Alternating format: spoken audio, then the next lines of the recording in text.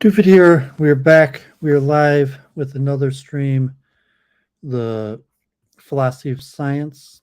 I'd originally called the multiple truth hypothesis, but it turns out that there's a substantial amount of information I want to cover within the philosophy of science beforehand. So first I'm going to do a series of streams, and I estimated at 10.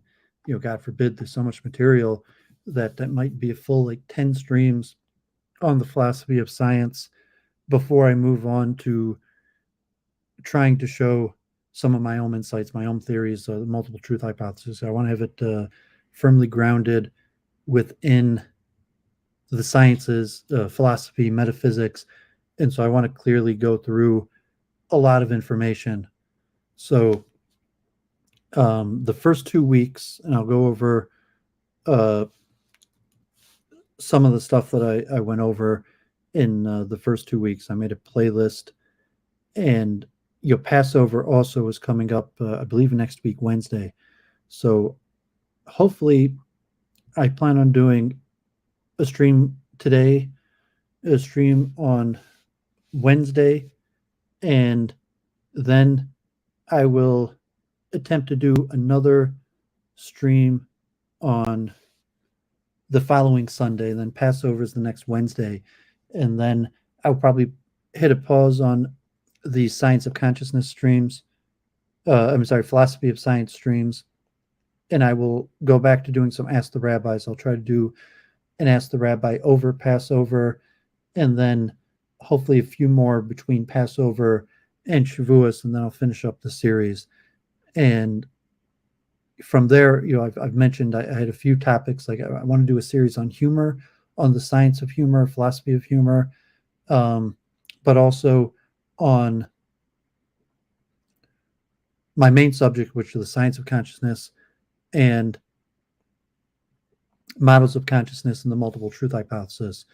But I wanted to cover a lot of information first. And I've been going through this, and I'm reading a lot of books, and I'm doing a lot of research, and I'm not quite sure yet I have anything to put out. Also, week in review, Jennifer had an issue with Sundays, so we'll probably put that on hold till after Passover, because just to figure out what's going on, the direction of week in review. And I have a lot of research to share, and so presumably she still has an interest in going over that in her own research, but becoming a little too argumentative, and plus it loses a little of its flavor when it's not the same day each week.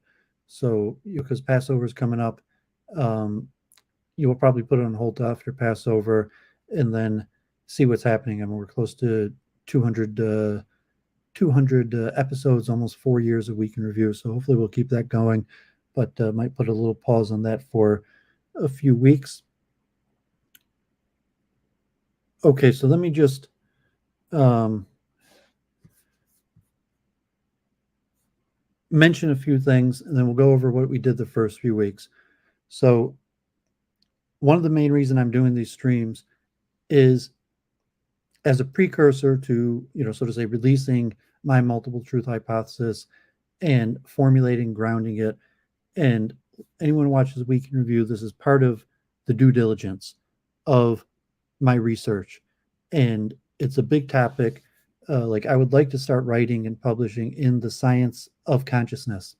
And the terms science and consciousness are almost self-contradictory, because a lot of times consciousness comes out of spirituality and psychology, and science is grounded in the physical sciences, mostly physics. So a clear understanding of what is science. And from that, you say, well, I studied science. I'm a civil engineer. I'm not a licensed engineer, but I took engineering courses. I worked as engineering related fields. I go to engineering conferences. I studied a lot of sciences, physics, mathematics, chemistry, psychology, so on and so on. And so what is science? And so the first few streams, I just put a lot of information out there, and most of it's semi-basic, and it's going to get pretty complicated pretty quick. God forbid this is a tough subject. So in the first stream, I covered just the Wikipedia, the overview of the scientific method of the philosophy of science, and the cover of the origins of the philosophy of science and some of the information about it. And I read about the historiography of science, talked about internalism and externalism. How do we look at the history of science? And there's the internalistic perspective, where you just look at it as a building off of ideas one after the next. And there's the externalist perspective of locating the stuff in time and history, in society and culture. Then I went in detail, went over the whole Wikipedia history of the scientific method from the precursors in ancient Greece till the Islamic and pre-Enlightenment precursors, Roger Bacon to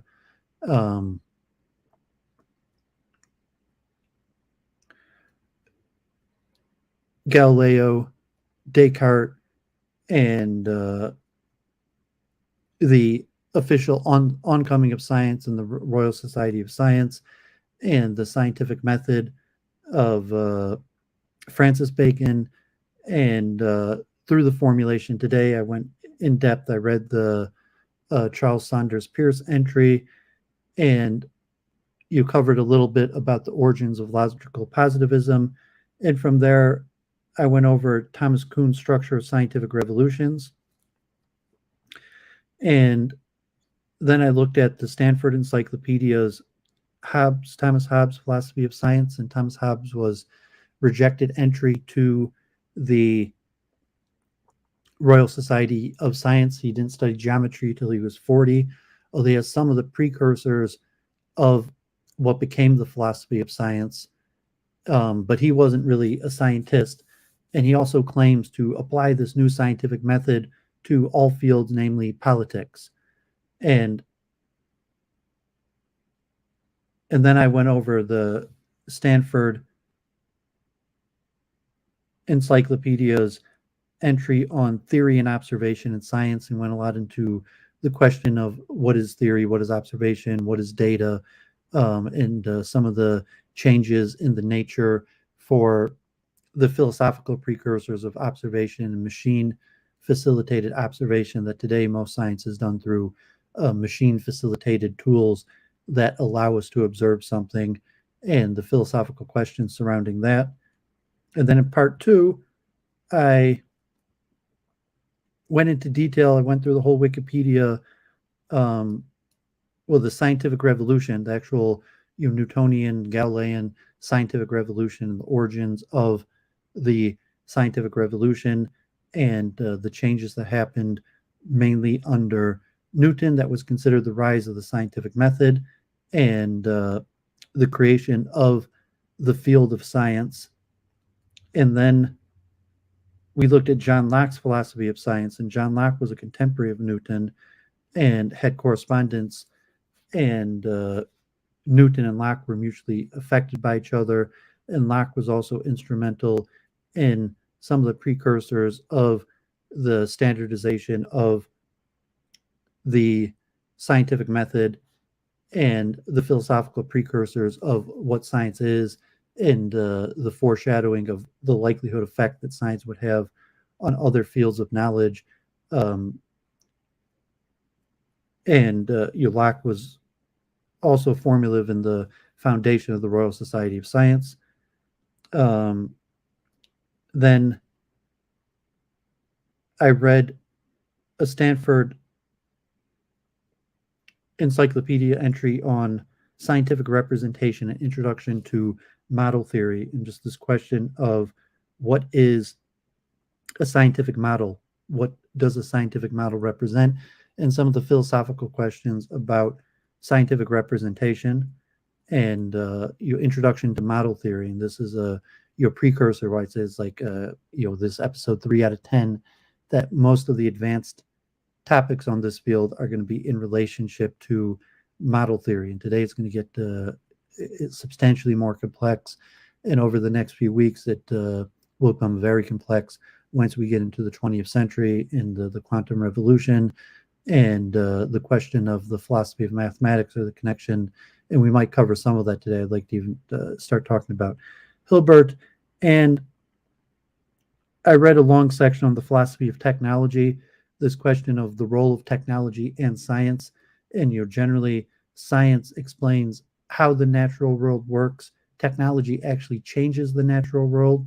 Most of the philosophers of technology are not scientists. They're almost critics or cultural commentaries of the relationship between the structure of society and man and technology.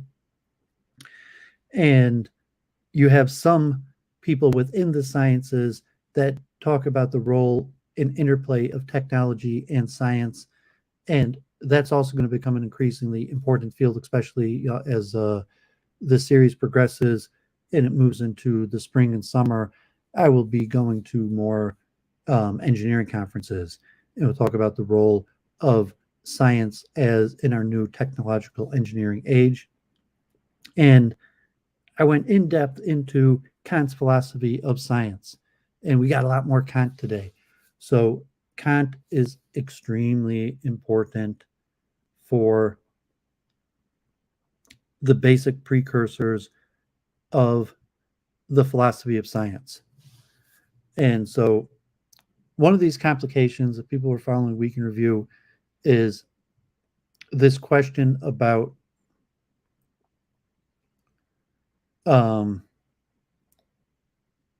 metaphysics versus science and philosophy of science. So I mentioned last time, philosophy of science is not generally practiced by scientists. Most of it's a field of philosophy. Many times the people within the philosophy of science have theological leanings or various cultural, political leanings. And there's a handful of people we'll call within the philosophy of science that were actually scientists or that were adjunct to science. And we're going to talk today about the Neo-Kantians and the Marburg School and the Vienna Circle, who are the most influential of the philosophers of science, leading into today logical positivism that's still the most dominant school in the philosophy of science. So through Kant, till we get to the Neo-Kantians, and we'll talk about the Neo-Kantians at length today,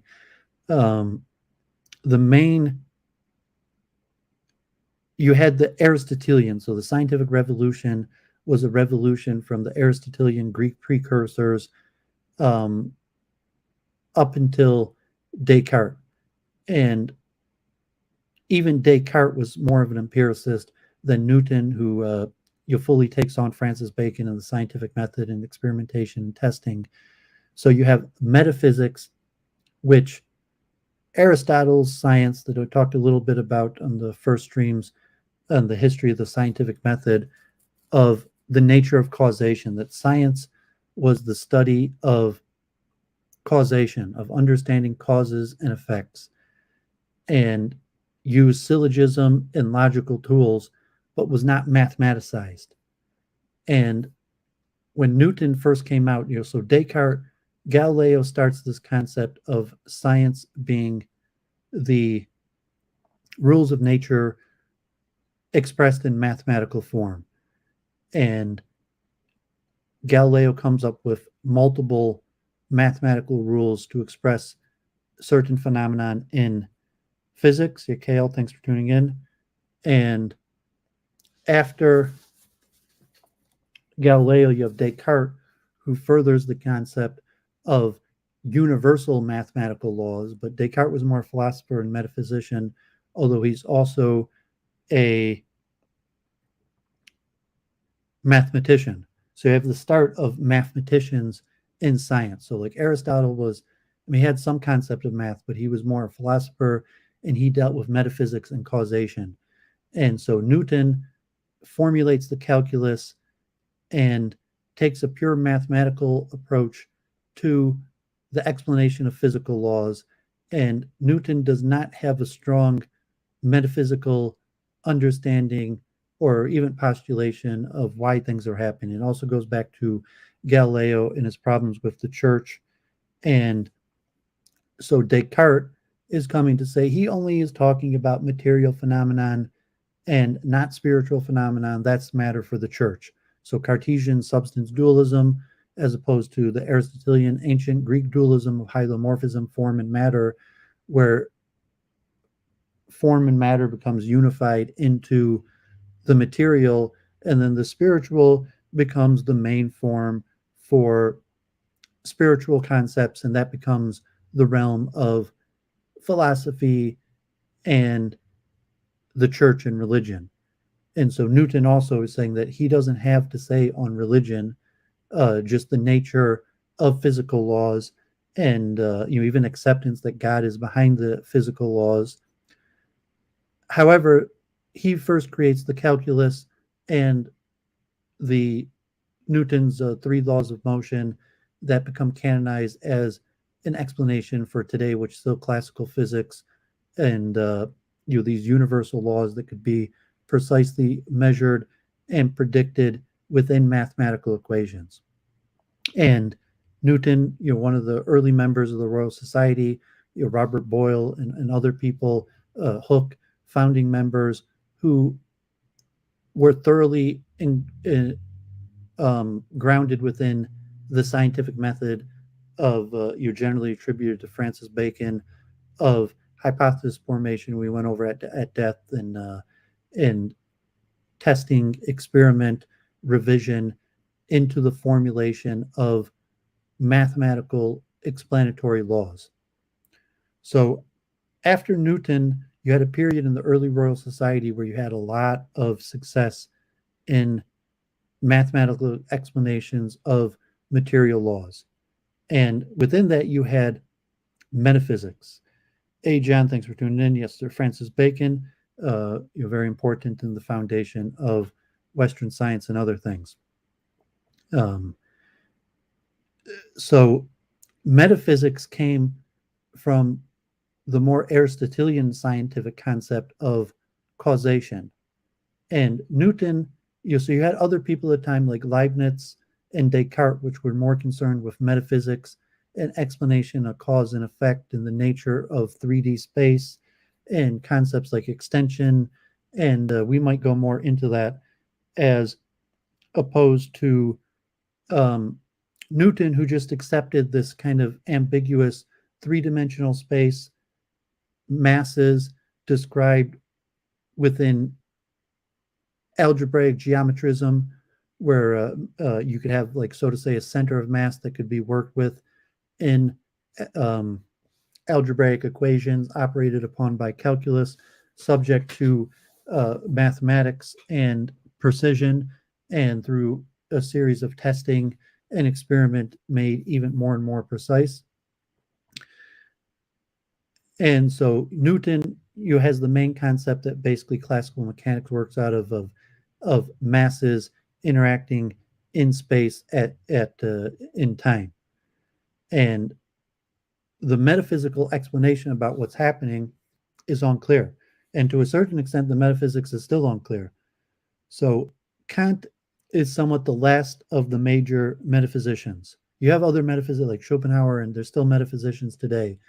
But Kant provides the main, and Kant was a math teacher. Kant was a mathematician. He was a scientist, and we covered the first time that Kant had some of his major, he was correct in many insights into physics. He taught mathematics, geometry for 8 years.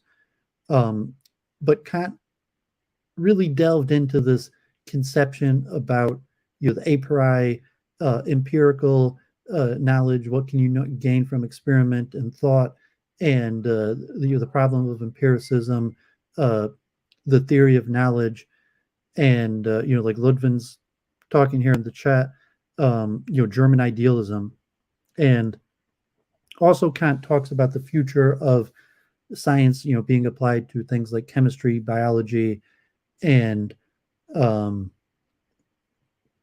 psychology, also things like politics, so that you will see more today also about the Neo-Kantians and the application of the scientific method to other fields. But basically, around the mid 1800s, with the Neo-Kantians, Kant passes away towards the end of the 18th century, and then the Neo-Kantians arise after him, like in the 1850s, and you have Helmholtz, and we talked on Week in Review about the unification under the conservation of energy, as most of the earlier metaphysicians wanted to unify other concepts like impulse or momentum, and energy was not one of the main fields that were considered to be the unifying principle. And there were certain practical reasons of experimental mathematical purpose why energy became the unifying principle with Maxwell's equations and the mathematic of the Laplacian operator and Hamilton. And hopefully we'll get more into the exact mathematics. But what happened was there became a separation between metaphysics, philosophy, and science. Science became its own thing. Science became the product of what could be demonstrated by the scientific method. And the metaphysical explanation about causal relations or a full explanation of how could we know the nature of truth and other concepts became relegated to the science of philosophy. So scientists practice science and use the scientific method to discover theorems, to mathematically describe process, to model material phenomenon, biology and chemistry. These days, biology is probably one of the bigger fields of science, and the difficulty. We talked Kant last week, and even questioning whether biology could even be scientist. Okay, well, that's pretty cool. David Rupert, your ancestor going back 350 years, or if Leibniz passed away in the late 1600s. So good for you. And I want to return back to Leibniz also. And, Leibniz, we're going to briefly mention Leibniz, but Leibniz is a metaphysician and a mathematician, very important in some of the initial work for calculus, and his monadology is a subject that I hope to return to. But it's something that I'm not going to, it's a really a huge topic. So today I'm going to talk about Kant and the foundational metaphysics of German idealism in the transcendental method and the various things for Kant in the foundation of Western philosophy of science and metaphysics. And then I'm going to go into the Neo-Kantians that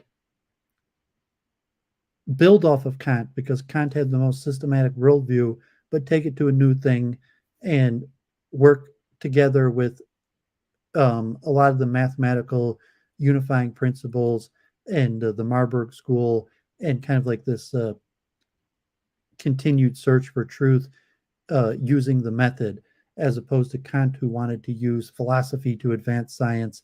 The Neo-Kantians recognized that philosophy of science was not going to advance science. Science itself, in terms of experimentation, hypothesizing, revisions of hypothesis, that you can't philosophically through metaphysics determine what's happening. It has to be experimented, and then the experiments will what's determined from the scientific method will inform the metaphysics, not the other way around.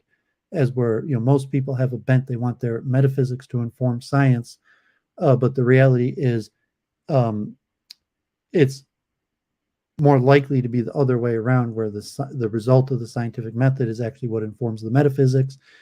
And after the Neo-Kantians, the main school becomes the Vienna Circle in the early 1900s.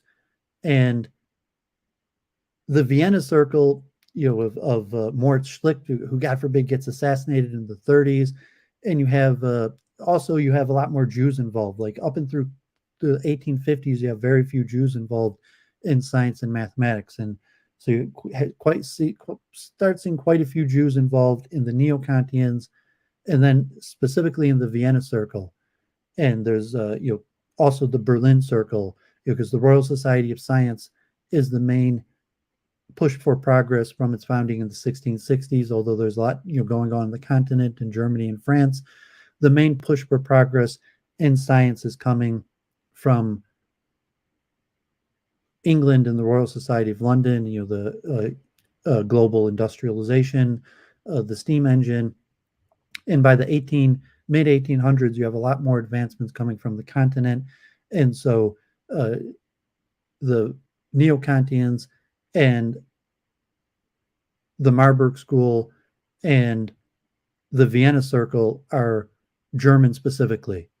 And you also have kind of the globalization of science, where you no longer have a centralized control center of the Royal Society, mostly of London, or the comparative Royal Societies, although to a large extent they're operating out of Royal Societies, but it becomes more generalized. So you have a lot of Jews involved. The Vienna Circle is sympathetic to Jews. Like Moritz Schlicht is assassinated, God forbid, although he was not Jewish, but he's assassinated. It's unclear. Some people joke that it was position on metaphysics why he was assassinated. And you have Hilbert and Einstein in the Berlin Circle. And after the war, the Vienna Circle kind of disappears, but you have it being revived in America in some big names like Rudolf Carnap and Popper, who is not the next school, which I'm not going to have time to cover today, probably on Wednesday, will be the next main school of the science of philosophy that's still dominant till today, which is logical positivism. So you kind of have Kant to the Neo-Kantians, to the Vienna Circle, to logical positivism. And it somewhat migrates to America. So Popper is born in Germany, Rudolf Carnap born in Germany, and come to America, and a few other names. Kurt Gödel, David Hilbert are adjunct to the Vienna Circle. And at this point, you have the pure divorce of metaphysics, and to the point where the Vienna Circle, so to say, says metaphysics is basically a useless field. The old school, even Kantian philosophy has become useless, and not even so to say that science informs metaphysics more than metaphysics informs science, but that metaphysics cannot inform science at all, and a questioning to whether metaphysics is even useful at all, and the role of science to solve problems, and then that steps into other fields like politics and psychology, the social sciences, economics, where you have more science informing fields that used to be questionable whether they were scientific at all. And then also, hopefully today, I'm going to cover David Hilbert and the formalization of arithmetic and geometry in the attempt to axiomatize physics that eventually fails due to the Gödel's incompleteness theorem. Hey, Seraphin, thanks for tuning in. You have a great day. Yeah, so this is kind of my homework. I'm kind of just publicly doing this homework. Most of this I'll be doing is due diligence, and I'm just kind of be reading articles. I want to get these names and these ideas right. There's a lot of ideas. There's a lot of overlap. There's a lot of terminology and concepts. So I'm going to be doing mostly just reading, and somewhat for my memory technique also, just to try to memorize and clarify and speak through some of these ideas. So I gave a little bit of overview of what I'm going to talk about. I'm going to talk about beginning, mostly just reading from the Stanford Encyclopedia, although I've done other reading than that. But I don't, maybe if as these continue on, I'll try to make like PowerPoints or talk about it more if there's an audience. But for this point now, I'm doing kind of the due diligence. I'm kind of like public study session, publicly doing my homework. I want to get this right. I want to get these names, dates, places, progressions of ideas down, and then when I eventually try to start releasing my own materials on the philosophies of the multiple truth hypothesis, the science of consciousness, and models of consciousness, that'll be thoroughly grounded within the framework. And there's a lot of names, like so the philosophy of science to some extent might be more difficult than science itself. And we're going to talk about the mathematical nature of science. And so math is complicated, and the philosophy of science on a higher level involves a lot of math, and there's going to be a lot of discussion about the arithmetic formulaic nature of science and what that means within the philosophy. And but the science itself is largely complicated because of all of the math. And these days, computer programming, a lot of things like electricity, information theory, like physics, straight up like Newtonian physics is more intuitive because you're talking about physical objects you could observe, celestial mechanics, as opposed to things like electricity and magnetism, information theory, quantum mechanics, where you can't see. And we talked about that, the first program of observation, where you're looking at computerized form. And certainly for the science of consciousness, a lot of these things, you're talking about biology, you're talking about neurons and electromagnetism, microscopic, possibly quantum phenomenon like the Penrose-Hameroff hypothesis, which is definitely something I plan on returning to. Like it was part of my disappointment, week in review that it didn't move into. So I'm not going to be going to the Science of Consciousness conference in Italy. I missed the registration, and it was just too much for me to figure out. But I'm going to continue in my research, and we'll see what Jennifer wants to do if she wants to continue this research. But I want to get more into the pure science of it and get my facts straight. So let me make a blessing, and then we'll jump straight in with some David Hume and Kant.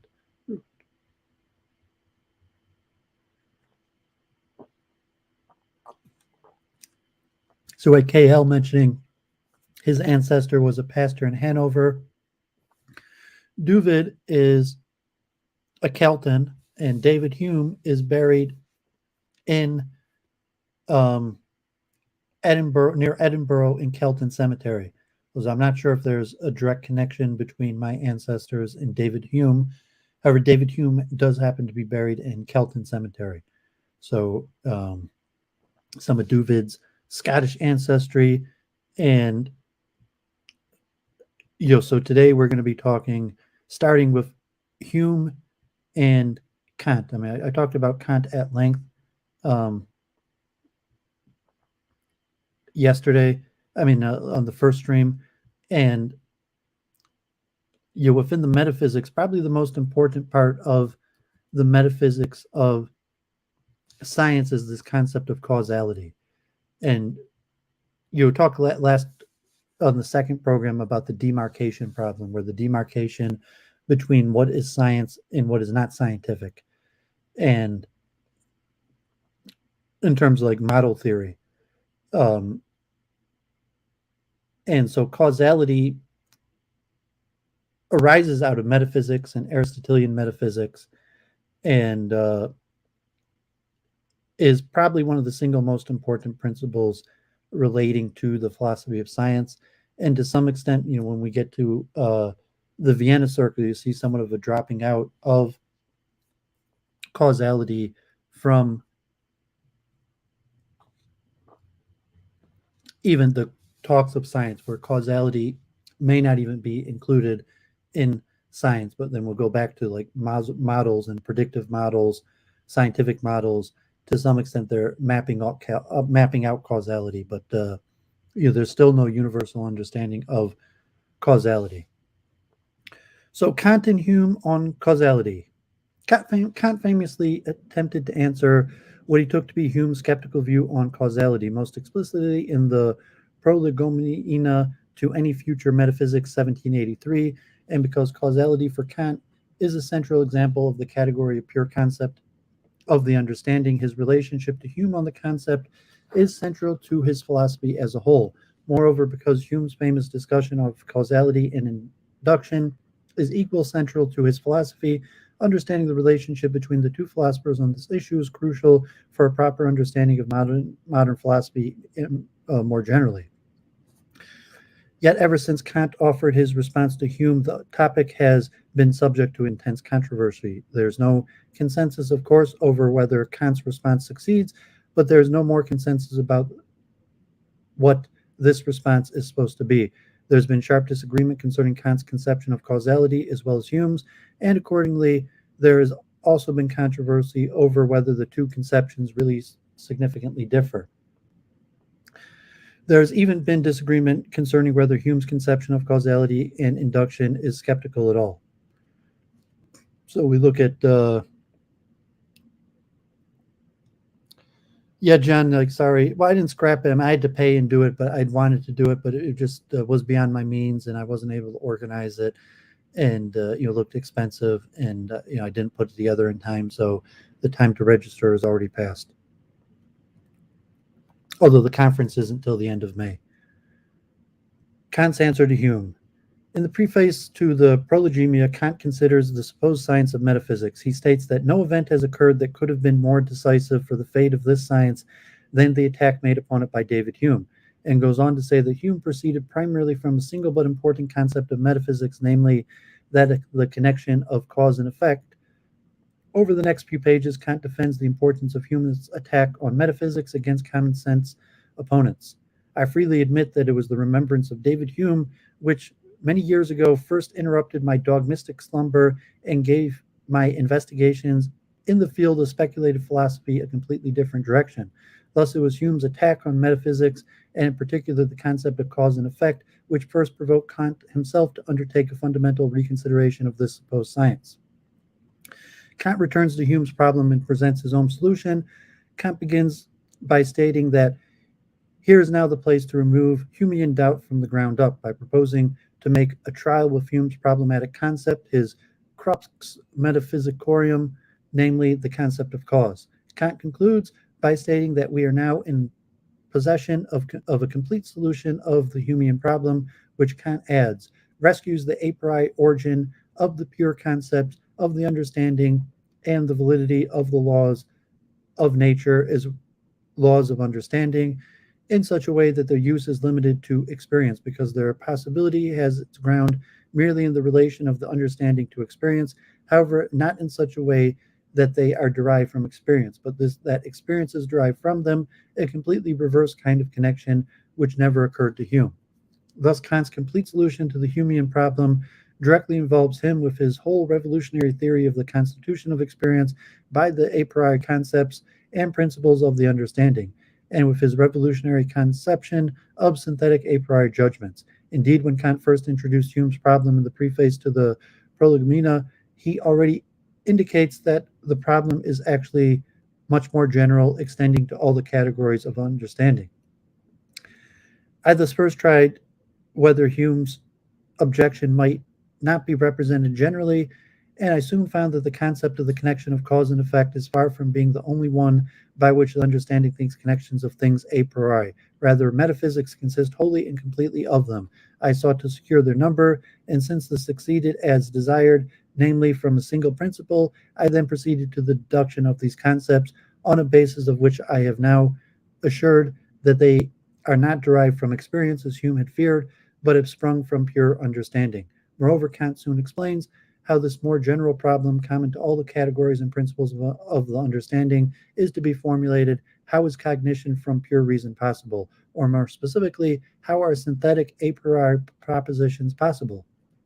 In the introduction to the second edition of Critique of Pure Reason, 1787, Kant follows the Prolegomena in formulating what he calls the general problem of pure reason. How are synthetic a priori judgments possible? And as the Prolegomena, Kant insists that the possibility of metaphysics as a science entirely depends on this problem. The metaphysics until now has remained in such a wavering state of uncertainty and contradiction is to be ascribed solely to the fact that this problem, and perhaps even the distinction between analytic and synthetic judgments, was not thought of earlier. Metaphysics stands or falls with the solution to this problem, or on a satisfactory proof that the possibility it requires to be explained does not in fact obtain. Kant then immediately refers to David Hume, who among all philosophers came closest to this problem, and he suggests once again that Hume failed to perceive the solutions because he did not conceive the problem. It is in its full generality, but rather stopped with the synthetic proposition of the connection of the effect with the cause. It is only in the second edition of the Critique that Kant gives such a prominent place to Hume and his objection to causality, serving to introduce what Kant now calls the general problem of pure reason. By contrast, the name of Hume does not appear in either the introduction of the Transcendental Analytic or in the first edition, 1781. It appears only in the Transcendental Doctrine of Method at the very end of the book in the discussion of skepticism versus dogmatism in Metaphysics, where Hume's skepticism about causation in particular is finally explicitly discussed. That is not to say, of course, that implicit references to Hume are not found earlier in the text of the first edition. Thus, for example, in the preliminary section of the Transcendental Deduction, Kant illustrates that the need for such a deduction with the concept of cause, and in both editions remarks, appearances certainly provide cases from which a rule is possible in accordance with which something usually happens, but never that the succession is necessary. Therefore, a dignity pertains to the synthesis of cause and effect that cannot be empirically expressed at all, namely that the effect does not merely follow upon the cause, but is posited through it and follows from it. But it is only in the second edition that Kant goes on to mention David Hume explicitly as one who attempted to derive the pure concepts of understanding from experience, namely from a subjective necessity arising from frequent association and experience, from custom, which is subsequently falsely taken for objective. This striking difference between the two editions clearly reflects the importance of the intervening appearance of the prolegomena. Given the importance of the prolegomena in this respect, it is natural to return to Kant's famous remarks in the preface to the work, where, as we have seen, Kant says that it was the remembrance of David Hume which many years ago first interrupted my dogmatic slumber and gave my investigations in the field of speculative philosophy a completely different direction. A translation of Hume's Inquiry Inquiring Human Understanding, originally published in 1748, appeared in 1755 and was widely read in Germany. Kant had almost certainly read the translation by the mid-1960s, by which time he himself expressed doubt about whether causal connections could be known by reason alone, and even suggested that they were knowable only by experience. A German translation of Beatty's Essay of the Nature of Immutability of Truth, originally published in 1770, appeared in 1772, where in particular Beatty quoted extensively from Book 1 of Hume's Treatise on Human Nature, originally published in 1739. Thus, in the famous dogmatic slumber passage, Kant might be referring to either to the mid-1960s, when he then had a remembrance of reading the translation of Hume's Inquiry, or to the 1770s, when he had a remembrance of reading translations from the Treatise. The attempt to introduce the concept of negative magnitudes into philosophy, 1763, and dreams of a spirit seer explained by Dreams and Metaphors, 1776.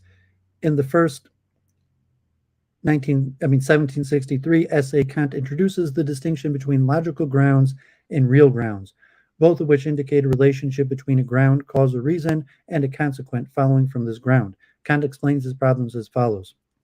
I understand very well how a consequent may be posited through a ground in accordance with the rule of identity, because it is found to be contained in the ground by the analysis of concepts. And I clearly comprehend this connection of the ground with the consequent, because the consequent is actually identical with the part of the concept of the ground. However, how something may flow from another, but not in accordance with the rule of identity, is something I would very much like to have made clear to me. I call the first kind of ground a logical ground because its relation to the consequent can logically be comprehended in accordance with the rule of identity. But I call the second kind of ground a real ground because this relation indeed belongs to my true concepts, but the manner of this relation can in no way be estimated. With respect to such a real ground and its relation to the consequent, I pose my question in this simple form. How can I understand the circumstance that because something is, something else is to be? A logical consequent is only posited because it is identical with the ground. The fundamental problem with the relationship between the real ground and its consequent, therefore, is that the consequent is not identical with either the ground or a part of the concept. It is not contained in the ground, but the analysis of concepts. Thus, using the well-known later terminology from the Critique and the Prolegomena, Kant here is saying that the cause of a real ground, the relationship between the concept of the consequent, an effect, and the concept of the ground, a cause, is not of containment, and the judgment that the former follows the latter is therefore not analytic. Hume famously uses the example of motion and the inquiry to illustrate his thesis that cause and effect are entirely distinct events, where the idea of the latter is in no way contained in the idea of the former. The mind can never possibly find the effect in the supposed cause by the most accurate scrutiny and examination, for the effect is totally different from the cause and consequently can never be discovered in it. Motion in the second billiard ball is quite distinct event from the motion in the first, nor is there anything in the one to suggest the smallest hint of the other. A few lines later, Hume describes this example as follows. When I see, for instance, the billiard ball moving in a straight line towards another, even supposed motion in the second ball should by accident be suggested to me as a result of their contact or impulse, may I not conceive that 100 different events might as well follow from the cause. All these suppositions are consistent and conceivable. In Kant's second essay from this period's Dreams of a Spirit Seer, 1766, he goes further. He suggests a Humean solution to the problem he had posed but did not solve. In the essay on negative magnitudes, Kant suggests more specifically that the relationship between a real ground and its consequent can only be given by experience. It is impossible ever to comprehend through reason how something could be a cause or have a force. Rather, these relations must be taken solely from experience. For the rule of our reason extends only to comparison in accordance with identity and contradiction. But insofar as something is a cause, then through something else is positive, and there is no connection in virtue of agreement to be found, just as no contradiction will ever arise if I wish to view the former not as a cause, but there is no contradiction in the supposition that if something is posited, something else is cancelled. Therefore, if they are not derived from experience, the fundamental concepts of things as causes, of forces and activities, are completely arbitrary and can neither be proved nor refuted. Matters of fact, which are the second objects of human reason, are not ascertained in the same manner, nor is our evidence of their truth, however great, of a like nature with the foregoing. The contrary of every matter of fact is still possible because it can never imply a contradiction. Hume then explains that all reasoning concerning matters of fact seem to be founded of the relation of cause and effect. I shall venture to affirm as a general proposition, which admits of no exception, that the knowledge of this relation is not in any instance attained by reasoning a priori, but arises entirely from experience, when we find that any particular objects are constantly conjured with each other. Finally, and as the first imagination or invention of a particular effect in all natural operations is arbitrary, where we consult not experience, we must not also esteem the supposed tie or connection between the cause and effect which binds them together and renders it impossible that any effect could result from the operation of that cause. Thus, although Kant does not explicitly mention Hume in Dreams of a Spirit Seer, the parallels with Hume's inquiry are strikingly indeed.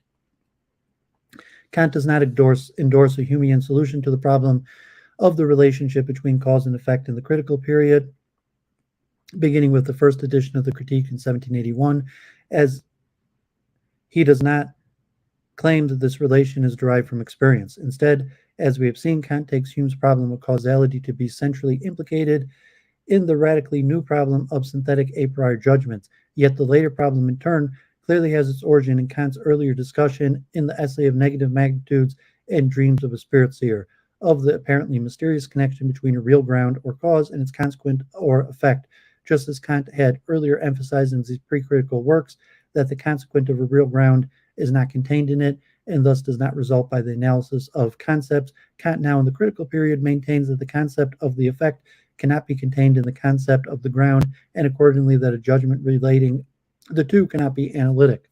Such a judgment in Kant's critical terminology must now be synthetic.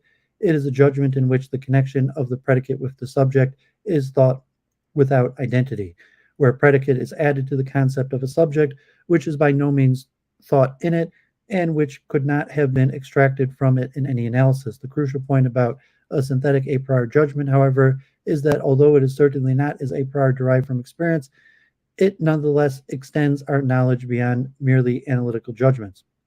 It therefore becomes clear why, in the introduction of the second edition of the Critique, Kant says that the crucial problem of synthetic a priori judgments, that this problem, perhaps even the distinction between analytic and synthetic judgments, was not thought of earlier, and then explicitly names David Hume among all philosophers came closest to this problem. It also becomes clear why in the preface to the Prolegomena, Kant explains Hume's problem as follows.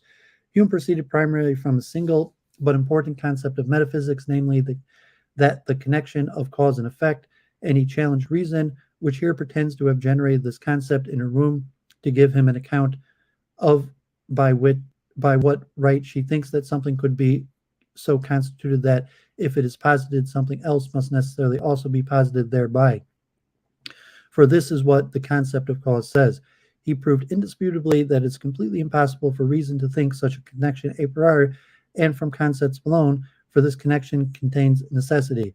But it can in no way be comprehended how, because something is, something else must necessarily also be, and how therefore the concept of such a connection could be introduced a priori. Thus here in the Prolegomena, Kant describes what he calls Hume's challenge to reason concerning the connection of cause and effect, in precisely the same terms that he had himself earlier used in his 1763 essay on negative magnitudes and the 1766 Dreams of a Spirit Seer, to pose a fundamental problem about the relation of a real ground as opposed to a logical ground to its consequent. What is more important, however, is the official solution to Hume's problem that Kant presents. This solution depends on the distinction between judgments of perception and judgments of experience, which Kant has extensively discussed in the preceding section. Kant introduces the distinction as follows. Empirical judgments, insofar as they have objective validity, are judgments of experience. They, however, insofar as they are subjectively valid, I call mere judgments of perception. All of our judgments are at first merely judgments of perception. They are valid merely for us, for a subject, and only afterwards do we give them a real relation, namely to an object, and we intend that judgment is supposed to also be valid for us at all times and precisely so for everyone else. For if a judgment agrees with an object, then all judgments about the same object must also agree among one another, and thus the objective validity of the judgments of experience signifies nothing else but its necessary universal validity. Then Kant emphasizes that the pure concepts of understanding or categories function precisely to convert mere subjective perceptions into objective experience by effecting a necessary unification of them. Therefore, the pure concepts of the understanding of those concepts, under which all perceptions must first be subsumed before they can serve as judgments of experience, in which the synthetic unity of perceptions is represented as necessary universally valid. Here's how Kant formulates his solution. In order to make a trial with Hume's problematic conception, his crux metaphysicorum, namely the concept of cause, first there is given to me in a priori, by means of logic, the form of a conditional judgment, and generally, namely, to use a given condition as ground and the other as a consequent. It is possible, however, that a rule of relation is found in perception which says that a given appearance is constantly followed by another, but not conversely. And this is a case for me to employ the hypothetical judgment and to say if a body is illuminated sufficiently long by the sun, then it becomes warm. Here, there is certainly no necessity of connection as yet, and thus not the concept of cause. However, I continue to say that if the above proposition, which is merely a subjective connection of perceptions, is to be a judgment of experience, then it must be viewed as necessarily and universally valid. But such a proposition would be the sun is through its light the cause of heat. The above empirical rule is now viewed as a law, in fact, not as valid merely of appearances, but valid of them on behalf of a possible experience which requires completely and thus necessarily valid rules. All the elements from Kant's earlier discussions of causality in the essays Negative Magnitudes and Dreams of Spirits here seem to be present here. Kant begins with a purely logical relation between ground and consequent, since in the case of the concept of cause, we are dealing with what Kant in earlier called a real ground. Kant holds that we need a synthetic rather than merely analytical connection between the two, the most obvious thought of which Hume had defended in the Inquiry and apparently following Hume, Kant himself had defended in Dreams of a Spirit Seer, is that experience, in the Humean sense, is the basis for the connection insofar as one perception is found to be constantly conjoined with another.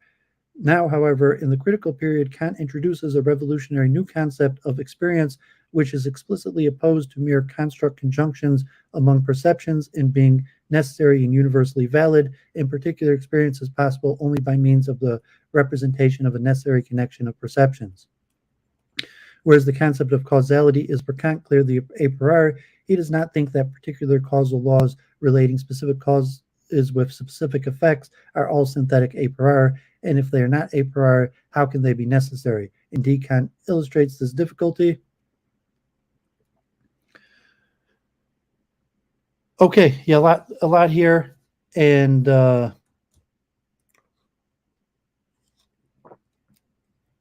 this becomes the basis for Western science. This Kantian German idealism, and you were focusing so much on the relationship between cause and effects and a priori experimental knowledge, synthetic knowledge, the role of logic from the former Aristotelian system, where a person would analytically think about the nature of cause and effect, and there would be some relationship to observation. But where Kant is creating the spectrum for the scientific method to tell us truth. So this question of, the example that, the famous British game billiards, and, today the offshoot pool, where one ball hitting the other and the transfer of movement. Well, what exactly happening? Metaphysically, it's actually extremely hard to explain. Any scientific phenomenon is basically open to metaphysical debate. Heat transfer, light, motion, action at a distance. However, the Newtonian classical mathematics started to be able to precisely predict and describe what would happen. So if one pool ball hits another ball and momentum is conserved and angle preservation or calculations that people could make, you could somewhat skirt the issue of how is the motion being transferred from one ball to the other? What is exactly the causal mechanism? And that's the observation aspect. And, for the Cartesian sense, and Kant is likely also a Cartesian dualist, and say, well, where is this rule-making, logical formation happening? It's happening in the mind, as opposed to observation. However, what is causing the causal structure to happen and be repetitive is part of the Galilean mind independence, that something that we observed, a repeated phenomenon that could be determined of a scientific law, and then the power of mind to logically decipher and formulate into universal rules is part of the Galilean mind independent system. So, I want to get this right. This is extremely important. You're saying these Kantian concepts of cause and effect, what he calls transcendental idealism, are fundamental to the philosophy of science.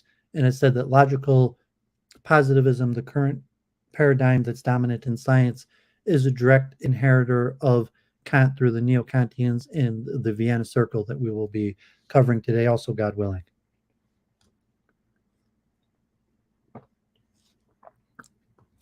Induction, necessary connection and laws of nature. Kant formulates a crucial distinction between the strict and comparative universality in the introduction to the second edition of the Critique. Experience never gives its judgment true or strict, but merely assumed or comparative universality through induction, so that, properly speaking, it must be formulated so far as we have observed until now. No exception has been found to this or that rule. If, therefore, judgment is thought with strict universality, so that no exception at all is allowed to be possible, then it's not derived from experience, but it's valid absolutely a priori. Empirical universality is thus only an arbitrary argumentation of validity from that which is valid in most cases to that which is valid at all. In the proposition, all bodies are heavy. By contrast, Where strict universality essentially belongs to a judgment, this universality indicates a special source of cognition for the judgment, namely a faculty of a priori cognition. Necessity and strict universality are thus secure criteria of an a priori cognition and also inseparably belong together. Kant then explicitly links this distinction to Hume's discussion of causality in the following paragraph. The very concept of cause so obviously contains the concept of a necessity of the connection with an effect and a strict universality of the rule that the concept of cause would be entirely lost if one pretended to derive it, as Hume did, from a frequent association of that which happens with that which precedes and from a thereby arising custom, thus a merely subjective necessity of connecting representations. Moreover, in the second edition, as we have seen, Kant also goes on to name Hume explicitly as one who attempted to derive the concept of causality from a subjective necessity arising from frequent association and experience, from custom, which is subsequently falsely taken for objective. It appears, therefore, that Kant's discussion of how, by the addition of the concept of cause, we convert a mere subjective empirical rule into an objective law, which is necessarily and universally valid, is not only indebted to Hume for the insight that the connection between cause and effect is synthetic rather than analytic, it is also indebted to Hume's discussion of the problem of induction and the idea of necessary connection. Kant agrees with Hume that the idea of necessary connection is in fact an essential ingredient in our idea of the relation between cause and effect. Kant agrees in addition that if we all had to go on where a purely inductive reference from observed constant conjunctions, the inference from comparative to strict universality would not be legitimate, and the presumed necessary connection arising in this way would be merely subjective. Hume maintains that the idea of the effect is never contained in the idea of the cause. In Kant's terminology, the relation is not analytic, and thus, according to Hume, it is never knowable a priori. We therefore need experience in the Humean sense in order to make any causal claim, that is, observation of an event of one type A constantly followed by an event of another type B. Otherwise, as we have seen, any event could follow any other. And is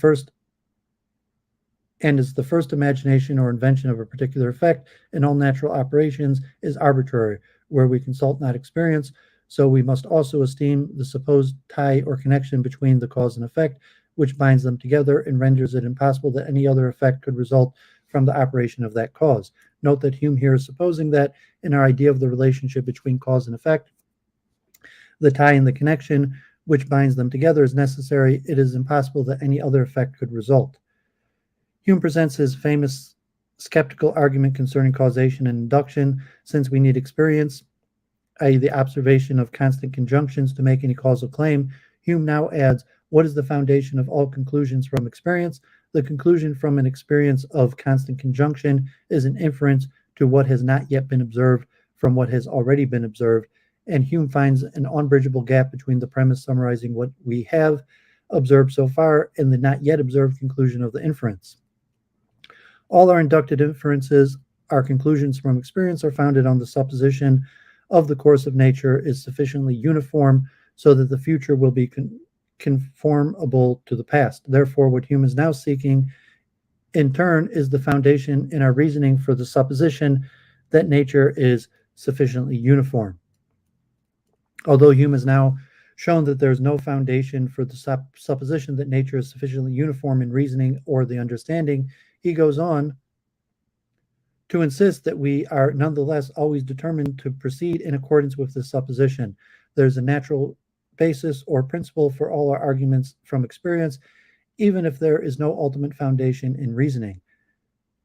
And though one should be convinced that his understanding has no part in the operation, he would nonetheless continue in the same course of thinking. There's some other principle which determines him to form such a conclusion. This principle is the custom or habit. For whatever the repetition of any particular act or operation produces a propensity to renew the same act or operation without being impelled by any reasoning or process or the understanding, we always say that the propensity is the effect of custom. By employing that word, we pretend not to have given the ultimate reason of such propensity. We only point out a principle of human nature which is universally acknowledged and which is well known by its effects. After rejecting the received view of causal necessity, Hume explains that precisely this custom or habit also produces our idea of necessary connection.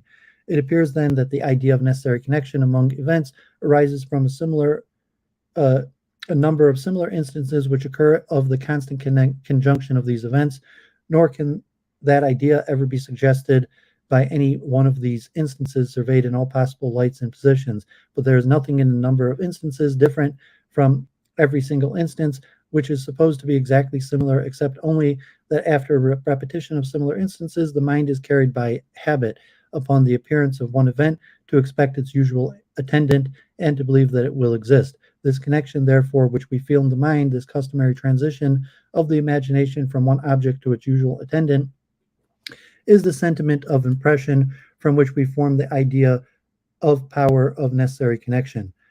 Thus, the custom or habit to make the inductive inference not only gives rise to the new idea of not yet observed instances resembling the instances which you have already observed, it also produces a feeling of determination to make a very inductive inference in question. This feeling of determination in turn gives rise to the further new idea, the idea of necessary connection, which has no resemblance whatsoever with anything we have observed and is derived from an impression of reflection, an internal feeling or sentiment, not from an impression of sensation, an observed instance before the mind. And it's precisely this sense for Hume that the idea of a necessary connection is merely subjective. Hume emphasizes that this is a discovery both new and extraordinary, and that it is skeptical in character. No conclusion can be more agreeable to a skepticism than such as make discoveries concerning the weakness and narrow limits of human reason and capacity, and what stronger instance can be produced from the surprising ignorance and weakness of the understanding than the present.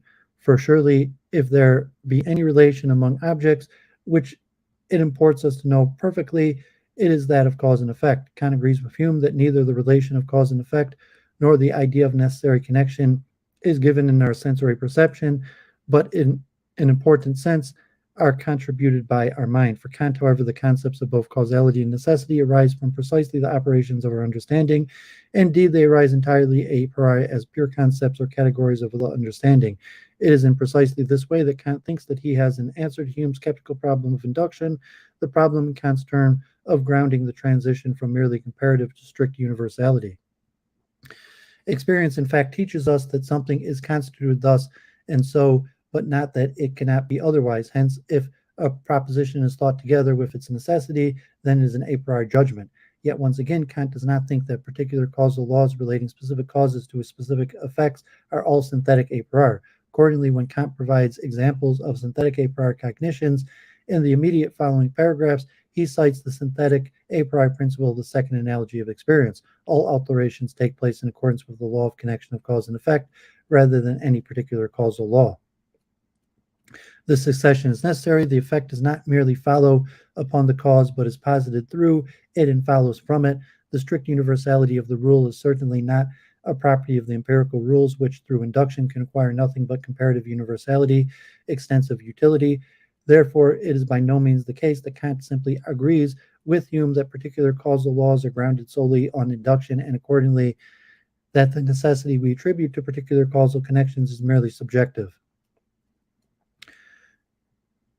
Kant in the transcendental deduction, although we learn many laws through experiences, there are still only particular determinations of yet higher laws, among which the highest, under which all others stand, originate a priori in the understanding itself and are not borrowed from experience, but must rather provide appearances with their law governedness, and precisely thereby make experience possible.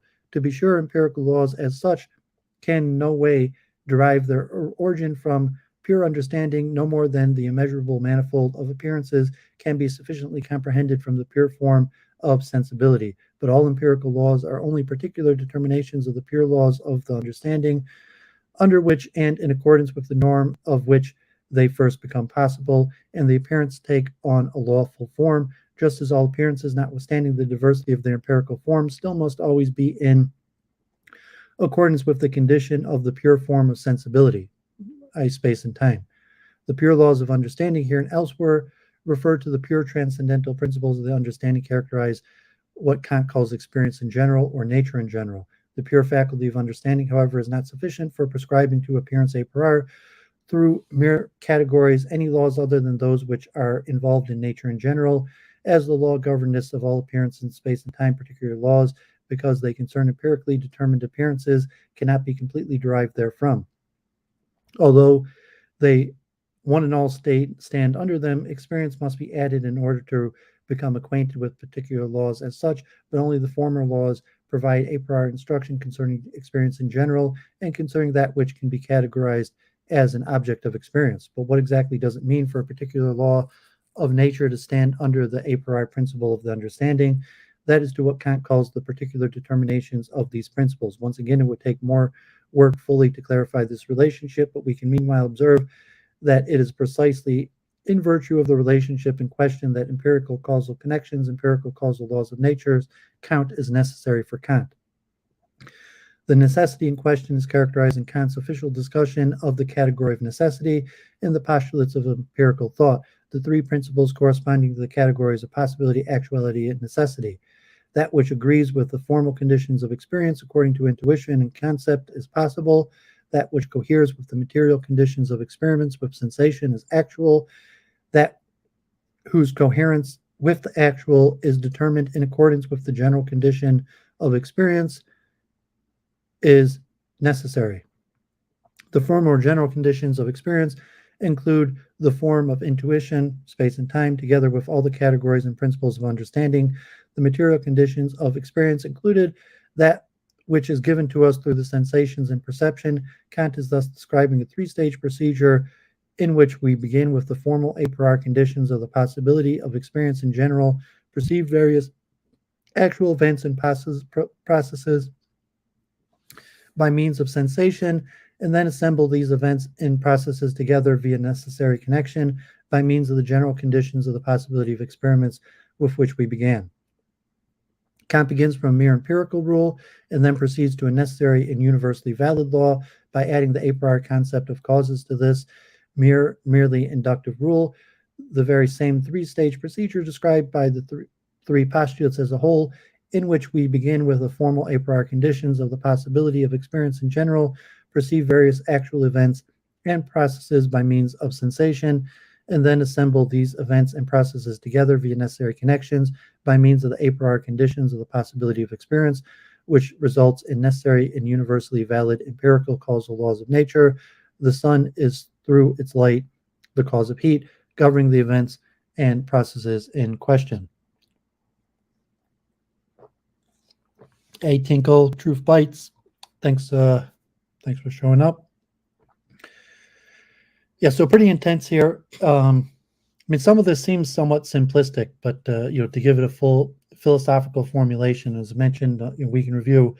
Descartes basically is the first to formulate this concept of universal laws of nature in mathematical form, but has somewhat like a substance dualist form, and the Cartesian concept of how these universal laws work is unclear. Newton, Leibniz, the early people in the scientific revolution generally just said, well, God is the cause of it, that nature works according to these universal rules, and we could determine some of these physical formulas that are predictive, but God is the ultimate cause. So although most people interpret a Cartesian dualist, he lays the framework for future eliminativism and materialism by somewhat doing later what people claim will be to deduce the potential for universal laws of nature from nature itself. But it relies on this dual concept of thought and perception, of the cause and effect, which is determined by thought, but is verified through perception.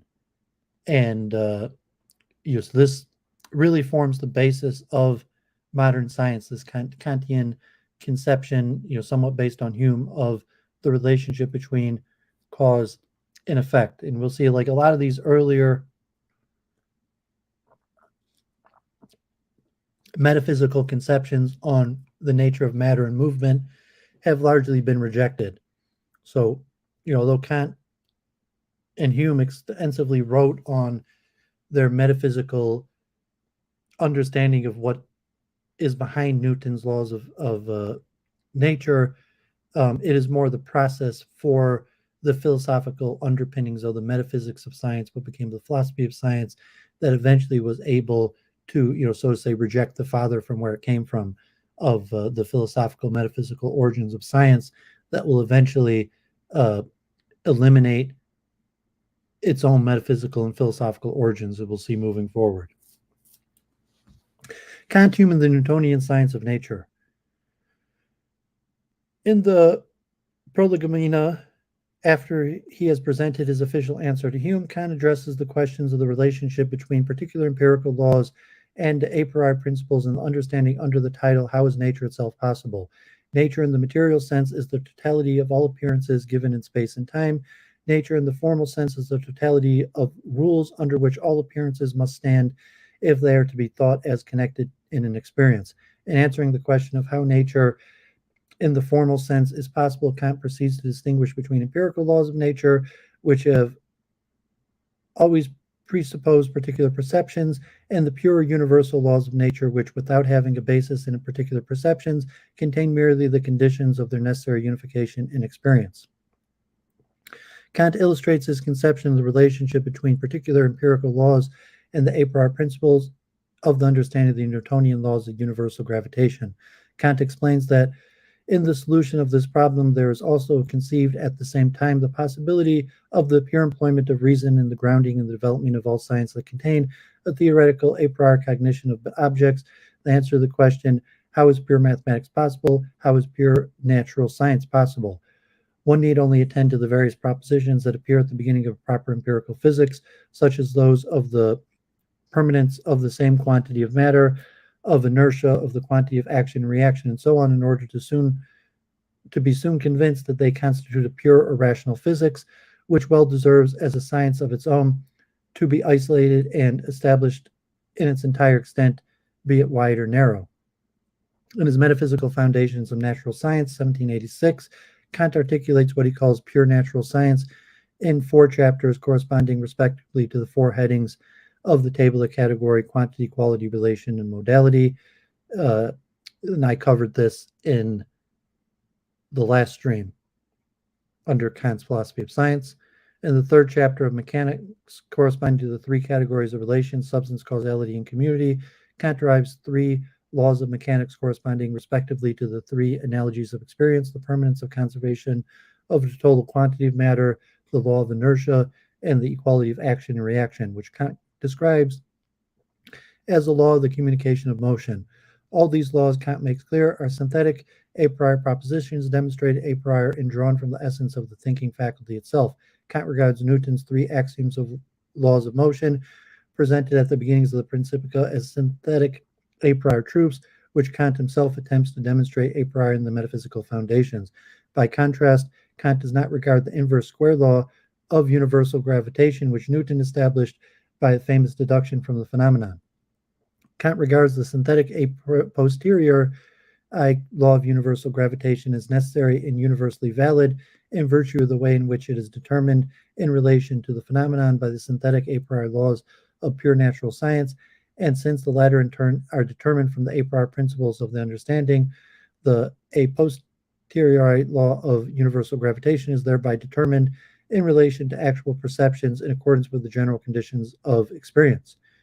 Hume, like virtually everyone else in the 18th century, including Kant, takes Newtonian natural science as his model, and indeed, he attempts to develop his own science of human nature, following Newton's example. Yet Hume learns a very different lesson from Newton than does Kant, based on Newtonian inductivism rather than Newtonian mathematical demonstrations. Contrasting Hume and Kant on this point greatly illuminates their divergent conceptions of causation and necessity. To begin with, Hume does not consider Newton's axioms of laws of motion as a priori in any sense in Kant's terminology, neither analytic nor synthetic a priori. All of these laws, according to Hume, are simply facts inductively derived from constant and regular experience. Hume considers Newton's second law of motion, force equals mass times acceleration, in the inquiry. Thus, it is the law of motion discovered by experience that the moment of force of any body of motion is in the compound ratio of proportion of its solid contents and its velocity. Geometry assists us in the application of this law, but still the discovery of the law itself is owing merely to experience, and all the abstract reasoning in the world could never lead us one step towards the knowledge of it. One of Newton's main examples of the third law of motion is the communication of motion by impact or impulse. Hume views all of Newton's laws of motion as inductively derived empirical propositions, which deceptively appear to be derived from reason simply because the constant and regular experience on which they are in fact based is so pervasive. Hume is centrally concerned with the conception of necessary connection articulated by the mechanical natural philosophy. This philosophy has taken the communication of motion by contact or impulse as the paradigm of a priori rational intelligible causal connection, to which all other instances of causal connection must be reduced. The reduction would take place by reducing all observable causal relationships to the motions and impacts of the tiny microscopic parts of bodies. In the view of contemporary mechanical philosophers, especially Huygens and Leibniz, Newton's conception of universal gravitation involved an entirely unintelligible action at a distance across empty space. Gravitation could only be acceptable, in their view, if it were explained in turn by vortices of intervening invisible matter whose tiny microscopic particles affected the apparent attraction of bodies via impulse. Although both Leibniz and Huygens accepted Newton's demonstration that the orbits of the satellites of the major astronomical bodies in the solar system obey the inverse square law, they rejected Newton's unrestricted generalization of this law to hold between all bodies and all parts of bodies whatsoever. For them, the inverse square law could be accepted in astronomy only by taking the major bodies of the solar system as each being surrounded by vortices limited to the finite surrounding region of the satellites. The validity of the inverse square law would thus be restricted to precisely such a finite region, so that it could not be extended arbitrarily far. The moons of Jupiter would accelerate towards Jupiter, for example, but neither Saturn nor the Sun, for example, would experience such accelerations towards Jupiter. In the second 1713 edition of Principia, in response to these doubts about the law of universal gravitation raised by mechanical philosophers, Newton adds an explicit principle of unrestricted inductive generalization, Rule 3, to the set of rules for the study of natural philosophy at the beginning of Book 3. Rule 3 states that those qualities of bodies that cannot be intended and remitted, qualities that cannot be increased and diminished, and that belong to all bodies on which experiments can be made, should be taken as qualities of all bodies universally. Then, in explanation of this rule, Newton depicts the hypothesis of the mechanical philosophy as in conflict with the method of inductive generalization that leads to the law of universal gravitation. For the qualities of bodies can be known only through experiments, and therefore qualities that square with experiments universally are to be regarded as universal qualities.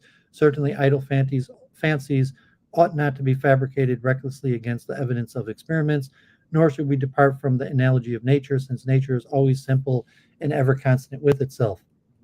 That the idle fancies in question include the hypothesis of the mechanical philosophers, such as the vortex hypothesis, made perfectly clear and explicit in the passage from the General Scholium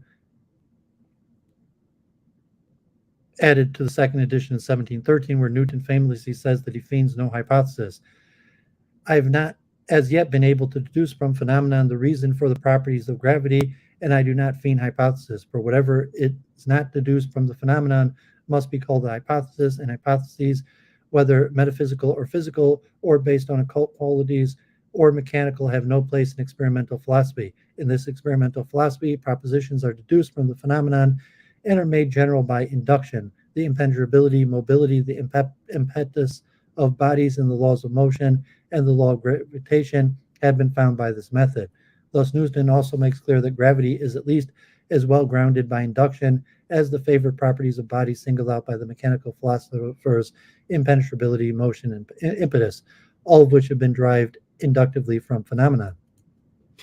Hume, as we have seen, considers all the laws of motion, including the communication of motion by contact or impulse, as merely inductively derived general principles. Accordingly, Hume also unreservedly accepts universal gravitation and takes Newton's theory to articulate a fundamental law of nature completely on par with all other inductively established laws.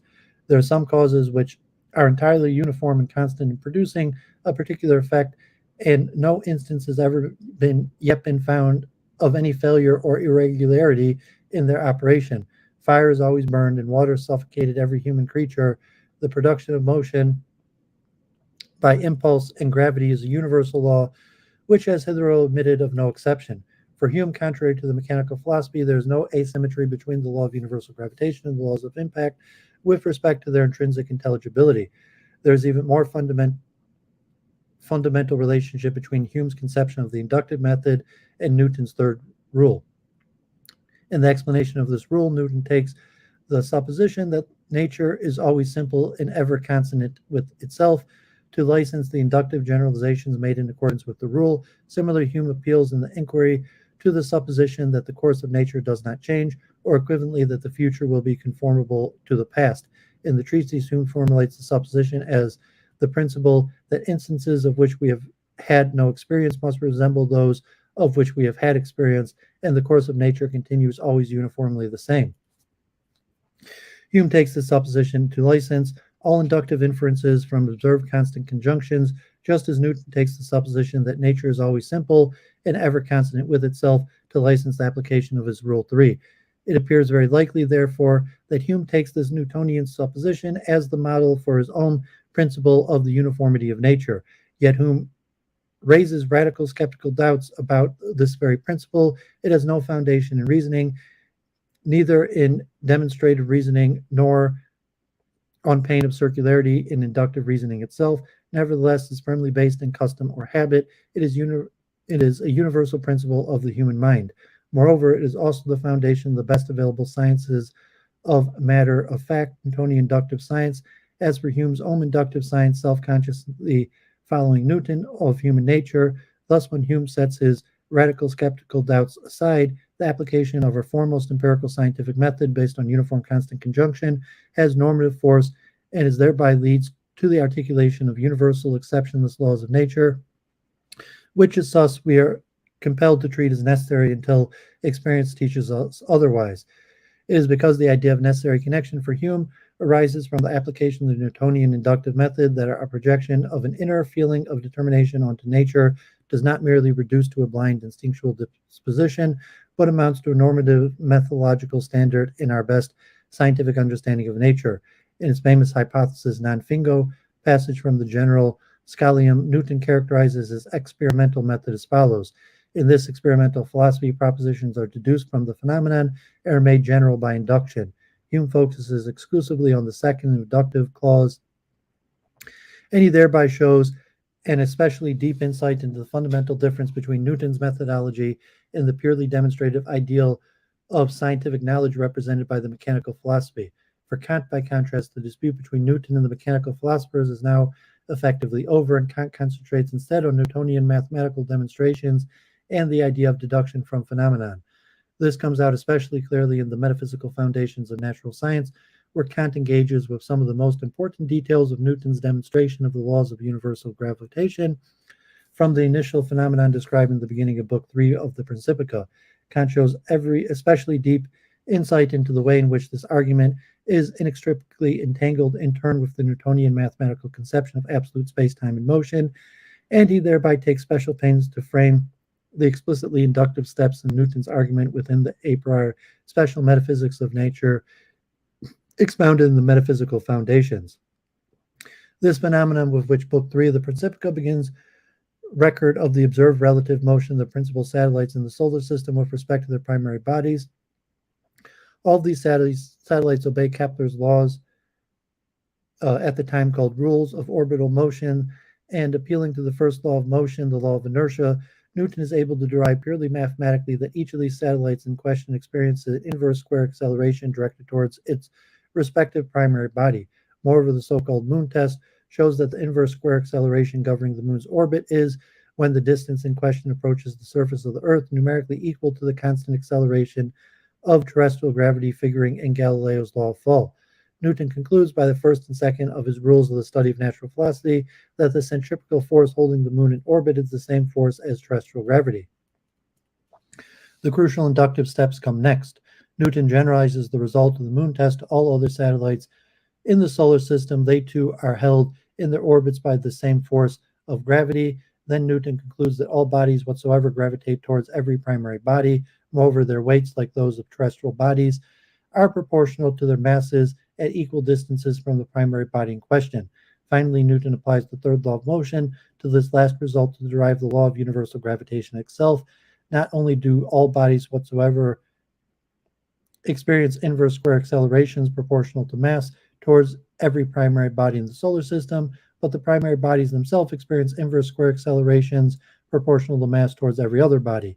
Indeed, Newton here extends this universal conclusion to the parts of all bodies as well. Kant accepts Newton's law of gravitation in its full universal form as a physical law of mutual attraction extending all over the whole of material nature, whose rule is that it diminishes inversely with the square of the distance from every attracting point.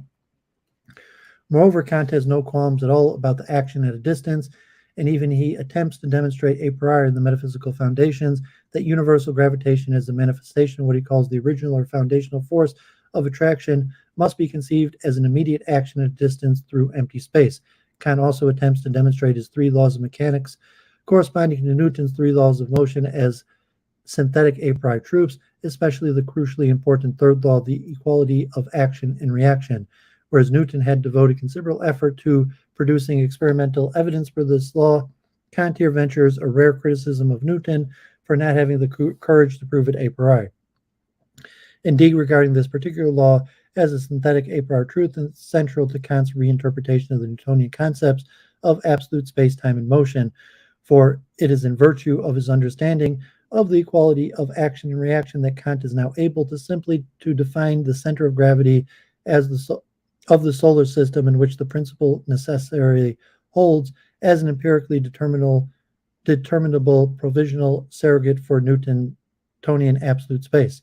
Moreover, and for closely related reasons, Kant takes the universality of what he calls the original or fundamental force of attraction that proceeds from every part of matter to every other part to infinity as another synthetic a priori truth demonstratable in pure natural science.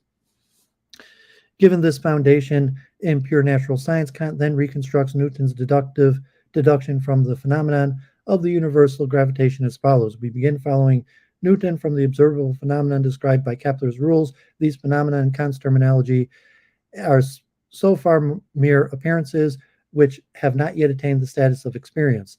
Then again, simply following Newton, we can use the law of inertia to derive purely mathematically inverse square accelerations of the satellites directed towards every primary body in the solar system. Once we have done this, however, we can now, from Kant's point of view, frame all of Newton's explicitly inductive steps within the a priori special metaphysics of nature developed in the metaphysical foundations. By demonstrating a priori's three laws of mechanics corresponding to the three analogies of experience, Kant establishes that Newton's three axioms of or laws of motion are synthetic a priori truths. Further, by identifying the accelerations in question as effects of what Kant calls the fundamental force of attraction, it now follows from Kant's special metaphysics of material nature that these accelerations must hold immediately between each part of matter and every other part of matter, and accordingly are also directly proportional to the mass. In the fourth chapter of Phenomenology of the Metaphysical Foundations, Kant connects this reconstruction of Newton's argument with the modal categories of possibility, actuality, and necessity. The very categories make it possible for initially merely inductive generalizations a la Hume to acquire the status of necessary laws. The first stage, where we simply record the phenomenon described by Kepler's rules, corresponds to the category of possibility. The second stage, where we say that we have instances of true as opposed to merely apparent rotation by appealing to the law of inertia, corresponds to the category of actuality. In the third stage, finally, we apply the equality of action and reaction to the true centrifugal accelerations correlated with such true rotations, and all of them, in accordance with Kant's metaphysical dynamic theory of matter, must now be taken as extending universally to infinity for each attracting point. The results is the law of universal gravitation, now seen as falling under the category necessity. In this way, Kant's reconstruction of Newton's deduction of the law of universal gravitation from the initial Keplerian phenomena provides a perfect illustration of the three-step procedure described in the postulates of empirical truth, by which a mere empirical rule is transformed into necessary and universally valid objective law. Hey, Fluent, thanks for tuning in.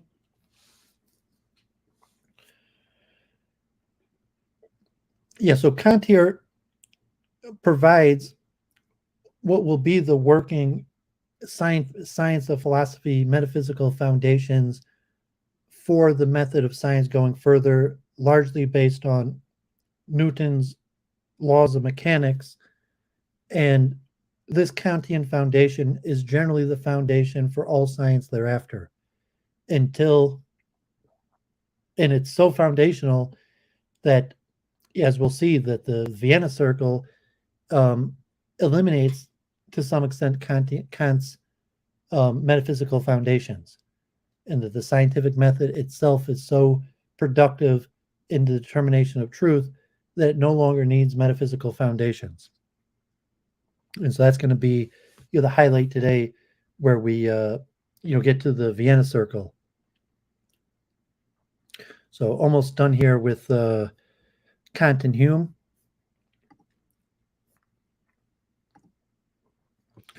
Time determination, the analogies of experience, and the unity of nature. Kant's reconstruction of Newton's deduction from the phenomenon of the law of universal gravitation, the metaphysical foundation of natural science, is inextricably entangled with his reinterpretation of the Newtonian concept of absolute space, time, and motion. Indeed, Kant begins the metaphysical foundations by defining matter as the movable in space, and by introducing a distinction between absolute and relative space, which is clearly derived from Newtonian scholium in space, time, and motion at the beginning of the Principia. In Newton's words, absolute space of its own nature, without reference to anything external, always remains homogeneous and immovable. Relative space is any movable measure or dimension of this absolute space. In Kant's word, matter in this is the movable in space. That space which is itself movable is called material, or also relative space. That space in which all motion must finally be thought, and which is therefore itself absolutely immovable, is called pure, or also absolute space. Turns out, however, that Kant's own view, in apparent contrast with Newton's, is that absolute space is in itself nothing or no object at all, but signifies only an indefinite process of considering ever more extending relative spaces. Moreover, when Kant returns this issue in the Phenomenology chapter, he states that absolute space is therefore not necessarily as the concept of an actual object, but only as an idea, which is to serve the rule for considering all motion and rest therein merely as relative. Kant's procedure for deriving true motions from apparent motions does not conceive true motions as taking place in pre-given absolute space, but views them as the product of an indefinitely extended process of empirical determination taking place within experience itself. Hence, the three models of time, duration, succession, and simultaneity, must all be determined in and through perceptible features of the appearances. Kant calls this procedure time determination, more precisely the determination of the existence of the appearances in time, and he sums up his view as follows. These then are the three analogies of experience. They are nothing else but the principles of the determination of the existence of appearances in time with respect to all of its three modes. The relation to time itself as a magnitude, the magnitude of existence, duration, the relationship of time as a series successively, and finally the relation in time as a totality of all existence simultaneously. The unity of time determination is thoroughly dynamical, that is, time is not viewed as that in which experience immediately determines the place of an existent, which is impossible because absolute time is no object of perception by means of which appearances could be bound together. Rather, the rule of the understanding by means of which alone the existences of the appearances can acquire the synthetic unity with respect to temporal relations determines for each appearance and position of time, and thus determines this a priori and valid for each and every time. For Kant, therefore, the temporal relation of duration, succession, and simultaneity cannot be viewed as pre-existing, as it were, in absolute time subsisting prior to and independently of the procedures of our pure understanding for determining these relations within the appearances themselves. On the contrary, temporal relations as such are the products of an empirical construction whereby we objectively determine the appearances of unified experiences by means of the a priori principles of the analogies. Thus, just as Kant does not view the determination of true motions from apparent motions as taking place within an infinite empty absolute space. He also rejects an analogous conception of absolute time and replaces it too with a process of empirical determination taking place within experience itself. Indeed, there is an intimate relationship between these two procedures for empirical determination of time and motion, respectively. At the very beginning of his famous Scholium, Newton distinguishes between true and merely apparent time. Absolute true and mathematical time in and of itself and of its own nature, without reference to anything external, flows uniformly, and by another name is called duration. Relative, apparent, and common time is any sensible measure, whether accurate or non-uniform, of duration by means of motion, such as measure, for example, an hour, a day, a month, a year, is commonly used instead of a true time. Then, several pages later, Newton illustrates the difference between absolute and relative time with reference to the celestial motion studied in astronomy. In astronomy, absolute time is distinguished from relative time by the equation of common time. For natural days, which are commonly considered equal for the purposes of measuring time, are actually unequal. Astronomers correct this inequality in order to measure celestial motion on the basis of a truer time. It is possible that there is no uniform motion by which time may have an accurate measure. All motion can be accelerated and retarded by the flow of absolute, but the flow of absolute time cannot be changed. The duration or preservation of the existence of things is the same whether their motions are rapid or slow or null. Accordingly, duration is rightly distinguished from its sensible measures and gathered from them by means of an astronomical equation.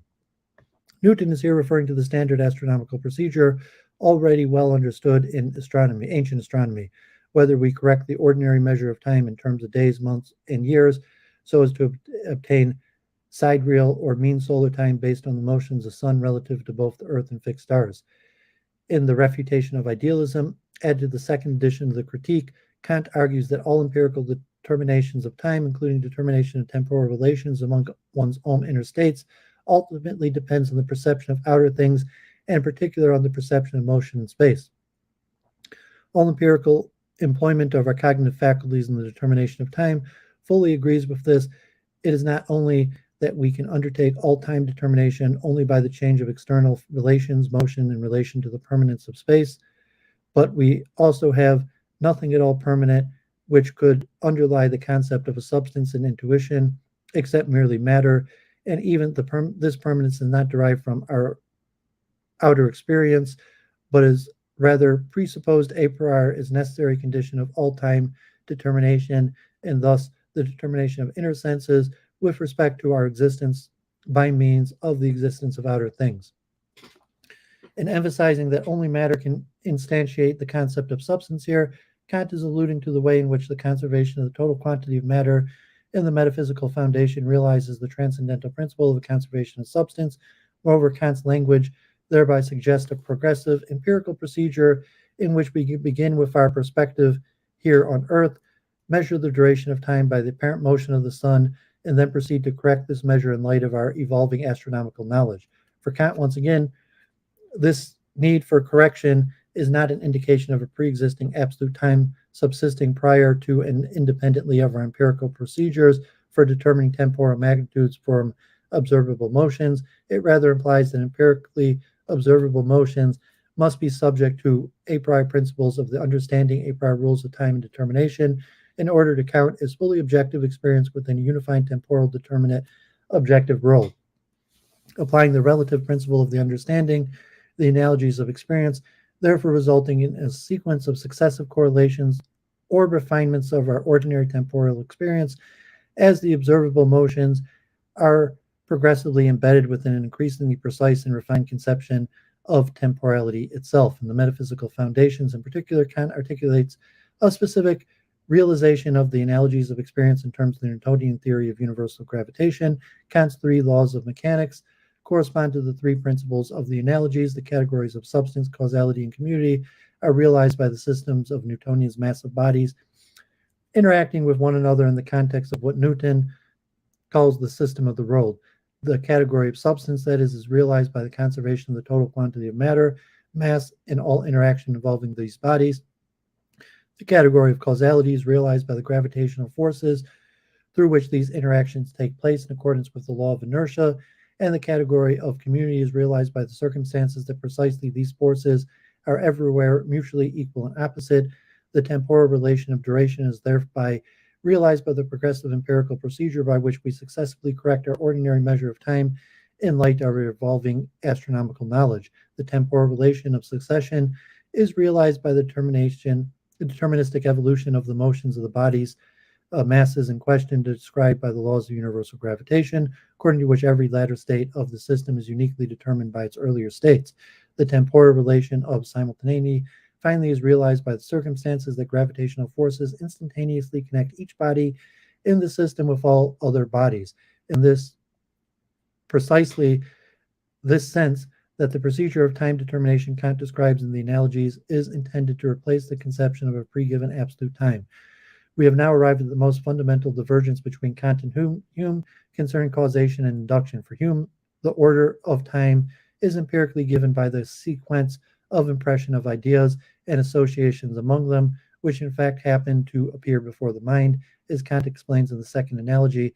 However, such a sequence, from his point of view, is merely something subjective and determines no object, and can therefore in no way count as cognition of any object at all, not even in the appearance. For Kant, it is only the a priori concept of causality, requiring a necessary rule of connection between preceding and succeeding events, which can then transform a merely subjective temporal sequence into an objective one.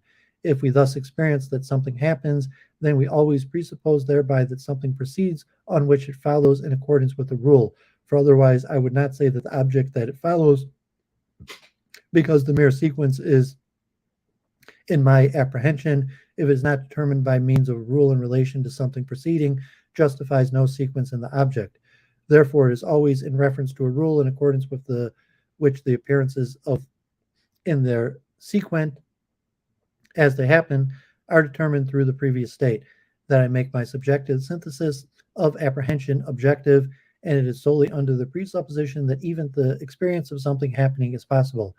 It is for precisely this reason Kant concludes that mere induction alone cannot be the ground for objective causal connections, which presuppose both strict universality and necessity, and therefore must be grounded on a priori concepts and principles of the pure understanding.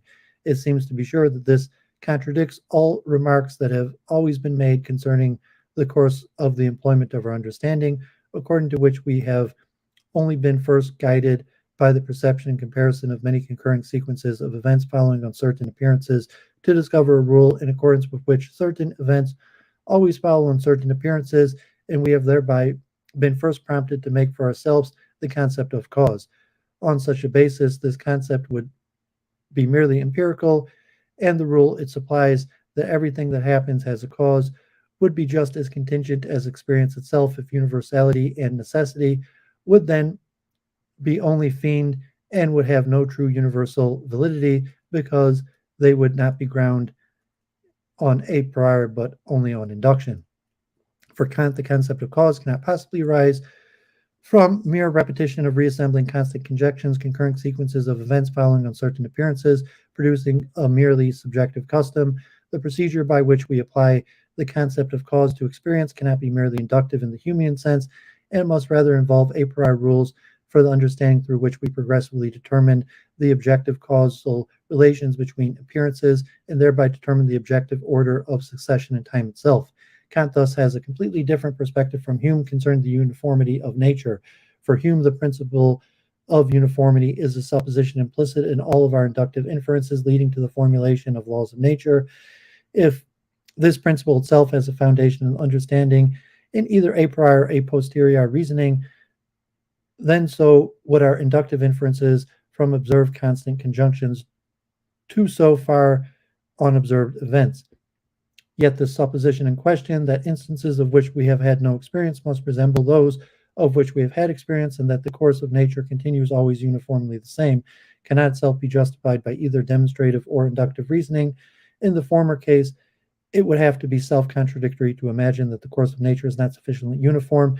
In the latter, the attempted justification would be viciously circular. The principle of uniformity, however, is firmly based on the custom or habit as a universal principle of the human mind, and is also the foundation for the Newtonian inductive method, including Hume's own inductive science of the human mind. Although the principle that is normative force in all our reasoning concerning matters of fact in both science and common life, it cannot ultimately legitimate the attribution of objective necessity in our inductive established laws of nature. Kant, in our view, is attempting to provide precisely such a grounding of objective necessity by means of the general principle of analogies of experience. Experience is possible only by means of the representation of a necessary connection of perceptions. More specifically, the analogies of experience provide a priori conception of the unity and uniformity of experience, playing the role for Kant of Hume's principle of uniformity of nature. According to the analogies, we know a priori that nature in general must consist of interacting substances in space and time governed by universally valid and necessary causal laws determining the temporal relations among all empirical events, and this articulated a priori conception of nature in general amounts to knowledge that nature is in fact sufficiently uniform. We can only have objective experience of particular events for Kant insofar as we simultaneously construct particular causal relations among them step by step, and this is only possible in turn insofar as we presupposed that they are one and all parts of a unified and uniform experience of nature in space and time governed by analogies of experience together with other principles of pure understanding. Moreover, since particular causal relations for Kant necessarily involve causal laws, all of our inference from particular perceptions to universal causal laws of nature are grounded in synthetic a priori principles of pure understanding, providing a synthetic a priori conception of the unity of uniformity of nature in general. Hume was correct, therefore, that the principle of uniformity of nature governs all of our inductive causal inferences, and he was also correct that the principle is not and cannot be analytic a priori. What Hume did not see from Kant's point of view is that the merely comparative universality of inductive generalizations can indeed be overcome by transforming initially merely subjective empirical rules into truly objective and necessarily universal laws in accordance with synthetic but still a priori principles of the unity of nature in general. Yeah, Fluent. Judas, thanks for sticking with this. So, yeah, that was intense. That was long. It was important. I really wanted to get through it and understand this stuff. Kant is extremely important. And, so I went through that in detail. I read out most of that. And I'm going to continue with Kant, because the Neo-Kantians to the Vienna Circle and logical empiricism is mostly, somewhat commentary on Kant.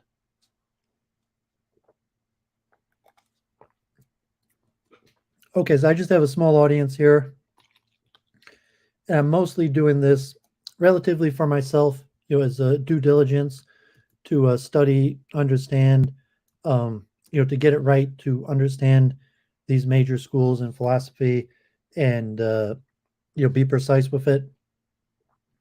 So next I want to cover the entry on the structure of scientific theories. And hopefully, might be like 5 hours today because all these are all long, and then I'm going to cover the Neo-Kantians and the Vienna Circle. And I actually had prepared Hilbert's program for the axiomatization of science and the unity of science, which are also Hilbert's actually the shorter one, but considering I've already been at it 2 hours, like I'm going to definitely plan to at least get through the Neo-Kantians. So let's jump right into the structure of scientific theories.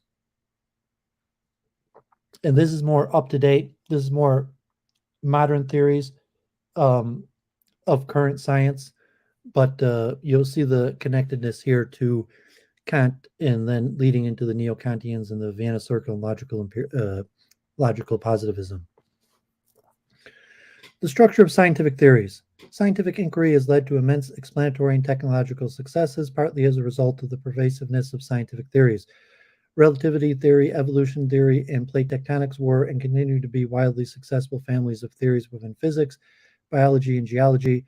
Other powerful theory clusters inhabit comparatively recent disciplines such as cognitive science, climate science, molecular biology, microeconomics, and geographical information science.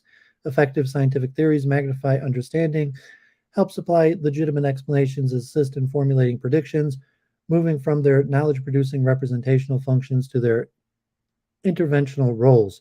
Theories are integral to building technologies used within consumer, industrial, and scientific milieu. This entry explores the structure of scientific theories from the perspective of syntactic, semantic, and pragmatic views. Each of these answers questions such as the following in unique ways.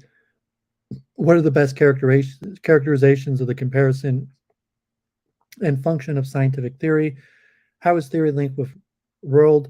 What philosophical tools can and should be employed in describing and reconstructing scientific theory? Is an understanding of practice and application necessary for a comprehension of the core structure of a scientific theory? Finally, and most generally, how are these three views ultimately related? So we'll be looking here at the syntactic, semantic, and pragmatic view of scientific theories. In philosophy, three families of perspectives on scientific theory are operative: the syntactic view, the semantic view, and the pragmatic view. Savage distills these philosophical perspectives. Thus, the syntactic view is view that a theory is an axiomatized collection of sentences, has been challenged by the semantic view that a theory is a collection of non-linguistic models, and both are challenged by the view that a theory is amorphous entity consisting perhaps of sentences and models, but just as importantly of exemplars, problems, standards, skills, practices, and tendencies. Moorman, 2007, characterized the syntactic and semantic views in similar terms and is among the first to use the term pragmatic view to capture the third view. The three views are baptized via trichotomy from linguistics, deriving from the works of Charles Morris following Charles Peirce. In a classic exposition, The Logical Positive, Carnot writes, if an investigation explicit reference is made to the speaker, or to put it more general terms, the user of a language, then we assign it to the field of pragmatics. Whether, as in the case of reference to designata, is made or not makes no difference with this classification. If we abstract from the user of the language and analyze only the expressions and their designata, we're in the field of semantics. And if finally we abstract from the designata and analyze only the relationship between the expressions, we're in the logical syntax. The whole science of language, consisting of the three parts mentioned, is called semiotic. To summarize, syntax concerns grammar and abstract structures, semantics investigates meaning and representations, and pragmatics explores use. Importantly, while no view is oblivious to the syntax, semantics, or pragmatics of theory, the baptism of each is a product of how one of the three aspects of language is perceived to be dominant. Theory as syntactic, logical reconstruction; syntactic view, theory as semantic, meaningful mathematical modeling; semantic view, or theory structure, as complex and is closely tied to the theory pragmatics, function, and context; pragmatic view. Each of these. Okay, the basics. It'll helpful to pare each perspective down to its essence. Each endorses a substantive thesis about the structure of scientific theories. For the syntactic view, the structure of a scientific theory is its reconstruction in terms of sentences cast in metamathematical languages. Metamathematics is the axiomatic machinery for building clear foundations of mathematics that includes predicate logic, set theory, and model theory. The central question of the syntactic view is, in which logical language should we recast scientific theory? Some defenders of the semantic view keep important aspects of the reconstructive agenda, moving the metamathematical apparatus from predicate logic to set theory. Other advocates of the semantic view insist that the structure of scientific theory is solely mathematical. They argue that we should remain at the mathematical level rather than move up or down a level into the foundations of mathematics. The central question for the semantic view is, which mathematical models are actually used in science? Finally, the pragmatic view, scientific theory is internally and externally complex. Mathematical components, while often present, are neither necessary nor sufficient for characterizing the core structure of scientific theory. Theory also consists of a rich variety of non-formal components, analogies, and natural kinds. Thus, the pragmatic view argues a proper analysis of the grammar, syntax, and meaning semantics of a theory must pay heed to the scientific theory complexity, as well as to the multifarious assumptions, purposes, values, and practices informing a theory. The central question the pragmatic view poses is which theory components and which modes of theorizing are present in scientific theories found across varieties of disciplines. The syntactic view. Yeah, sure, Ludwig. Yeah, I really wanted to get the Kant right, because the German ideals, and we'll see. Like I hope to cover both today, the Neo-Kantianism and the Vienna Circle, and then on Wednesday we'll move into probably Hilbert and logical positivism. But it all goes back to Kant. I mean, it goes back further than that, but Kant is probably the most important cornerstone of that. The syntactic view. According to the syntactic view, which emerges mainly out of work of the Vienna Circle and logical empiricism, philosophy most generally practiced and should be the study of logic and natural science. Robust and clear logical language allow us to axiomatically reconstruct theories, which by the syntacticist definition are sets of sentences in a given logical domain language. Domain languages include the language of physics, the language of anthropology. This view is variously baptized as the received view, the syntactic approach, the syntactic view, the standard conception, the orthodox view, the statement view, the axiomatic approach, and the once received view. This article will be using the syntactic view. Theory structure per the syntactic view. Some conceptual taxonomy is required in order to understand the logical framework of the structure of scientific theories per the syntactic view. We shall distinguish terms, sentences, and languages. Terms. Building upwards from the bottom, let us start with the three kinds of terms or vocabularies contained in a scientific language: theoretical, logical, and observational. Examples of theoretical terms are molecule, atom, proton, and protein, and perhaps even macro-level objects and properties such as proletariat and aggregate demand. Theoretical terms or concepts can be classificatory, comparative, or quantitative. Moreover, theoretical terms are theoretical constructs introduced jointly as a theoretical system. Logical terms include quantifiers and connectives, predicates, and relations. And observational terms. Sentences. Terms can be strung together in three kinds of sentences: theoretical, correspondence, and observational. Theoretical sentences is a set of theoretical sentences that are the axioms, theorems, and laws of the theory. Theoretical sentences include the laws of Newtonian mechanics and the kinetic theory of gases, all suitably axiomatized. Primitive theoretical sentences, axioms, can be distinguished from derived theoretical sentences to observable phenomenon or to a piece of reality. To simplify, they provide the theoretical syntax with an interpretation and an application. Semantic, suitably axiomatized version of the following sentences provided semantics to Boyle's law: PV equals nRT. V in Boyle's law is equivalent to the measurable volume XYZ of a physical container, such as a glass cube that is X, Y, and Z centimeters in length, width, and height, in which the gas measured is contained, and T in Boyle's law is equivalent to the temperature indicated on a reliable thermometer or other relevant measuring device properly calibrated, attached to the physical system, and read. Carnap presents two examples of observational sentences.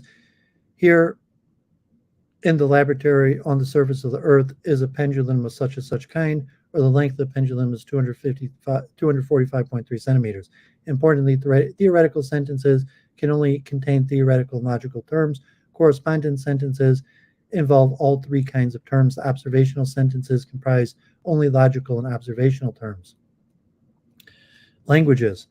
The total domain language of science consists of the two languages, the theoretical language and the observational language.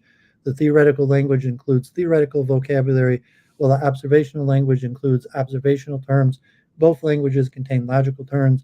Finally, the theoretical language includes and is constrained by the logical calculus of the axiomatic system adapted. The calculus specifies sentence grammatically as well as appropriate deductive and non-ampliative inference rules pertinent to especially theoretical sentences.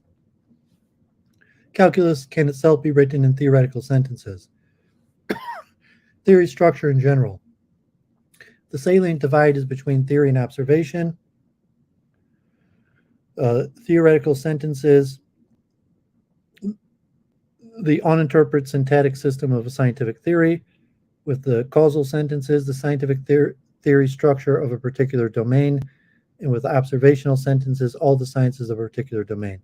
Scientific theory is thus taken to be syntactically formulated set of theoretical sentences, axioms, theorems, and laws, together with the interpretation via correspondence sentences, as we have seen. Theoretical sentences and correspondence sentences are clearly distinct, even if both are included in the structure of a scientific theory.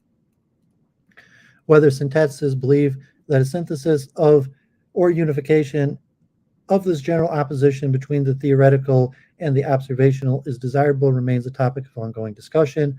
Regarding the second question, Hempel, 1958, deflates what he calls the theoretician's dilemma, the putative reduction without remainder of theoretical concepts and sentences to observational concepts and sentences. Finally, other language divisions are possible, as Carnap, 1937, argues the distinction toolkit of theoretical and observational terms, sentences, and languages permit this syntheticist to render theoretical structure sharply, thereby aiming at reconstructive logic of sentences that they so desire. Interpreting theory structure per the syntactic view. The link between theory structure and the world under the syntactic view is contained in the theory itself. Correspondence sentences, the set of correspondence rules. The term correspondence rules has a variety of near synonyms, dictionary, operational rules, coordinative definitions, reductive sentences, correspondence postulates, bridge principles, reduction functions, bridge laws. Important differences among these terms cannot be mapped out here. However, in order to better understand correspondence rules, two of their functions will be considered: theory interpretation and theory reduction. The dominant perspective on correspondence rules is that they interpret theoretical terms. Unlike mathematical theories, the axiomatic system of physics cannot have a splendid isolation from the world. Instead, scientific theories require observational interpretation through correspondence rules. Even though surplus meaning always remains in the theoretical structure. Second, correspondence rules are seen as necessary for inner theoretical reduction. Correspondence rules unleash the reducing theory's epistemic power. Correspondence rules are part of the structure of scientific theories and serves as glue between theory and observation. Taking stock of the syntactic view.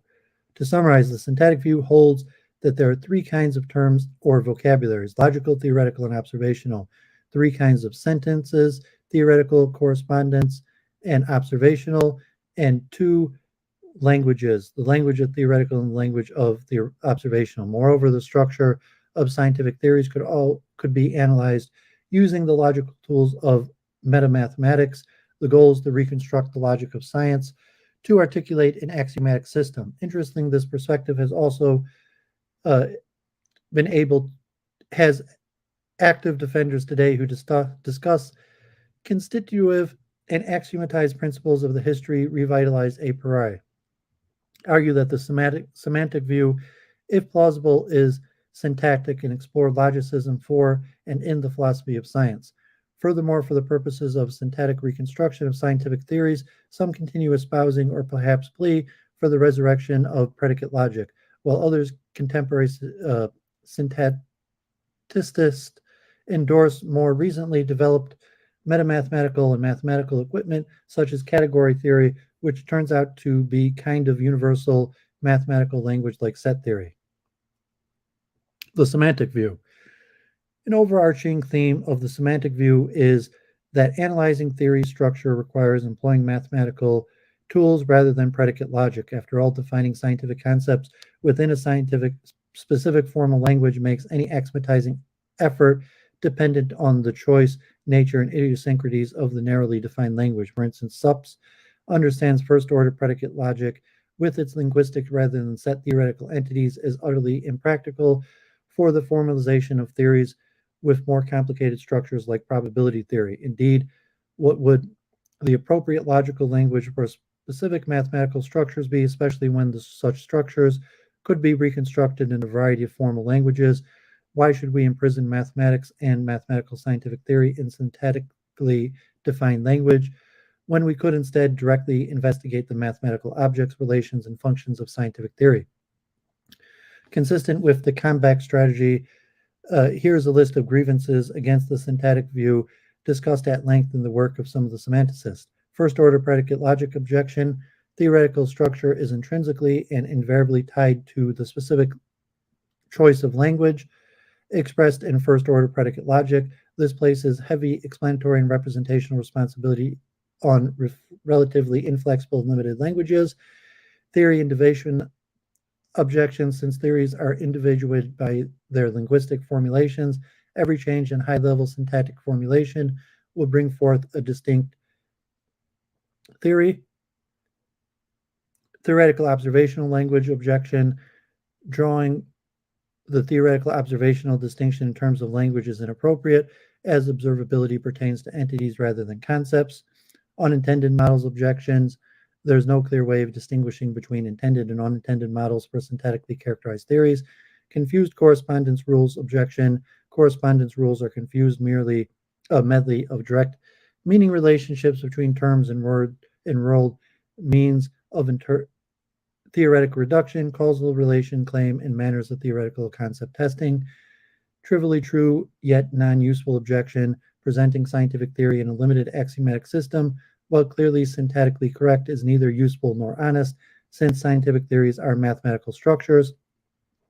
Practice and historically ignored objection, syntactic approaches do not pay sufficient attention to the actual practice and history of scientific theorizing and experimenting. What then does the semantic view propose to put in the syntactic view's place? Theory structure per semantic view. Even a minimal description of the semantic view must acknowledge that two distinct strategies of characterizing and comprehending theory structure, the state space and set model theoretic approach. The state space approach. The state space approach emphasizes the mathematical models of actual science and draws a clear line between mathematics and metamathematics. The structure of a scientific theory is identified with a class, family, or cluster of mathematical models constituting it, rather than any metamathematical axioms yoked to a particular syntax. Under this analysis, the correct tool for philosophy of science is mathematics, not metamathematics. This is Slupp's slogan per Van Frassen. In particular, a state space or phrase state in an n-dimensional space where each of the relevant variables of a theory corresponds to a single dimension and each point in the space represents a possible state of a real system. An actual real system can take on and change states according to different kinds of laws. Laws of succession determining possible trajectories through that space, Newtonian kinematic laws, laws of coexistence specifying the permitted regions of total space, like Boyle's law, and laws of interaction combining multiple laws of succession or coexistence or both, like population genetic models combining laws of succession for selection and genetic drift. Different models of a given theory will share some dimensions of their state space while differentiating others. Such models will also partially overlap in laws. The set model theoretic approach.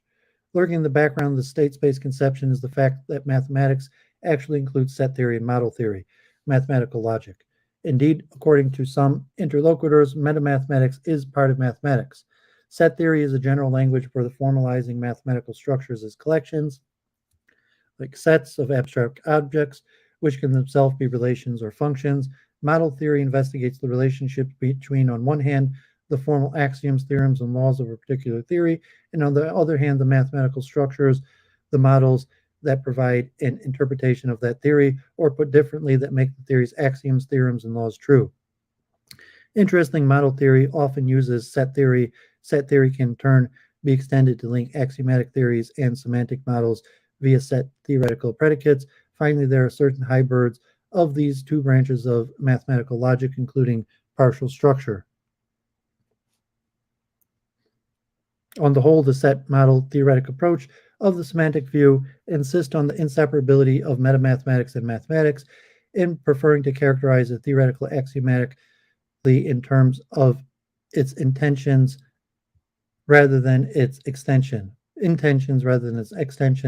It shares the syntactic view's aims of reconstructive axiomization. Interpreting theory structure per the semantic view. The semantic view distinguishes theory individuation from both theory phenomenon and theory world relations. Three types of analysis of theory interpretation are worth investigating: a hierarchy of models, similarity, isomorphism. A hierarchy of models. One way of analyzing theory structure interpretation is through a series of models falling under the highest level axiomatization. These series have been called a hierarchy of models, though it need not be considered a nested hierarchy. These models include models of a theory, models of experiment, and models of data. Here are a summary of the important parts of the hierarchy. Axioms of a theory. Axioms define set theoretic predicates and constitute the core structure of scientific theory. Models of a theory. Representation theorems permit us to discover if an interesting subset of models for the theory may be found such that any model for the theory is isomorphic to some member of the subset. Representation theorem methodology can be extended down the hierarchy both to models of experiment and models of data, and from isomorphism to homomorphism. Models of experiment. Criteria of experimental design motivate choices for how to set up and analyze experiments. There are complex mappings between models of experiment, thus specified, and models of theory, theories of measurement, and models of data. Models of data and building models of data phenomenon are organized with respect to statistical goodness of fit, test, and parameter estimation. In the context of models of theory, choices are about which parameters to represent must be made. The temptation to place phenomena at the bottom of the hierarchy must be resisted because phenomenon permeates all level. Indeed, the class of phenomenon pertinent to a scientific theory is its intended scope. Similarity. The similarity analysis of theory interpretation combines semantic and pragmatic dimensions. According to Gear, interpretation is mediated by the theoretical hypothesis positing a representation relationship between a model and relevant parts of the world. Such relationships may be stated as follows. S is used to represent X to represent W for purpose P. Here, S is a scientist, research group, or community. W is part of the world, and X is, broadly speaking, any one of a variety of models. Model, world, similarity judgments are conventional and intentional. Note that I'm not saying that the model itself represents an aspect of the world because it is similar to that aspect. Anything is similar to anything else in countless respects, but not anything represents anything else. It is not the model that is doing the representing, it is the scientist using the model who is doing the representing. Isomorphism. The term isomorphism is a composite of the Greek word for equal in shape or form. Indeed, in mathematics, isomorphism is perfect one-to-one bijective mapping between two structures or sets, especially in set theory, category theory, algebra, and topology. There are various kinds of morphism, mapping relationships between structures or models. Although philosophers have focused on isomorphism, other morphisms such as monomorphism and injective homomorphism, where some elements of the codomain remain unmapped from the domain, might also be interesting to investigate, especially for embedding data into rich theoretical structures. To complete the visualization above, an epimorphism is a surjective homomorphism, and an endomorphism is a mapping from the structure to itself, although it need not be symmetrical. Invertible mapping, which would be an automorph. In short, committing to either a state space or set model theoretic view on theory structure does not imply any particular perspective on theory interpretation, hierarchy of models, similarity embedding. Instead, commitments to the former are logically and actually separable from the positions of the latter. Sups and Sup endorse different accounts of theory structure, but share an understanding of theory interpretation in terms of hierarchy of models. The semantic view is alive and well as a family of analysis of theory structure and continues to be developed in interesting ways, both in its state space and set model theoretical approaches.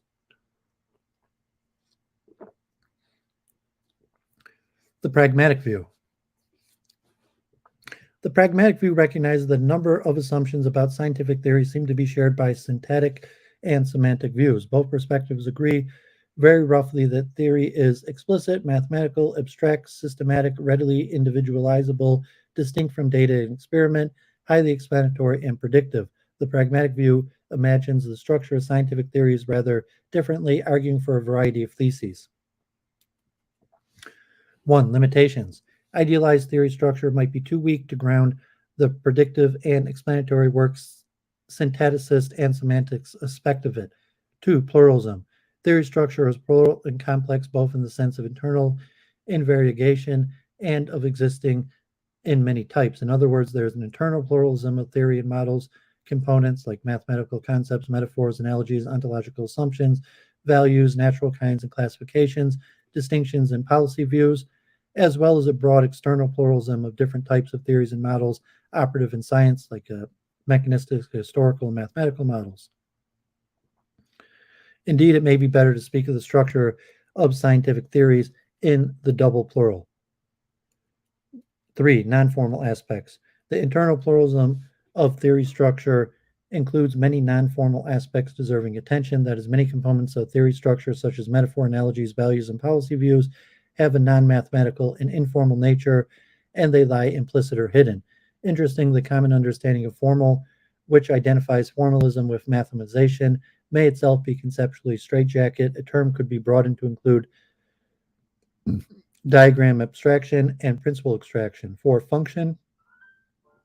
Characterizations of the nature and dynamics of theory structure should pay attention to the user as well as to purposes and values. 5. Practice. Theory structure is continuous with practice and the experimental life, making it difficult to neatly dichotomize theory and practice. These are the core commitments of the pragmatic view. Theory structure per the pragmatic view.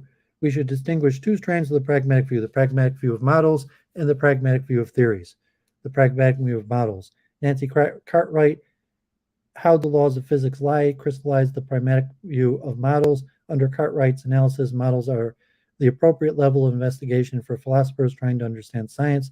She argues for significant limitations of theory, claiming that laws of nature are rarely true and are epistemically weak. Theory as a collection of laws cannot therefore support the many kinds of inferences and explanations that we have come to expect it to license. Cartwright urges us to turn to models and modeling which are central to scientific practice. Moreover, models lie figuratively and literally between theory and the world. That is, to explain a phenomenon is to find a model that fits it into a basic framework of the theory, and that thus allows us to derive analogs for the messy and complicated phenomenological laws which are true of it. A plurality of models exist, and models serve a variety of purposes. Cartwright is interested in the practices and purposes of scientific models and asks us to focus on models rather than theories. Cartwright's insights into model pluralism and model practices stand as a significant contribution to the Stanford School and were further developed by the Models as Mediators group. This group insisted on the internal pluralism of model components. In an instructive diagram, Bauman suggests that a variety of factors besides theory and data feed into a model: metaphors, analogies, policy views, stylized facts, mathematical techniques, and mathematical concepts. The full range of components involved in a model will likely vary according to the discipline and with respect to the explanations and interventions sought, like analogies, but not policy views, will be important in theoretical physics. In short, model building involves a complex variety of internal non-formal aspects, some of which are implicit. As one example of non-formal components of model construction and model structure, consider metaphors and analogy. The line between metaphor and analogy in science is blurry. Some interlocutors systematize them, others reduce one to the other. Analogy is a form of metaphor, metaphor is a kind of analogy, and yet others bracket one to focus on the other. One way to extinguish them is to reserve analogy for concrete comparisons with clearly identifiable and demarcated source and target domains, and with specific histories, and use metaphor for much broader and indeterminate comparisons with diffuse trajectories across discourses. Model complexity can also be seen in the external plurality of models. Not all models are mathematical, not even ideally recast as mathematical. Non-formalized, non-space-state, non-set model theoretical models such as physical, diagrammatic, material, historic, remnant, and fictional models are ubiquitous across the sciences. Moreover, computer simulations differ in important respects from the more standard analytical mathematical models. Pragmatic views of theories. Interesting, while critiquing the syntactic and semantic views on most matters, the pragmatic view of models construed theory, the process of theorizing and the structure of scientific models according to the terms set by the two earlier views. For instance, Cartwright tends to conceive of theory as explicit, mathematical, abstract, and so forth. She also resists the traditional syntactic scientific semantic view of theory for its vending machine view, in which a theory is a deductive and automated machine that, upon receiving empirical input, gargantuates and then drops out the sought-for representation, rather than reform syntactic and semantic accounts of theory and theory structure. However, she invites us, as we just saw, to think of science as modeling, with theory as one small component. In a strategy complementary to Cartwright's modeling turn, Kitcher encouraged us to focus on practice, including practices of modeling and even practices of theorizing in the advancements of science, practices analyzed as a seven-tuple with the following highly abbreviated components: language, questions, statements, explanatory patterns, standard examples, paradigms of experimentation and observation, plus instruments and tools, and methodology. Contessa 2006 writes, philosophers of science are increasingly realizing that the differences between the syntactic and semantic views are less significant than semanticists would have it, and that ultimately neither is suitable framework within which to think about scientific theories and models. The crucial divide in philosophy of science, I think, is not that one between advocates of the syntactic view and advocates of the semantic view, but the one between those who think that philosophy of science needs a more formal framework and those who think otherwise. Pragmatic view of theories helps make explicit non-formal internal components of theory structure. Key early defenders of modeling and practice turns have also recently began to envision theory in a way distinct from the terms set by the syntactic and semantic views. Soros and Cartwright 2008 extend and distribute theory by arguing what we know theoretically is recorded in a vast number of places in a vast number of different ways, not just in words and formula, but in machines, techniques, experiments, and applications as well. A pragmatic view of theories expands the notion of theory to include non-formal aspects, which surely must include elements from Bowman's list above, metaphors, analogy, policy views, as well as more standard components such as ontological assumptions, natural kinds, and conditions of applications or scope.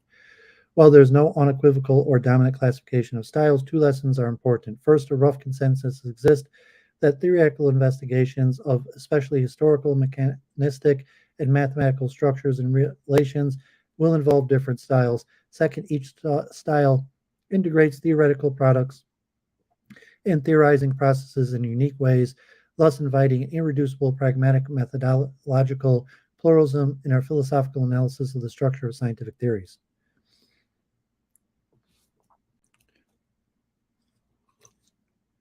Interpreting theory structure per the pragmatic view.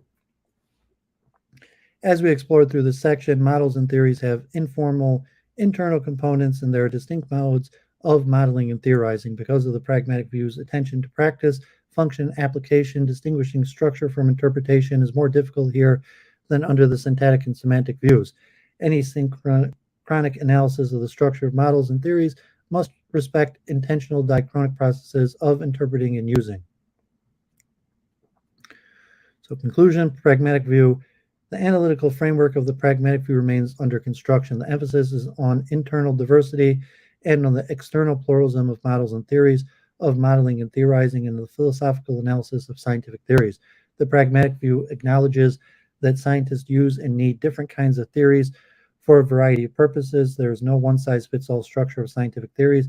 Notably, although the pragmatic view does not necessarily endorse the views of the tradition of the American pragmatist, it has important resonances with the latter school's emphasis on truth and knowledge as processual, purposive, pluralistic, and context-dependent, and of the social and cognitive structure of scientific inquiry. The pragmatic view has important precursors in the historicist or worldview perspectives of Feyerabend, Hansen, Kuhn, and Tolman, which were an influential set of critiques of the syntactic view utterly distinct from the semantic view. The philosophical traditions focus on themes such as meaning change and incommensurability of terms across worldviews, paradigms, scientific change, the interweaving of context of discovery and context of justification and scientific rationality. The historicist also opposed the idea that theories can secure meanings and empirical support from a theory neutral or purely observational source, as the syntactic view has insisted on with its strong distinction between theoretical and observational vocabularies. Kuhn's paradigm, or more precisely, disciplinary matrices, even had an internal anatomy with four components: laws of or symbolic generalizations, ontological assumptions, values, and exemplars. This work was concerned more with theory change than with theory structure and had fewer conceptual resources from sociology of science and history of science than contemporary pragmatic view work. Moreover, paradigms never quite caught on the way analysis of models and modeling have. Even so, this work did much to convince later scholars, including many of the pragmatic view, of certain weaknesses in understanding theories as deductive axiomatic structures. Conclusion. The structure of scientific theories is a rich topic. Theorizing and modeling are core activities across the sciences, whether old or new. Furthermore, theory remains essential to developing multi-purpose tools such as statistical models and procedures. Given the strength of and relevance of theory and theorizing to the natural sciences and even to the social sciences, philosophical attention to the structure of scientific theories could be and should be increased. This piece has focused on a comparison of three major perspectives: syntactic view, semantic view, and pragmatic view. In order to handle these complex debates effectively, we have sidestepped certain key philosophical questions, including questions about scientific realism, scientific explanation and prediction, theoretical ontological reductionism, knowledge production, epistemic inference, the distinction between science and technology, and the relationship between science and society. Each of these topics bears further philosophical investigation in light of the three perspectives here explored.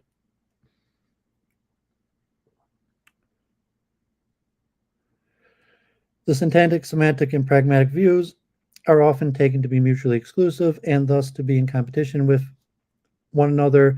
They indeed make distinct claims about the anatomy of scientific theories, but one can also imagine them to be complementary, focusing on different aspects and questions of the structure of scientific theories and the process of scientific theorizing. For instance, in exploring non-formal and implicit components of theory, the pragmatic view accepts the scientific theories often include mathematical parts, but tends to be less interested in these components. Moreover, there's overlap in questions. Syntactic and semantic views share an interest in formalizing theory. The semantic and pragmatic views both exhibit concern for scientific practice. The pragmatic view, which did not exist as perspective until relatively recently, imagines theories as pluralistic and can thus ground a holistic philosophical investigation, envisions a metapluralism in which reconstructive axiomization and mathematical modeling remain important, though not necessarily for all theories. This third view endorses a panoply of theoretical structures and theorizing styles, negotiating continuity both between theorizing and experimental life and among philosophical analysis of the structure of scientific theories. The strategy of complementarity. By design, the ecumenical metapluralism sanctioned by the pragmatic view does not completely offset identity and combat strategies. Moreover, only partially acceptance of the respective views may ultimately be possible. Even so, the complementary strategy might be worth developing further. Compared to identity and combat meta perspective, it provides broader or at least different insight into the structure of scientific theories. More generally, exploring the relations among these views in itself a rich topic for the future philosophical work, as is investigating their role in interpretation of active scientific fields ripe for further philosophical analysis. Okay, so these are long and complicated, so appreciate anyone sticking with me. Hope some people find this beneficial and interesting. To some extent, I'm doing these for myself, just publicly putting out here some of my study, and to say this out loud, try to explain it a little bit, listen back to my own words as somewhat of a memorization technique. Okay, I read a little bit of this Neo-Kantianism entry on Week in Review. And as I mentioned earlier in the stream, modern philosophy of science basically, comes from Kant to the Neo-Kantians through the Vienna Circle to the dominant school today of logical empiricism.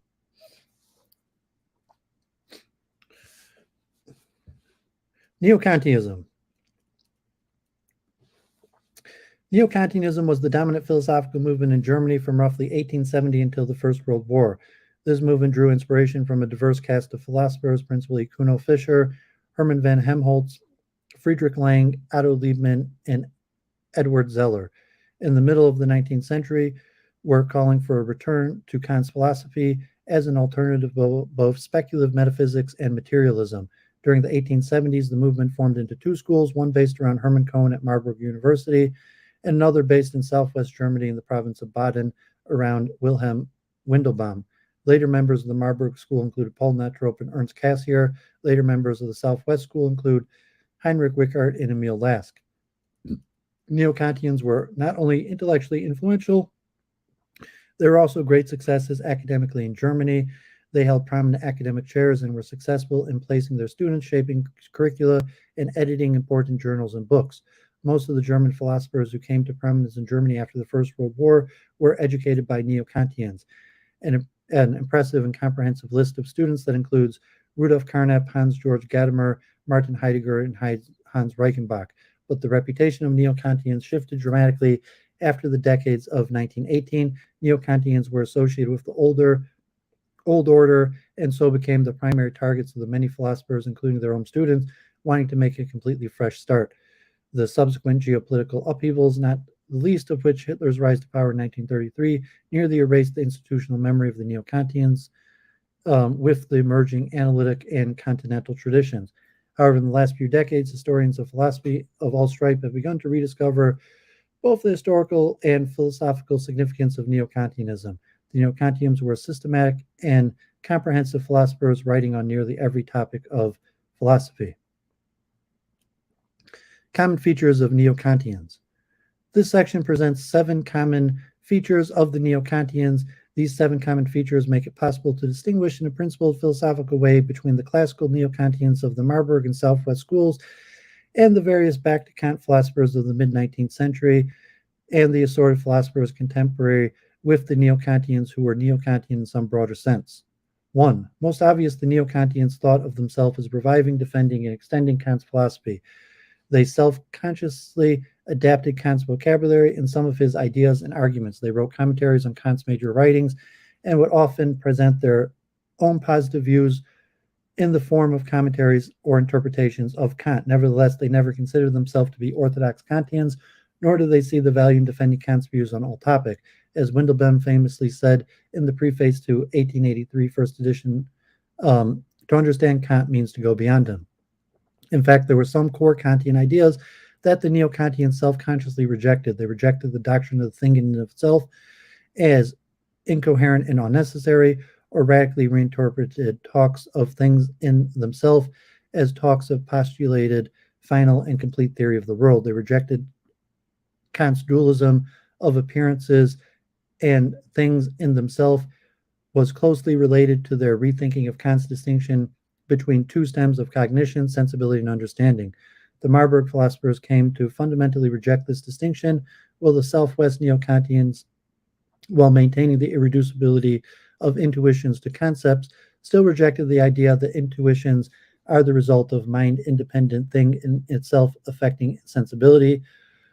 Though the Neo-Kantians took as fundamental to their philosophies the existence of substantive a priori concepts and principles that make knowledge possible, they did not accept that the categories of and principles identified in the Critique of Pure Reasons were complete or fixed for all time.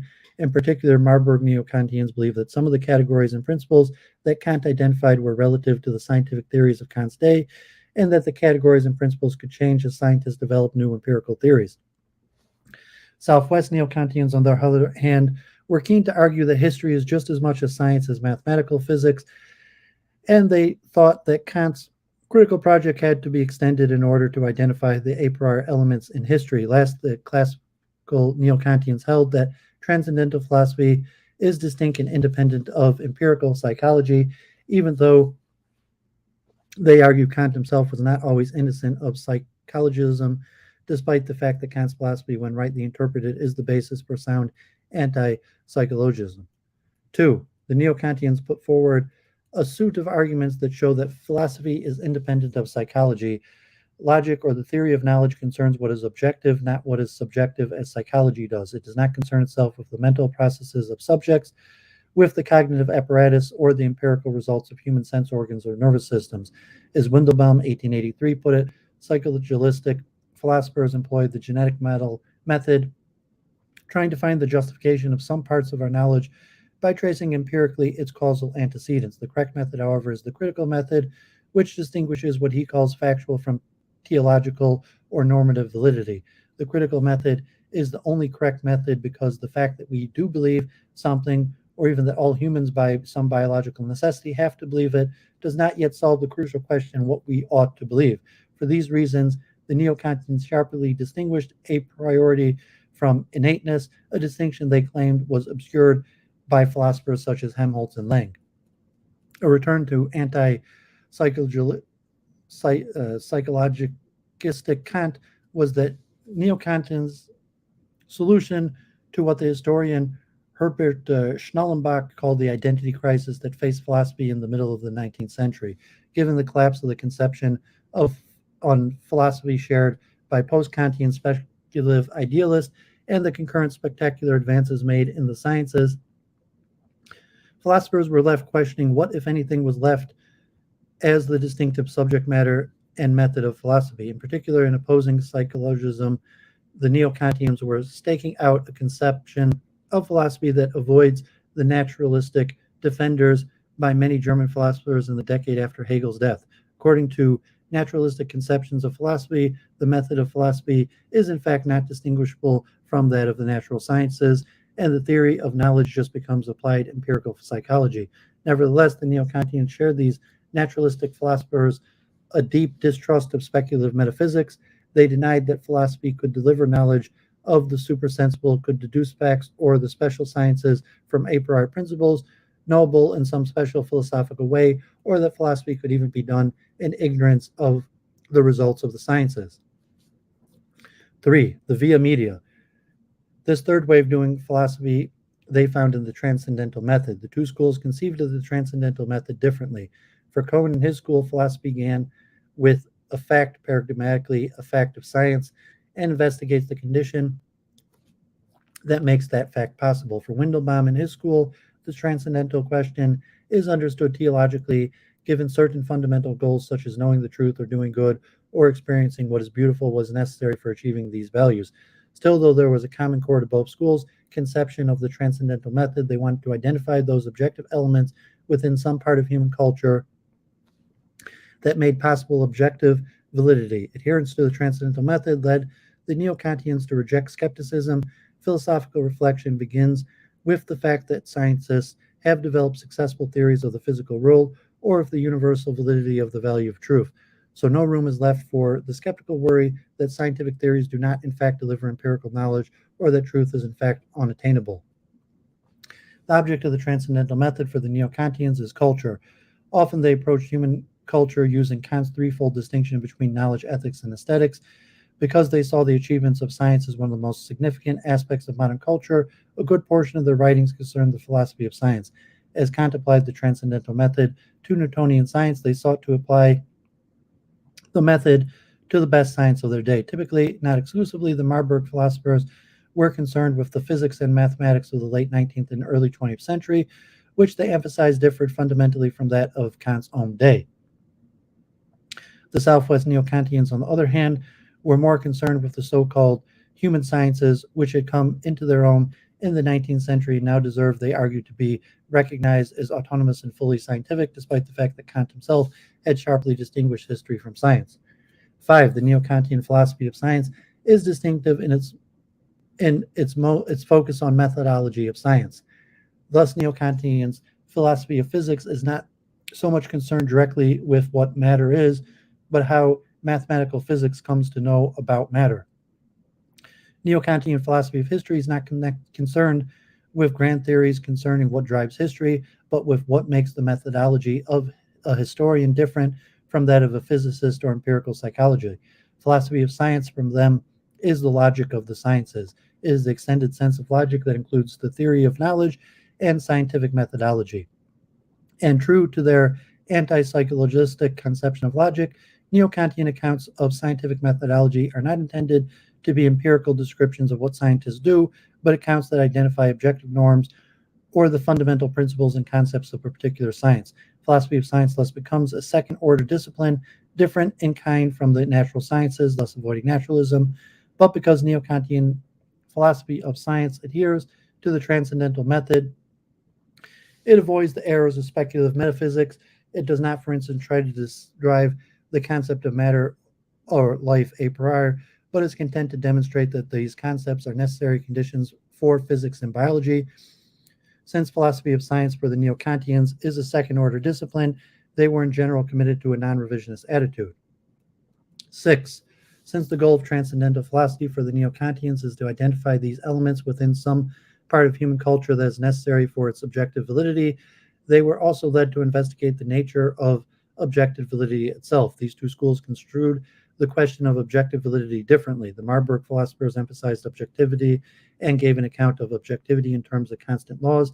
The Southwest Neo-Kantians emphasized the question of validity, specifically the validity of values. For both schools, the central issue in the investigation of objective validity is the question of transcendence. What does it mean that the object is independent of our knowledge and provides the standard for its truth?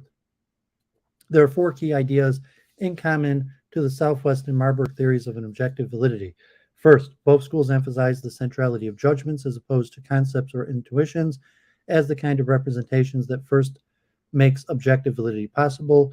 Second, the Neo-Kantians were empathetic in the objective validity of knowledge does not consist of in its being a copy or mirror of the object.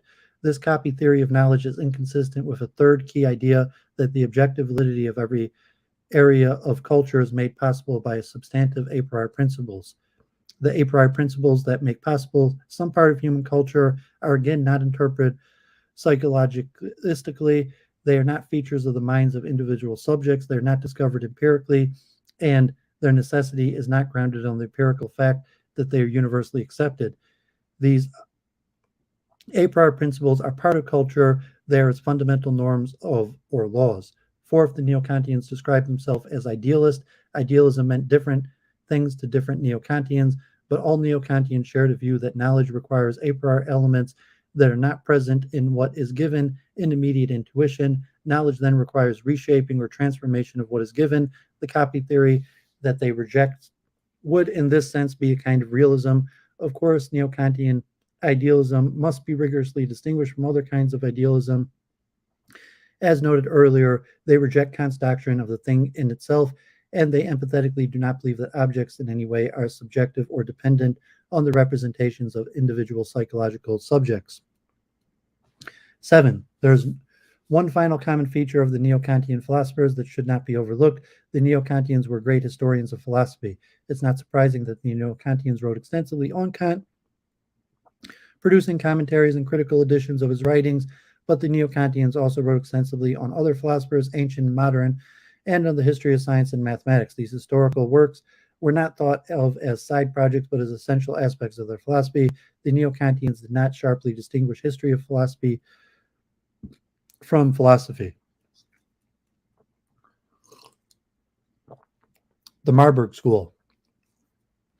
The intellectual beginnings of the Marburg School can be traced to 1871 when Herbert and Cohn, 1842 to 1918, published the first edition of his Kant's theory of experience, which interpreted Kant as an anti-psychologistic way and found in Kant's first critique the expression of a novel way of doing philosophy, the transcendental method.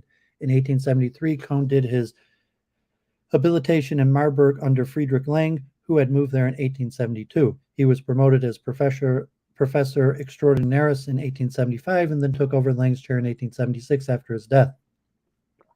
When Paul Natorp, 1854 to 1924, moved to Marburg in 1880, writing his habilitation under Cohn and being promoted to professor in 1893, the Marburg School as an institutional force was born.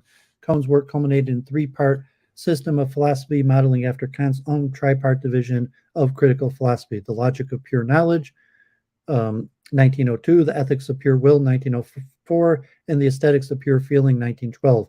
His most influential work, though, was his interpretation of Kant, principally the Kant's theory of experience, which was significantly revised and expanded in the second edition, and his work in the philosophy of science and mathematics, the principle of infinitesimal method, and his introduction of the sixth edition of Lang's History of Materialism.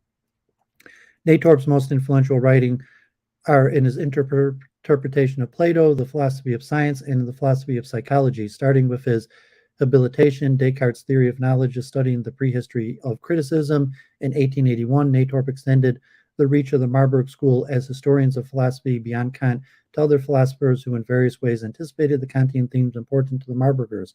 Natorp's most significant work in this vein was his book Plato's Theory of Ideas, 1903, which gave a serious scholarly argument for dating Plato's dialogues, in addition to a novel critical reading of Platonic ideas.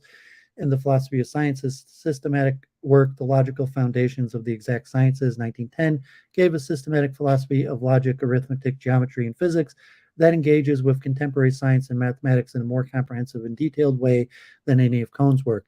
Last in a series of work in the philosophy of psychology, culminating in General Psychology According to the Critical Method, 1912. Natorp defended a novel conception of psychology as the science of the subjective.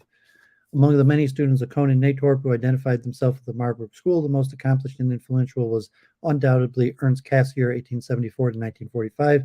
After writing his dissertation under Kohn in 1899 on Descartes' philosophy of mathematics and science, Cassirer moved to Berlin, where he started as a private docent, though not a professor, which was ruled out by institutional anti-Semitism.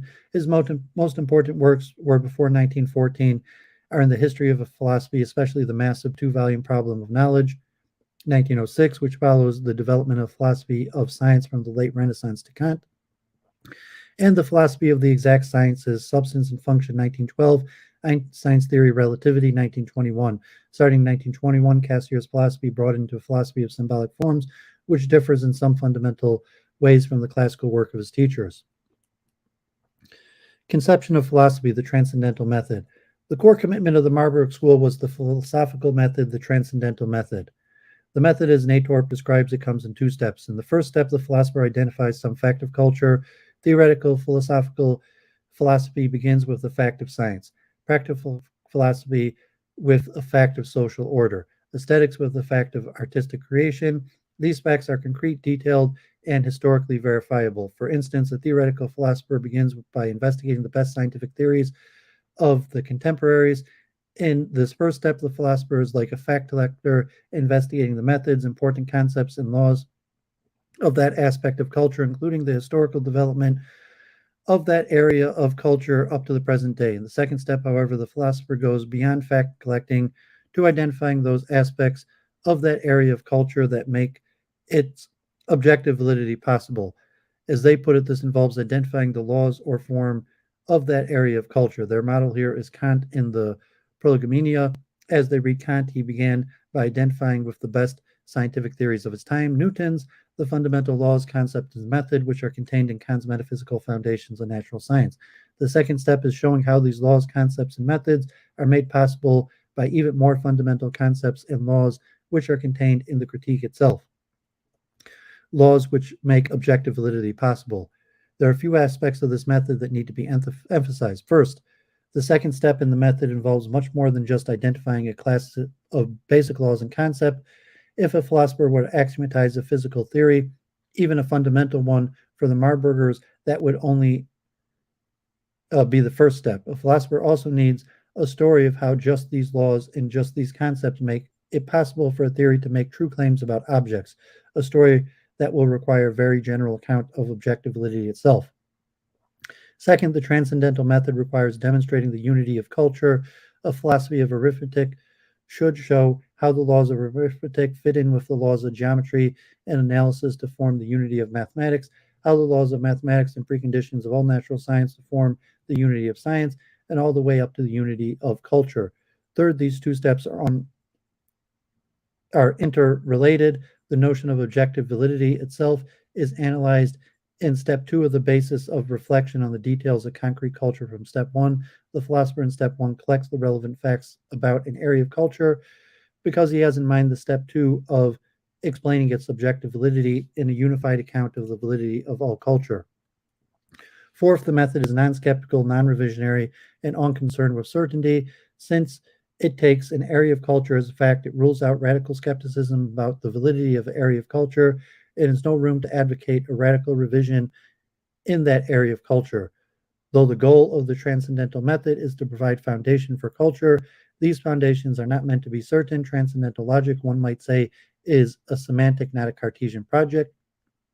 Fifth, though the transcendental method is rooted in the concrete facts of contemporary culture, it is nevertheless possible and even necessary for a philosopher to take sides on contested questions within culture. A philosopher is not a bystander in culture. After all, the transcendental philosophers, having studied the method of an area of culture and its long historical development, can show that one party in a dispute has departed in some fundamental way from the method, and the philosopher also has his eye on the question of the foundations of the objective validity of an area of culture and its integration into the syntactic account of objective validity of all culture, and so can intervene to show that one approach in a controversy is better suited to make objective validity possible.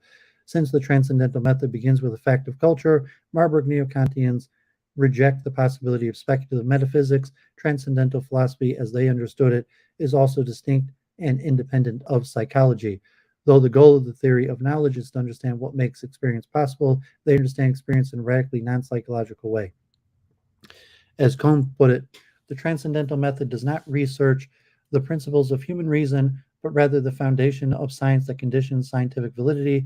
Our organization is, insofar as it comes into question in general, a question of psychology, and there is at least no methodological means for procuring secure scientific and exact information from the ultimate and simplest parts of our mental essence.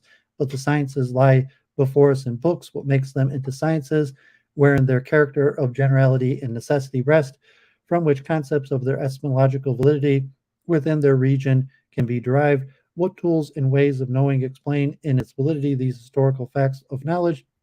The sciences, this is a methodological question. This is the question which the sciences themselves pose whenever they feel the impulse to think about their own principles. This and nothing else is the transcendental question. The facts of science does not occur in the minds of individual scientists. It lies before us in books. Experience is not representation in the mind of a knower. It is the objective content. Experience is virtually equated with mathematical natural science, and a paradigm experience is Newton's law of universal gravitation.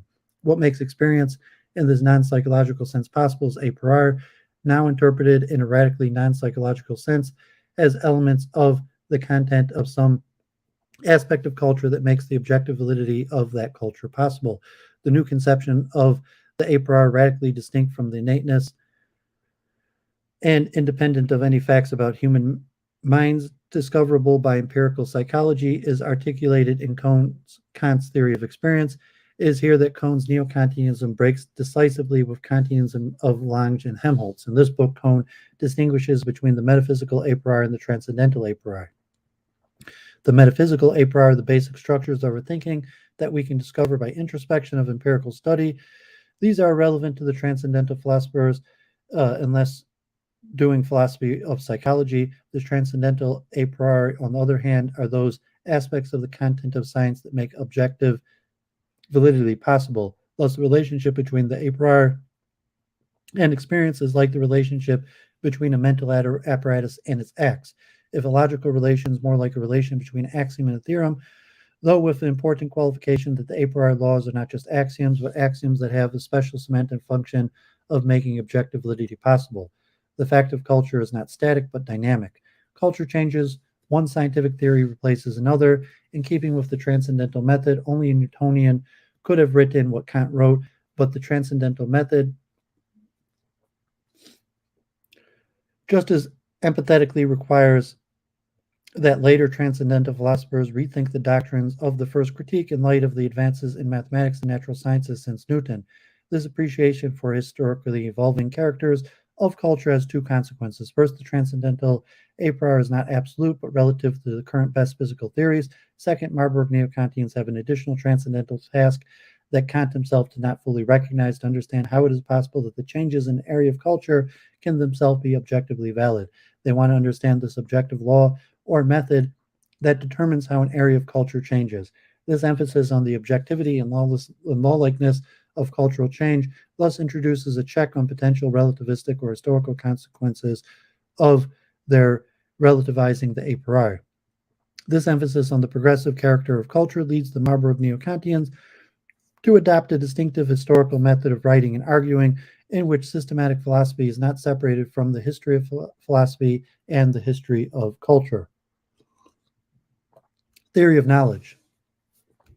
The core of the Marburg Neo-Kantian theory of knowledge is the conception of objective validity. By the objective validity of knowledge, they mean its objectivity, that is, its independence from individual subjects, its truth, and its relation to objects. The theory of objective validity is then also a theory of the transcendence of an object, in what sense the object is an independent standard of correctness for knowledge.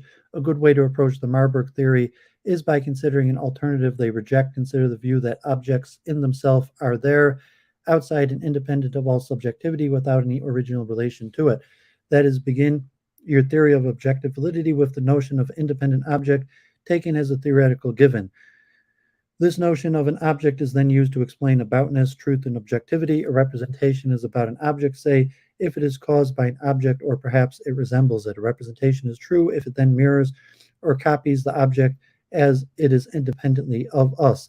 And then knowledge is objective if it is about an independent object, not about the subject and its states. For the Marburg Neo-Kantians, this theory of objective validity, which they call naive realism, simply presupposes the very thing it is supposed to explain. The being in itself of the object of itself is an enigma and thus cannot serve as a solution to our present enigma. If we understood what is meant to say, the object in itself is there independent of all subjectivity and then is appropriated in our subjectivity by knowledge, there would be no problem in knowing of objects and the objectivity of knowledge. The Marburg theory of objective validity, on the other hand, turns this order of explanation on its head. Instead of beginning with the notion of an object as its explanatory primitive, it sees the notion of an object as dependent on many other prior notions. In particular, it begins its account of objective validity with a distinctive account of objectivity. Objectivity, according to the Marburg view, depends on laws. When I know the law, I move from the appearance to reality, from subjectivity to objectivity. If there is no such law, then there is only appearance, and I cannot speak about an independent object and its properties. The simple point generalizes at highest levels. It merely appears from our subjective point of view that the earth is stationary and the sun moves. Even more fundamentally, scientific theories such as Newton's are developed, adopted, and abandoned as science progresses. The whole progression is itself objective because there are laws, that is, common scientific method that prescribe these changes. These laws are secure the unity of knowledge. The various appearance of the same particular are united as of the same particular object by a law. A law of nature unites various observed phenomena under it. The scientific method unites science in its development, prescribing a uniquely correct path to follow. This unity can be described as a permanence. The appearance change as the object stays the same. The planets move, but the laws remain. Theories come and go, but the methods stay constant. This notion of objectivity as lawfulness is then used to give an account of truth and objecthood. Knowledge is truth if it can be unified with the other knowledge within an objective system of knowledge. Last, an object is then what is known by fully objective knowledge. The object signifies the law. It signifies the lasting unity in which the changing manifold of appearance is unified and determined in thought. This theory of objective validity has some notable consequences. First, the possibility of objective validity requires that we postulate as a regulative ideal of final science the unity of knowledge through laws that the Marburgers point to as the foundation of objective validity has clearly not yet been achieved. There are still phenomena that have not yet been explained, and our current theories of certainty not going to be the final word. But it is clearly the case that even now we can know objects, even if our knowledge is partial, even if unity through laws makes objectivity, validity possible, and that unity has not yet been achieved, how then can we know any objects at all?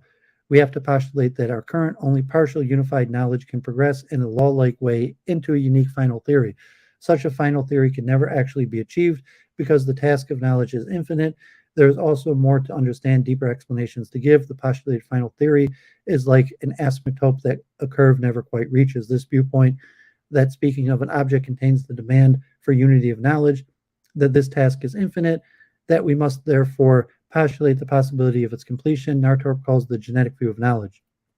The genetic view delivers a unique way of cashing out the transcendence of an object, the fact that an object is independent of knowledge, in the sense that it always transcends our knowledge of it, is expressed by the infinity of the task of knowledge, and the fact that the object is the standard for knowledge is expressed by the postulate that a course of knowledge is moving asymptotically towards a unique though infinite endpoint as its goal.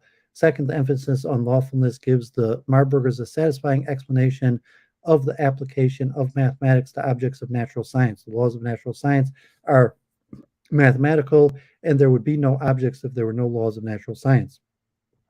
Third, since objectivity is explained in terms of laws, and laws are a special kind of universal judgment, the Marburg theory of objective validity emphasizes the priority of judgments over concepts. As Cohn memorably put it, modifying Galileo's phrase, the book of nature is written in sentences with mathematics as its letter, and the a priori principles of pure knowledge as its syntax. In addition to the theory of objective validity, another core commitment in the mature writings of the Marburg School is a rejection of the given. In this, they are explicitly departing from Kant. Kant had argued that our cognitive faculty has two systems, a receptive faculty, sensibility, and a spontaneous faculty, understanding. Through sensibility, objects are given to us, and through the understanding, objects are thought. The representations of sensibility are intuitions, which relate to objects immediately. The representations of the understanding are concepts, which relate to the objects immediately. The Marburgers' skepticism of these distinctions culminate in Cohn's Logic of Pure Knowledge, 1902, where these dualisms are definitively rejective. As Nator put the point, in the end, intuition no longer remains a cognitive factor which stands across from or is opposed to thinking. It is thinking, just not thinking in terms of laws, but thinking in terms of full objects. In its implementation, its existence, intuition is to conceptual thought as a function is to the law of function. Intuition is itself a function because even intuitions are active or spontaneous and not merely given. Similarly, they're often uncomfortable with Kant's word synthesis because it suggests that the function of thinking is only to combine a content that is already given. Instead, Cohn prefers the term generate in order to indicate the creative sovereignty of thinking. In Substance and Function, 1910, Cassirer attacks the given by attacking a related doctrine, the traditional view that all concepts are formed by abstraction. On this view, the concept formation concepts would have to be abstracted from given material that is completely independent of thought in its concepts, thus presupposing the doctrine of the given. It is hard to interpret the Marburg rejection of the given. It seems to deny the obvious fact that there is some passive element in perception and to leave no room for experiment within natural sciences. In interpreting the doctrine, it is helpful to remember that the Marburg theory of knowledge concerns relations among the content of knowledge, how one part of the content of knowledge justifies the other. It is not concerned with causal relations between acts of the mind and perception. Plausibly, the only content that could justify a thought must itself be something thinkable, since knowledge is only groundable through other knowledge. In this sense, the denial of the given is the denial of the content that is not conceptual or dependent on what is conceptual. In Cassier's polemic against the given, he attacks the epistemological atomism implicit in it, the view that there are some contents that can be efficacious for knowledge without requiring that a knower possesses any concept of or knows any facts. In this sense, the denial of the given is defense of semantic holism. For this reason, he argues against the given by arguing that even the most basic experiments, measurements dependent on the experimenter possessing concepts and knowing certain theoretical facts. The Marburg philosophers characterized their philosophy as a kind of idealism. The idealism should be sharply distinguished from subjectivism, since they do not believe the objects of knowledge are representations. They do not believe that the objects of knowledge depend for their existence on the existence of minds to think them. This idealism is also opposed to the view that our knowledge is really illusory. They do not hold that there are unknowable objects or that the real nature of objects of knowledge is in principle unknowable. Rather, their position is idealistic in four senses.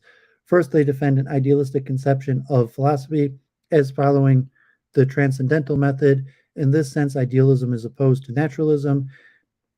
In this view, the method of philosophy does not differ in kind from the natural sciences. Second, they hold that there is substantial a priori principles that makes experience possible. In this sense, their idealism is opposed to empiricism. Third, according to the theory of objective validity, our conception of an object depends on our conception of objectivity, which is grounded in the idea of the unity of knowledge according to the laws.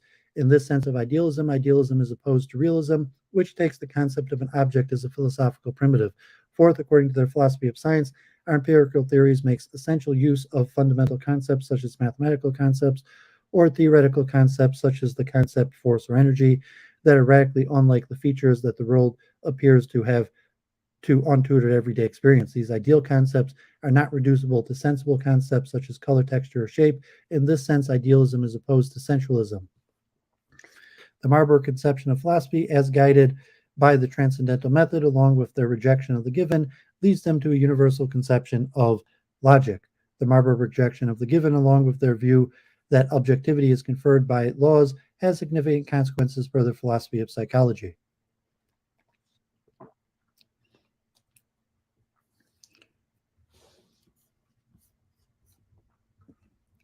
Philosophy of the natural sciences. The Marburg philosophers wrote several works that engaged in a detailed way with the natural sciences, especially physics of their day. There are themes that run through the Marburg work in the philosophy of natural science. They argue that contemporary natural science supports philosophical idealism.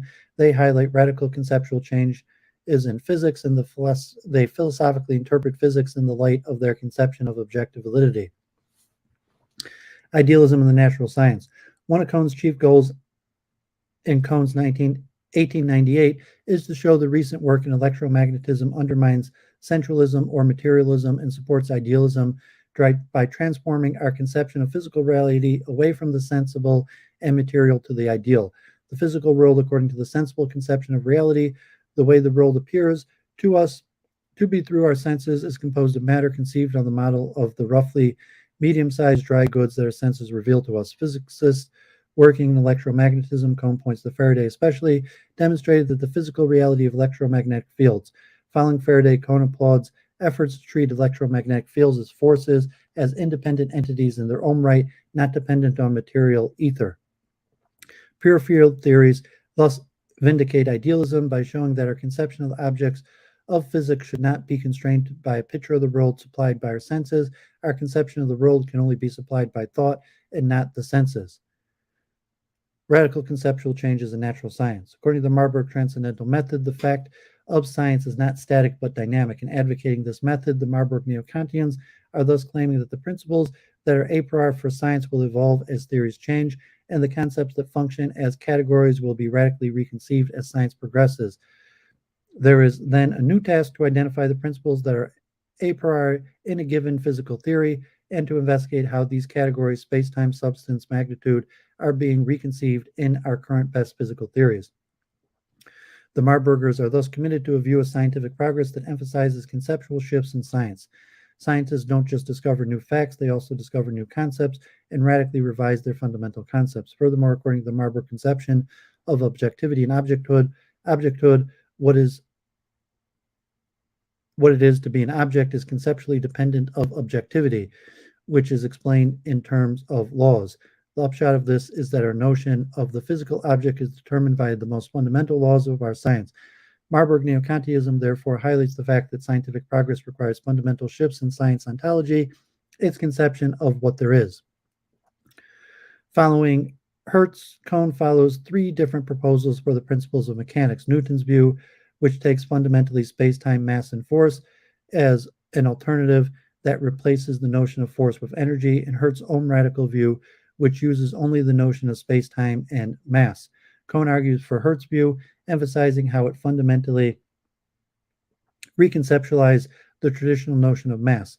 The same tendency is even more apparent in Cassier's writing on Einstein. He argues that Einstein introduces new a priori principles, the constancy of the speed of light in the special theory, and the principles of general covariance and the equivalence of inertial and gravitational mass in the general theory, and he emphasizes the transformation of the notions of substance, space, and time that the general theory requires. Objective validity of natural science. For Marburg Neo-Kantianism, objectivity and objecthood are explained in terms of the unity of knowledge. Explaining the unity of scientific knowledge over time becomes especially pressing for them, given the emphasis on radically conceptual change in natural sciences. If even the categories are shifting over time, in what sense, if their unity to our knowledge? The problem is made more pressing in conjunction with the Marburg attack on the given. After all, if there was something given in experience, then the given inexperience would determine which conceptual changes are necessary in science, and the objectivity of our scientific knowledge could be explained. In the philosophy of science, the attack on the given amounts to an attack on the possibility of crucial experiments that would, in a theory-neutral way, establish the truth of scientific theory. Marburg philosophers emphasize that even the most primitive experiments measurements presuppose a good amount of theoretical machinery, not only mathematics, but even physical laws. Cassier cited Duhem in support. Duhemian under determination of scientific theory by experience showed Cassier believed that there is no given, no autonomous layer of self-authenticating experiences. Marburg's philosophy of science thus includes the claim that there could be rival scientific theories, each of which is empirically adequate. Given this, in what sense is science objective? How is there unity in science when there's no theory-neutral experiments that would prevent different scientists from adopting different theories? Cassier, 1910, in particular, proposed an intricate answer to the question. He argued that there is a common set of demands on theories that will constrain the choice of theory. These demands are a priori in a regulative sense and partially constitute what he calls the form of a scientific theory. These demands include that a theory be simple and of wide scope. He also argues that in the face of radical conceptual changes and shifts in ontology, some features of scientific theory are maintained, for instance, the approximate mathematical structure of the theory. The Southwest School. The beginning of the Southwest School of Neo-Kantianism can arguably be located in the Wilhelm Windelbaum's 1883 essay, Critical or Genetic Method, which for the first time both gives a clear exposition of the philosophical point of view that would characterize the Southwest School and argues explicitly for a return to Kant. However, many of the core ideas that were in that essay were already articulated in Windelbaum's teacher, Hermann Lotz, 1817 to 1881, principally in his Logic, 1874. Lotze argued for a clean distinction between philosophy and psychology. Logic depends on the distinction between truth and untruth and gives the laws that thought ought to obey, while psychology identifies the laws that mental processes do obey. Logic gives law governing the content of thoughts, while psychology concerns acts of thinking. The contents of thought are objective insomuch as they are only shareable, but have a reality independent of being thought. Though these contents are real, they do not occur as events do not exist or have being as things do, but are valid. Though Lotze did not explicitly call for a return to Kant, he did articulate many of the themes that the Southwest Neo-Kantians located in Kant. Lotze argued that knowing cannot be considered a copying. He held that knowledge requires a priori elements and that a priority is not the same as innateness. And more generally, he positioned his philosophy as the middle ground between speculative idealism and materialism. After completing his dissertation on the doctrine of chance under Lotze in 1870, Windelbaum moved to Strasbourg in 1882 and then to Heidelberg in 1902. A master essayist, he is best known for his essay and address collection in the Palladium, 1915, which was first published in 1883 in Critical or Genetic Method.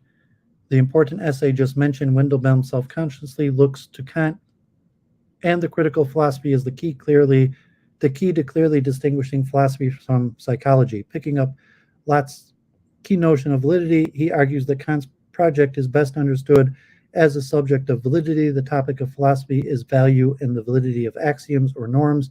The study of validity should be brought into all areas of culture. This broadening of the critical project was carried further in essay History in the Natural Sciences, 1894, which argued against the positivist theory of history, that history provides a distinct way of knowing, which he calls ideographic, distinct from the natural scientific nomothetic way of knowing. Windelbaum also was a prolific and original historian of philosophy, culminating 1891 with his History of Philosophy from Ancient to Modern Times. He articulated and defended a conception of doing history of philosophy that became standard for the Neo-Kantians of both schools. These pragmatic ideas, these programmatic ideas in the theory of knowledge and the philosophy of history were expanded systematically by Windelbaum's student, Heinrich Rickert, 1863 to 1936, after writing his dissertation, The Theory of Definition, under Windelbaum and Streisberg in 1888. Rickert moved to Friedberg in 1889. The philosophical school became known as the Southwest or Baden School because Friedberg and Heidelberg are both in Baden in southwest Germany. In 1892, he published The Object of Knowledge, which he expanded and modified in subsequent editions over the next 30 years. His most influential book, The Limits of Concept Formation in Natural Science, greatly expands and systematically develops his core ideas in Windelbaum's essay, History and Natural Science. Among the students of Rickert and Windelbaum, who aligned themselves with their philosophical point of view, the most influential and philosophically sophisticated is Emil Lask, 1875 to 1915. He wrote two dense works, The Logic of Philosophy and Doctrine of Categories, 1911, and The Doctrine of Judgment, 1912.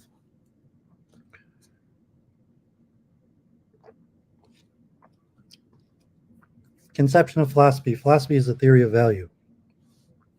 Kant posed a new conception of philosophy's task and mode of knowledge against the psychologism of his contemporaries. Windelbaum writes that his pragmatic essay, Critical or Genetic Method, on this Kantian view, Windelbaum asserts philosophy's subject matter is the validity of axioms. Philosophy must identify these axioms, put them into a system, and explain how these axioms govern the activities of knowing, acting, and judging.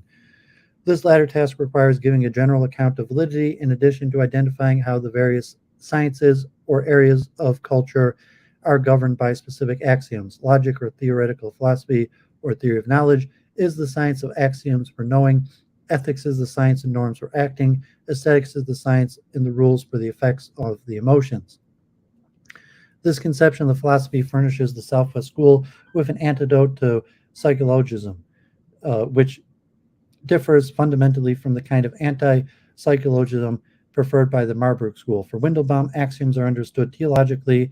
They are the rules that must be followed if certain ends are to be realized. For instance, logic gives those norms that must be followed if one wants to believe what is true. Axioms are norms, and their necessity is normative necessity.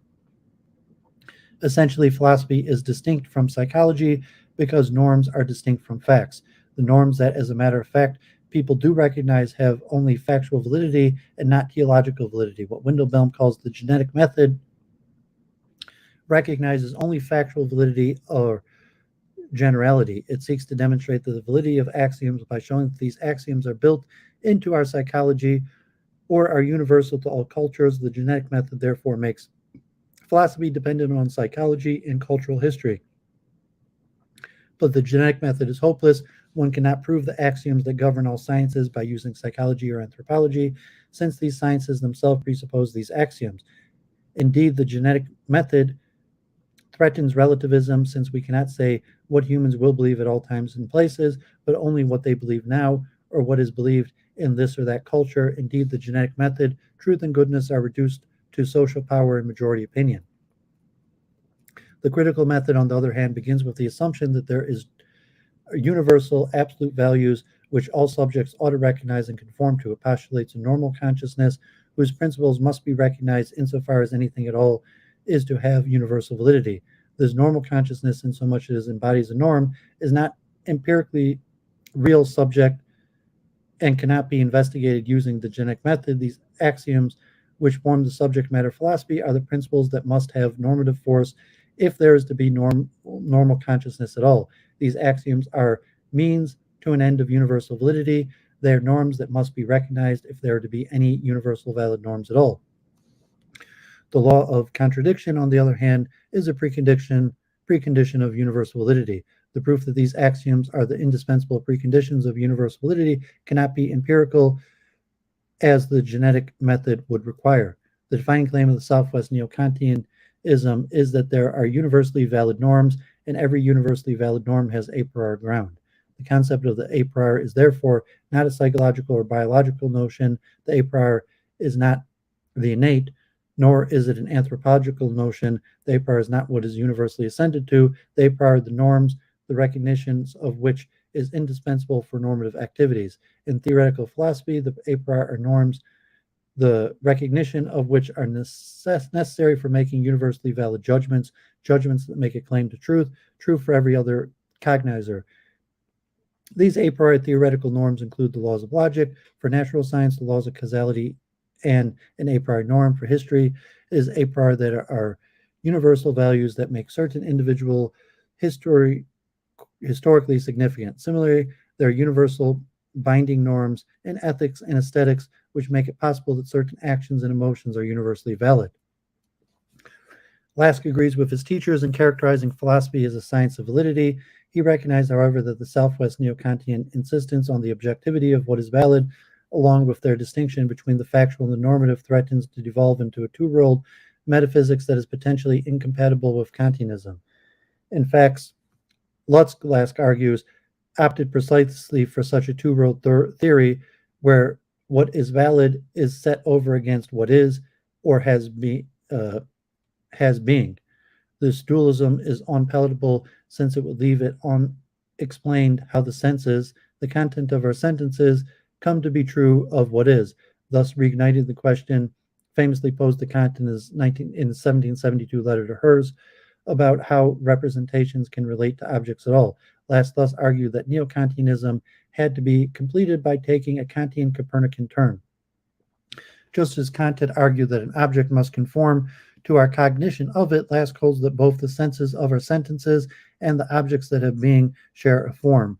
The form is a sense of theoretical validity, and the form of an object is objectivity. The Copernican view, then, is a theoretical validity just is objectivity. The two-world theory thus becomes a two-element theory. There is one realm, the realm of theoretical sense or being, within which we can determine a formal element and material element. The formal element is validity, which is the subject matter of philosophy, while the material element is sensibility. Validity, however, is not supersensible, such as the object of dogmatic theology or cosmology would be, but rather nonsensible, since it is an element of the sensible objects of our experiments. Last, it should be emphasized that for Windelbaum and the rest of the Southwest Neo-Kantians, the goal of the critical philosophy is to be an all-encompassing philosophy of culture. In particular, they wanted to expand Kant's critical project to those areas of culture that Kant's original draft of critical philosophy had neglected, the so-called principally history. Theory of knowledge. There are four fundamental features of the Southwest Neo-Kantians' theory of knowledge: a normative theory of objectivity and objecthood, the act-content-object distinction, the rejection of the copy theory of knowledge, and a theory of what is given in perceptual experiences. Objectivity and objecthood. The central question that Rickert poses in The Object of Knowledge, which is the most developed and thorough Southwest work on the theory of knowledge, is what is the object of knowledge? What is independent of the subject, or in virtue of what does cognizing achieve objectivity? In particular, Rickert is concerned with the transcendence of the object, that the object is an independent standard for knowledge, that it determines whether knowledge is true or objective. Rickert's answer to these questions is that the object is a transcendent ought and not fundamentally a transcendental being, or reality. This is a distinctive view. It is, of course, a platitude that objects are normative in the sense that our beliefs about an object ought to be true of it, but a common view is that normativity is derivative. Our beliefs about an object ought to be a certain way because an object itself is a certain way. On this common view, the object standing as a transcendental ought is grounded in transcendental being. Rickert rejects this view. He argues that only norms that can be derived from what is are conditional norms, to the effect that one ought to do such and such if one happens to will a certain thing, norms that are neither objective nor independent of the subject. Such a view either undermines the theory of knowledge as normative discipline and truth as a value, or undermines objectivity. Rickert therefore advocates upending this common view. He takes norms of cognition as a basic and irreducible, and argues that transcendent reality of objects is grounded in these irreducible cognitive norms. Lask follows his teacher in talking of the object as containing a value or being the standard for knowledge. Drawing on Rickert's idea, he argues that the objectivity of an object is just the same thing as validity of values, and that both objects and senses share this form. The transcendent being of an object is no more derivative from the normity of our claims about the object than the latter of the former. Second last argues that the object has a form and a matter, and that the form alone is what's valid. Thus, the object is not itself a transcendent ought, but only its form is. Art, content, and the object of thinking. Lotz has distinguished psychology from the theory of knowledge, what Lotz calls logic, by distinguishing the acts of thinking, which are events and constitute the subject matter of psychology, from the contents of thinking, which are valid and constitute the subject matter of logic. The objects of knowledge, Rickard argues that the content of judgment had to be split up in two parts: the unreal objective content and the subjective immanent sense of the judgment. This immanent sense is distinct from the act of judging, which is real and the subject matter of psychology. Rickard calls the immanent sense irreal. The immanent sense is the orienting of the subject towards the objective content. What Rickard means is that by this can be brought out by contrasting it with objective content, which Rickard takes to be a whole composed of connected representations. The difference is in the immanent sense of the sentence. The first sentence questions whether the content is true, the second affirms that the content is true, and the third denies that the content is true. Rickard's distinction between immanent senses and objective content fits more naturally than does the simple act content distinction with the Southwest conception of philosophy as well as the theory of values. And thus, with their conception of the theory of knowledge is concerned with the norm of truth. After all, if a theory of knowledge is concerned only with abstract objective contents, then it is not clear why it would be any more normative than natural science. A science that isolates the laws of abstract things would seem just as descriptive as a science that isolates the laws of concrete things, as Husserl argued forcefully in Logical Investigations. Norms seem more suited for acts, not objective content, but to swing in the opposite direction, take theory of knowledge to concern acts of cognition wouldn't help either, since the laws that govern the acts are just descriptive laws that predict what a psychophysical subject will think under certain circumstances. The theory of knowledge, however, can be normative if it concerns the elements intermediate between acts and objective contents. It gives the norms immanent stances taken towards objective contents. A different kind of refinement of the act-content-object distinction appears in Lask, 1912, The Doctrine of Judgment. Lask wants a theory of judgment that recognizes that the object is the standard of truth and that the truth does not depend on the act of judging, just as the anti-psychologism demands. Lask believes that the standard distinctions between act, content, and object do not fully recognize this. In particular, he rejects Rickard's view that in judging, a subject takes a stance with respect to the objective content. This is because Lask believes that the objective content is created by the act of judging, and so Rickard's view has the unpalpable consequence that our acts of judging are about something that is created by our acts of judgment, thus violating the idea that our judgments answer to something prior to the act of judging. On the other hand, he cannot say that in judging, we judge the object itself, since all judgments have a structure. One thing is predicated of another, and the object, he argues, is an unstructured whole whose articulation in parts is the work of mind. Lask therefore posits, in addition to the content and judgment in the object itself, a third thing which he calls the primary object. The primary object is a structured whole, which is structured as distinct from the object itself, but as is structured in a way that differs from the logical structures possessed by judgments, is distinct from the content of the judgment as well. Judging is then a decision about whether the predication of primary objects is valid, and the content in the thought that the primary object is valid. The judgment thus aims to successfully reproduce or rebuild in a structured form the original unstructured object, and truth as the adequate rebuilding of the object becomes a kind of correspondence. Rejection and copy theory of knowledge. Another idea present in Lotz is, though ultimately derived from Kant, is a rejection of the copy theory of knowledge. Since the Critique of Pure Reason, Windelbaum writes, the days are over once and for all when a mature philosophical consciousness might think of the world as given and mirrored in it, as it would seem to the naive consciousness. In everything we regard as given, our reason is already at work, and the justification of our knowledge of things rests only in our first creating them for ourselves. No knowledge, not even perceptual knowledge, is merely receptive or a mirror, but is the product that results from the application of prior forms of what is given. The explicit attack on the copy theory becomes more explicit in Windelbaum and Rickert's writing over time.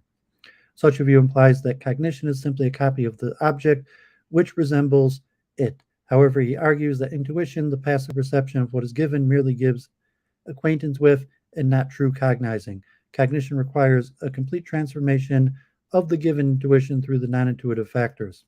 The given. Though the Southwest and Marburg schools agree in their rejection of copy theory, they take very different attitudes towards the distinction between intuitions and concepts and towards the given. For the Marburg school, there is nothing given. The Southwest school argues that only knowledge is not. The Southwest school argues only that knowledge is not a copy of the given, but requires a transformation of it. For the Marburg school, there's no distinction between intuitions and concepts. For the Southwest school, intuitions are irreducible to concepts. These 2 points are developed by Rickert. He holds that the content of sensory consciousness, which is given in perception, is a heterogeneous continuum and unsurveyable manifold. The multiplicity of content in perception can only be felt, since it would be infinite and so impossible to task to express this content in conceptual form. So cognition cannot be reproduction or mirror of what is given. The concept cannot be a reproduction or of the intuition. Rather, concepts are always general and overcome the multiplicity of the content of sensory consciousness by leaving out content that is present in intuition. This idea is further developed by Lask. He argues that the theoretical sense, the sense of this or that sentence, is composed of matter and form, and the form of the sense is validity, while the matter is the non-valid sensible or analogical content. The material matter, though it can be taken up into a concept as its matter, is not itself conceptual or reducible, transformable to what is conceptual. The sensible content, the content of sensory consciousness, is something irrational or foreign to meaning and can only be passively taken in, felt, or intuited. The sense of a sentence does not mirror or copy the sensory given. The sensory given is its matter. Last summarized the difference between the Marburg view and this conception as a distinction between panlogicism, the view that all content in conceptual content, the kind of the content that is the subject matter of logic, and the panarchy of logos, his view that all content, even sensory content, can be the matter of conceptual form without being reduced to it. Philosophy of the historical sciences. Windelbaum's most influential and widely read work, and indeed the most influential and widely read of all the Southwest Neo-Kantian writings, is essay History and Natural Science.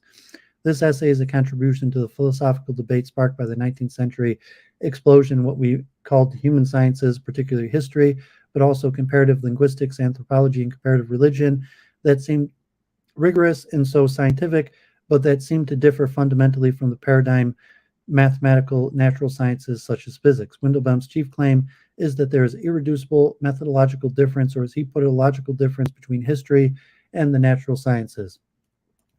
We have before us a purely methodological classification of the empirical sciences that is grounded upon sound logical conception.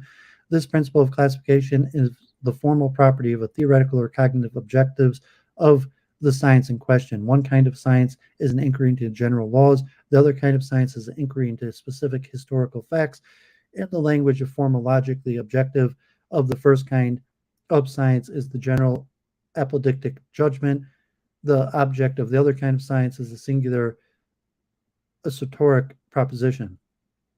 Those sciences, such as mathematical physics, whose goal is to produce general laws, are called nomothetic. Those sciences, such as history, whose goal is to know a unique singular individual, are called ideographic. The individual that is the subject of ideographic sciences need not be an individual human being. It could be a unique event or sequence of events, individual nation, language, religion, or culture, or a unique artifact of literature, art, or science. The important point is that the ideographic science has its own goal to understand an individual in all its uniqueness. Nomothetic sciences want to know laws. Ideographic sciences want to know unique processes. The nomothetic seeks the general and what happens invariably. The ideographic seeks the particular and what only happens once.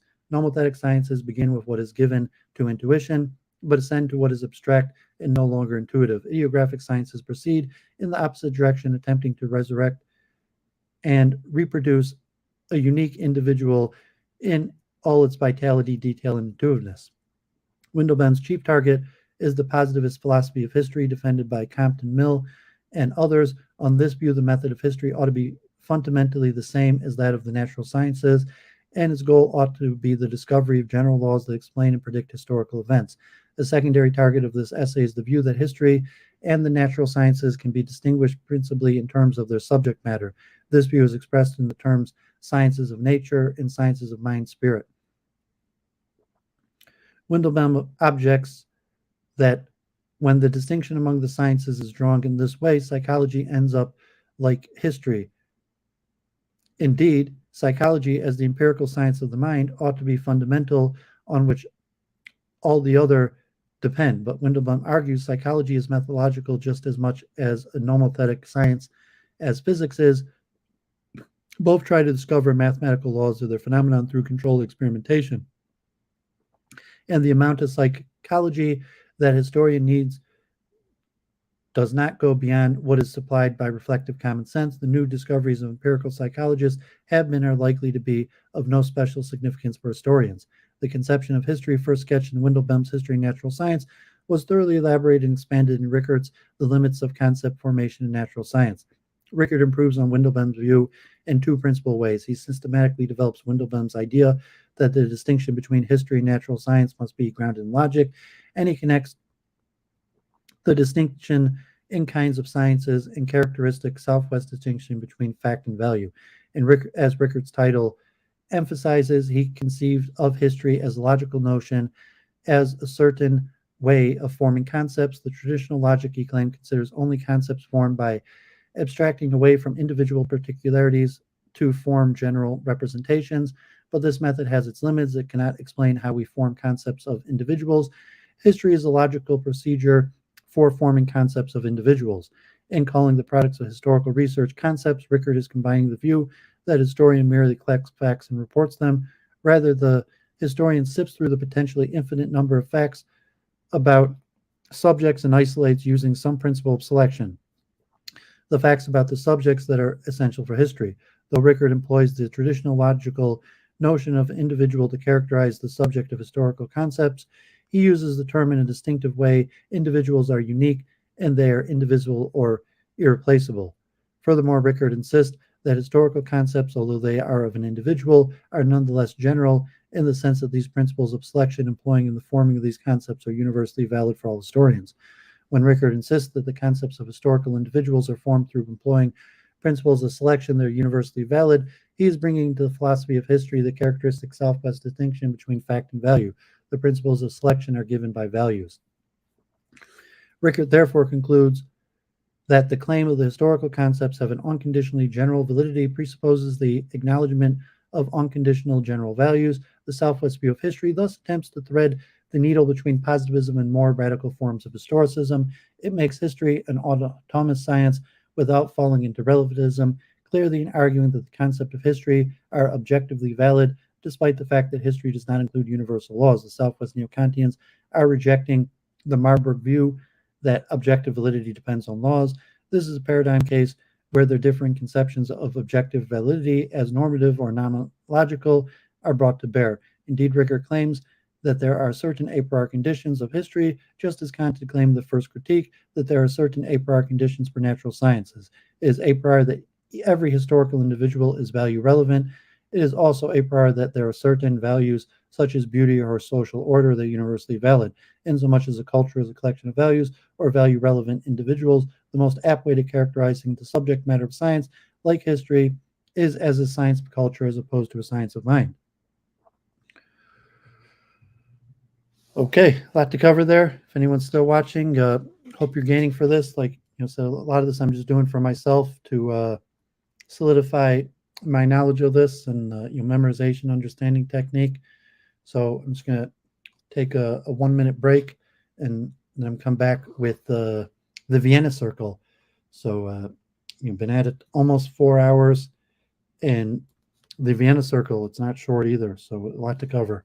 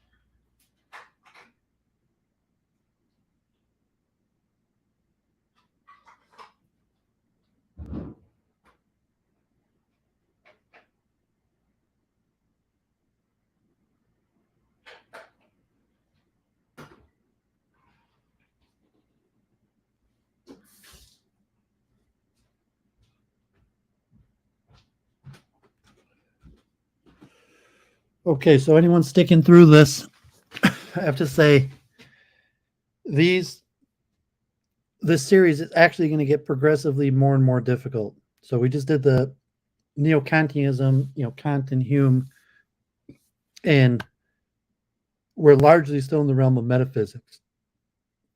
And with the Vienna Circle coming into the 20th century, it's actually going to get less metaphysical because the Vienna Circle starts to divorce metaphysics from science, and it gets much more technical in mathematics and logic, and the conception of model theory and the mathematical nature of science. So a little bit, I'm glad you're gaining from this. But the metaphysical precursors are definitely important, especially in terms of, so to say, the soft sciences, in terms of the social sciences, psychology, history, sociology, economics, that have a scientific nature to them, but are less mathematical, less verifiable, or have different methods. So the metaphysical conceptions are more important, and especially for psychology, when eventually I'm gonna flip this into the science of consciousness, and the metaphysical precursors for the science of consciousness are going to come back. So to some extent, from the Vienna Circle on, it's going to become much less metaphysical and more technical. And the Vienna Circle is extremely important. And I say that this is the flip into the modern era of science, leading into the Einstein quantum mechanics, and for there's a period of time from Newton through the second unification of the um, conservation of energy in the late 1800s to the delocalization of science with atomic theory and the Germanics, and so outside of the Royal Society, where you had to some extent science was a closed club of a small number of people within a handful of royal societies until the 20th century. And then after the 20th century, most of these original canonizations already exist. And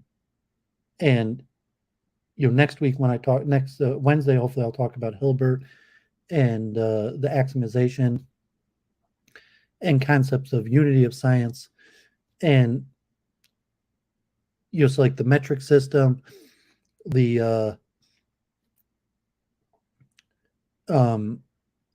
codification of logic, mathematics, calculus is mostly completed by the end of the 19th century.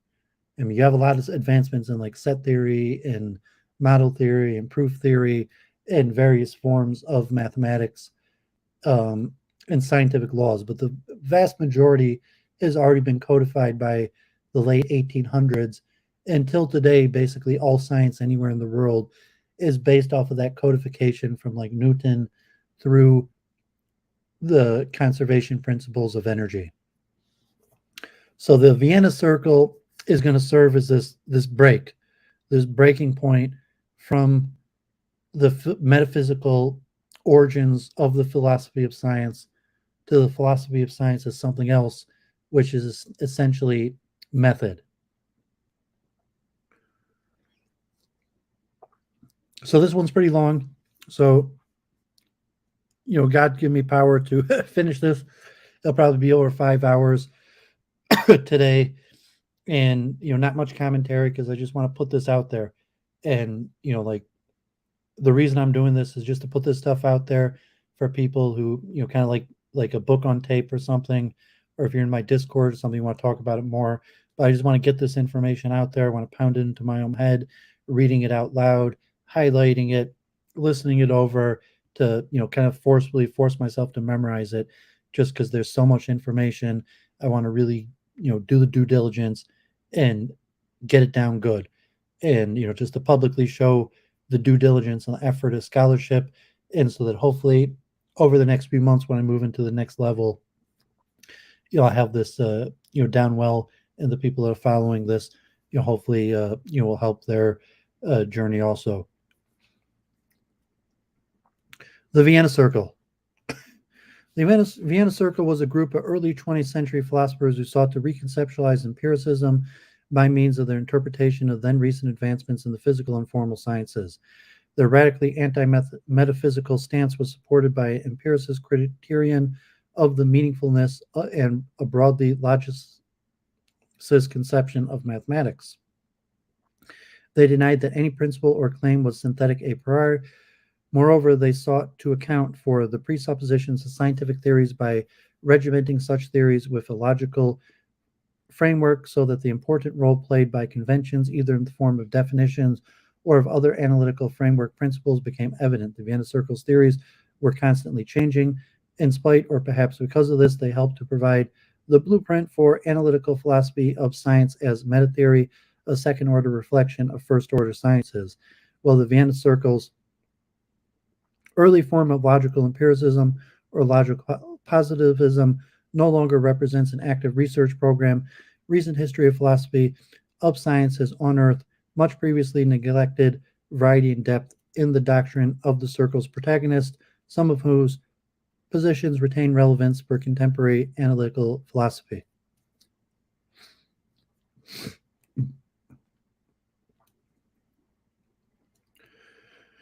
Well, as the nature of the philosophical movement and the leading doctrines to court controversy, the Vienna Circle and its philosophers did so more than most. To begin with, its members styled themselves as the conceptual revolutionaries who cleared the stables of academic philosophy by showing metaphysics not simply to be false, but to be cognitively empty and meaningless. In addition, they often associated their attempt to overcome metaphysics with their public engagement for scientific enlightenment reason in the ever-darkening political situation in the 1920s and 30s Central Europe. Small wonder that the Vienna Circle has sharply divided opinion from the start. There is very little beyond the basic facts of membership and its records of publications and conferences that can be asserted about it without courting some degree of controversy. Fortunately, more than 3 decades worth of recent scholarship in the history of philosophy of science now allows at least some dispute to be put into perspective. 2 facts must be clearly recognized if a proper evaluation of the Vienna Circle is to be attempted. The first is that despite its relatively short existence, even some of the most central theses of the Vienna Circle underwent radical changes. The second is that its members were by no means one of mind in all important matters. Occasionally, they espouse perspectives so radically at variance with each other that even their ostensive agreements cannot remain wholly unquestioned.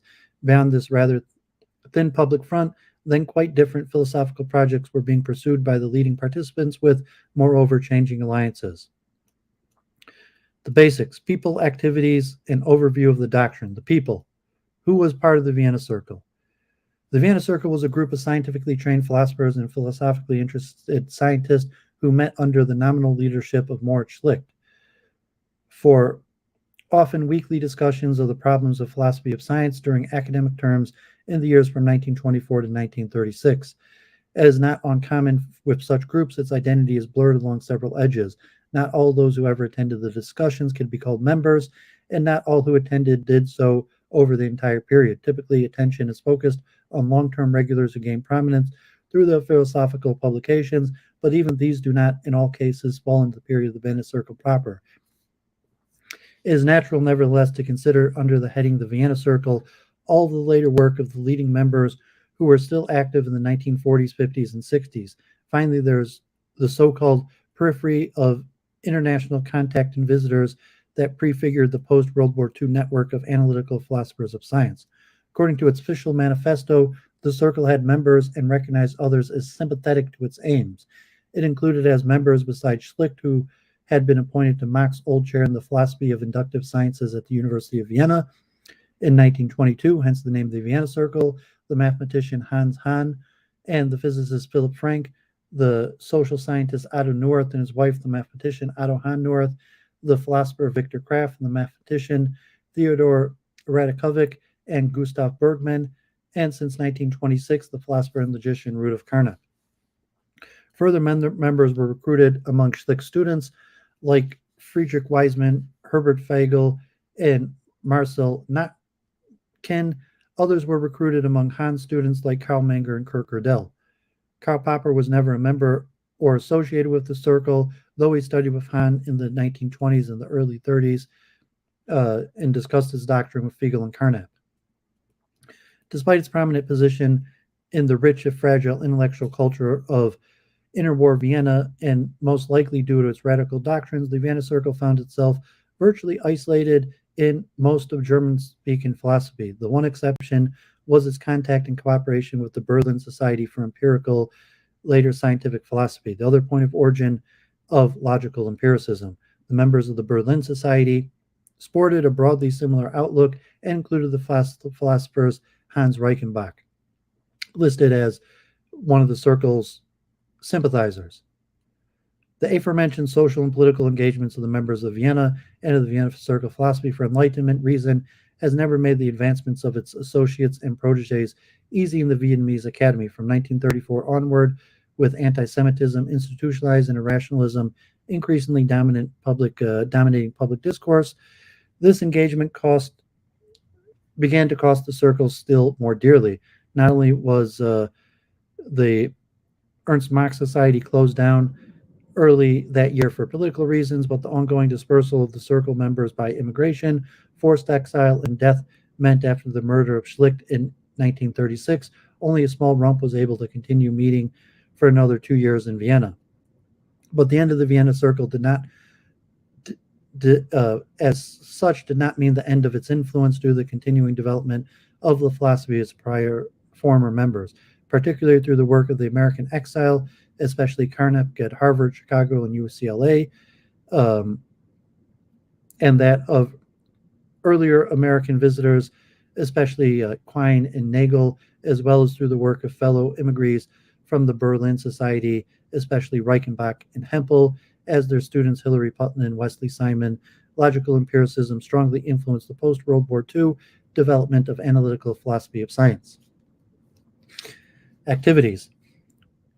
After its formative phase, which was confined to the Thursday evening discussions, the Circle went public in 1928 and 1929, when it seemed that the time had come for the emerging philosophy to play a distinctive role not only in the academic but also the public sphere. In November 1928, at its founding session, Schlicht accepted the presidency of the newly formed Ernst Mach Association. Hahn accepted one of its vice presidencies, and North and Carnap joined as secretaries. Originally proposed by the Austrian Free Thinkers Association, the Ernst Mach Association was dedicated to the dissemination of scientific ways of thought, and so provided a forum for popular lectures on the new scientific philosophy. In the following year, the Circle stepped out of under its own name, invented by Norath, with a manifesto and a special conference, the publication of the scientific world conception, the Vienna Circle, signed by Carnap, Hahn, and Norath, and dedicated to Schlicht, coincided with the first conference for the epistemology of the exact sciences in mid-September 1929, organized jointly with the Berlin Society as an adjunct to the Fifth Congress of German Physicists and Mathematicians in Prague. A distinct philosophical school appeared to be emerging, one that was dedicated to ending the previous disputes of philosophical schools by dismissing them controversially as, strictly speaking, meaningless. Throughout the early and mid-1930s, the Circle kept a high and increasingly international profile with its numerous publications and conferences. In addition, from 1928 until 1936, Schlicht and Frank served as editors of their book series, Writing on the Scientific World Conception, which published major works by leading members and early critics like Popper, while North edited from 1933 until 1939 the series Unified Science, which published more introductory essays by leading members and sympathizers. Conference-wise, the Circle organized again with the Berlin Society's second conference for the epistemology of exact sciences as an adjunct to the Sixth Congress of the German Physicists and Mathematicians in Königsberg in September 1930. And Kurt Gödel first announced his incompleteness result in the discussion.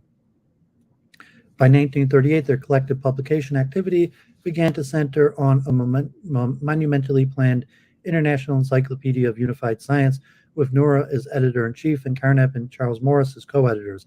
By the time of Nora's death in 1945, only 10 monographs had appeared, and the series was wound up in 1970, numbering 20 monographs under the title Foundations of Unity of Science, notably containing Thomas Kuhn's Structure of Scientific Revolutions among them. Individually, the members of the Vienna Circle published extensively before, during, and after the years of the circle around Schlick. Overview of doctrines. Despite the pluralism of the Vienna Circle's view, there did exist a minimal consensus which may be put as follows. A theory of scientific knowledge was propagated which sought to renew empiricism by freeing it from the impossible task of justifying the claims of the formal sciences. It will be noted that this updating did not leave empiricism unchanged. Following the logicism of Frege and Russell, the Circle considered logic and mathematics to be analytic in nature, extending Wittgenstein's insight about logical truths to mathematical ones as well. The Circle considered both to be tautological. Like true statements of logic, mathematical statements did not express factual truths devoid of empirical content.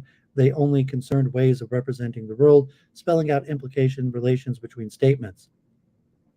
The knowledge claims of logic and mathematics gained their justification on purely formal grounds by proofs of their derivability, by stated rules from stated axioms and premises. Depending on the standings of these axioms and premises, justification was conditional or unconditional. Thus, defanged of appeals to rational intuitions, the contribution of pure reason to human knowledge in the form of logic and mathematics was thought easily integrated into the empiricist framework. Carnap sought to accommodate Gödel's incompleteness results by separating analyticity from effective provability and by postulating that arithmetic consisted of an infinite series of ever richer arithmetic languages. The synthetic statements of the empirical science, meanwhile, was held to be cognitively meaningful if and only if they were empirically testable in some sense. They derived their justification as knowledge claims from successful tests. Here the Circle appealed to a criterion of meaningful cognitive significance, the correct formulation of which was problematic and much debated. Roughly, if synthetic statements failed testability in principle, they were to be considered cognitively meaningless and to give rise only to pseudo-problems. No third category of significance beside the a priori, analytical, and a posteriori synthetical statements was admitted. In particular, Kant's synthetic a priori was banned as having been refuted by the progress in science itself. The theory of relativity showed what had been held to be an example of synthetic a priori, namely Euclidean geometry, to be false as the geometry of physical space. Thus, the Circle rejected the knowledge claims of metaphysics as being neither analytical a priori nor empirical and synthetic. On related but different grounds, they also rejected the knowledge claims of normative ethics, whereas conditional norms could be grounded in means-ends relations. Unconditional norms remained unprovable in empirical terms and so depended crucially on the disputed substantive a priori intuitions. Given their empiricism, all the members of the Vienna Circle also called into question the principled separation of the natural and human sciences. They were happy enough to admit to differences in their object domains, but denied the categorical differences in both their overarching methodologies and ultimate goals in inquiry, which the historical tradition in the still only emerging social sciences and the idealist tradition in philosophy insisted on. The Circle's own methodological monist position was sometimes represented under the heading of unified science. Precisely how such a unification of the science was to be effected or understood remained a matter for further discussion.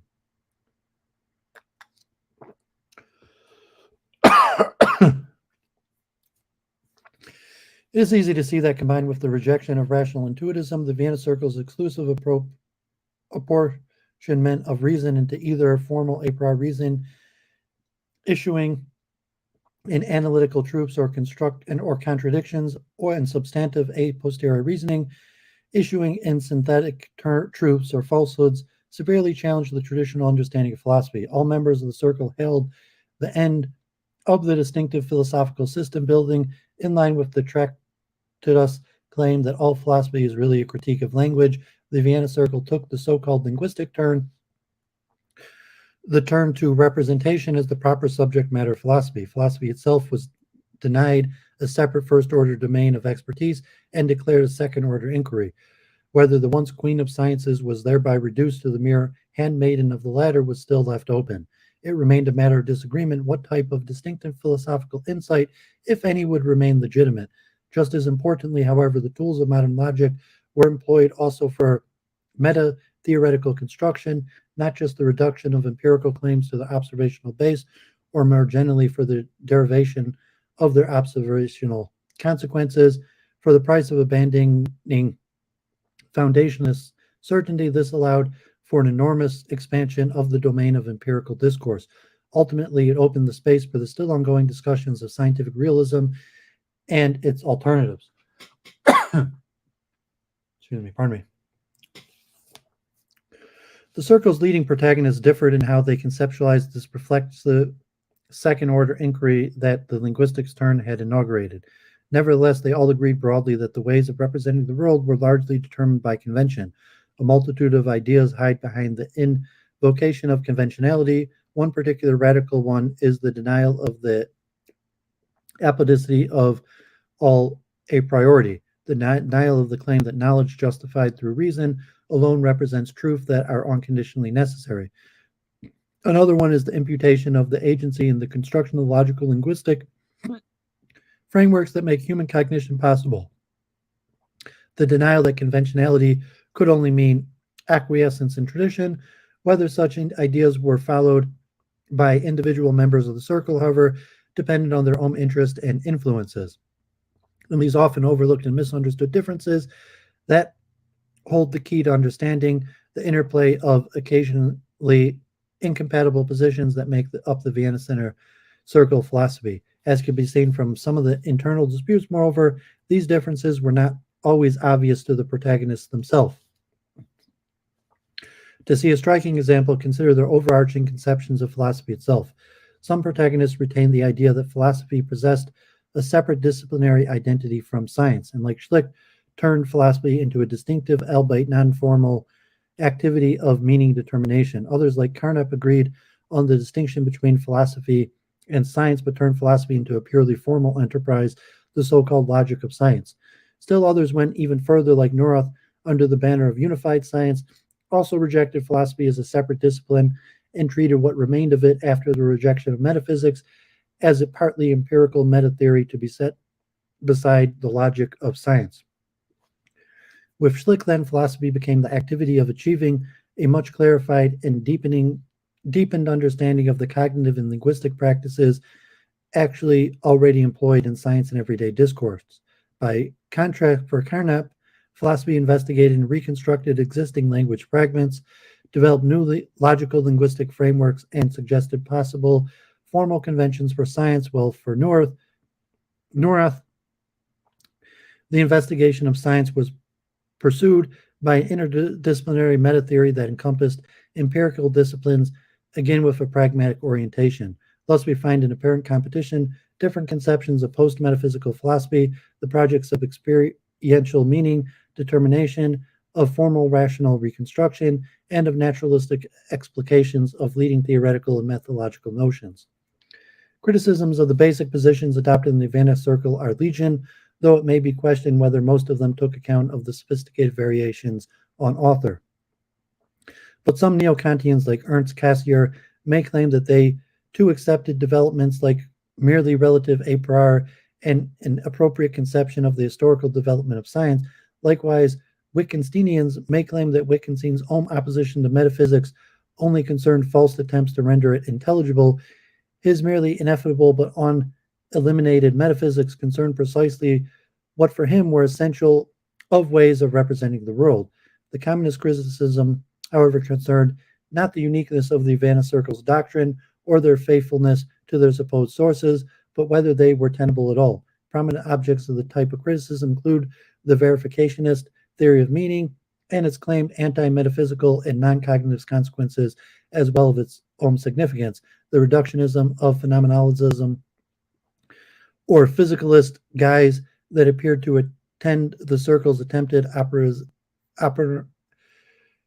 of logical atomism, and Russell and Wittgenstein, and the circle's alleged scientism in theory and their formalist and ahistorical conception of scientific cognition in particular. These criticisms are discussed in some detail below in order to assess why which of the assorted doctrines remain of what importance.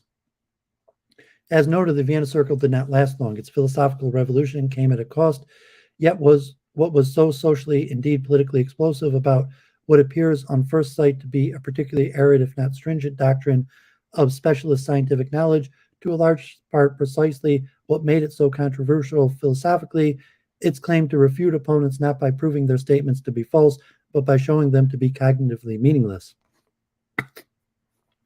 Whatever the niceties of their philosophical arguments here, the social political impact of the Vienna Circle's philosophies of science was obvious and profound. All of them opposed the increasingly groundswell of radically mistaken, indeed irrational, ways of thinking about thought and its place in the world.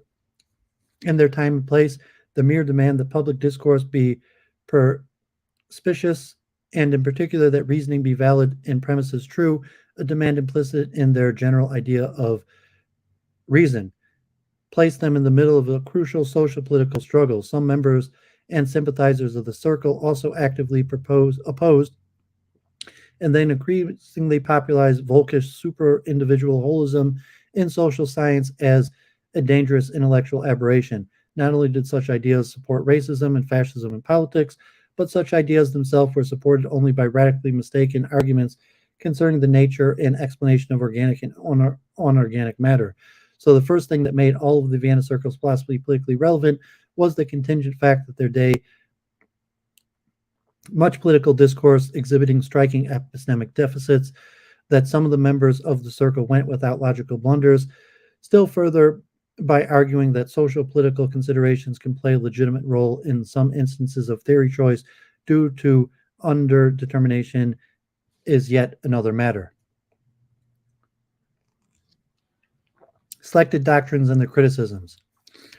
Here the emphasis must lie on the main protagonists Schlicht, Carnap, and Neurath.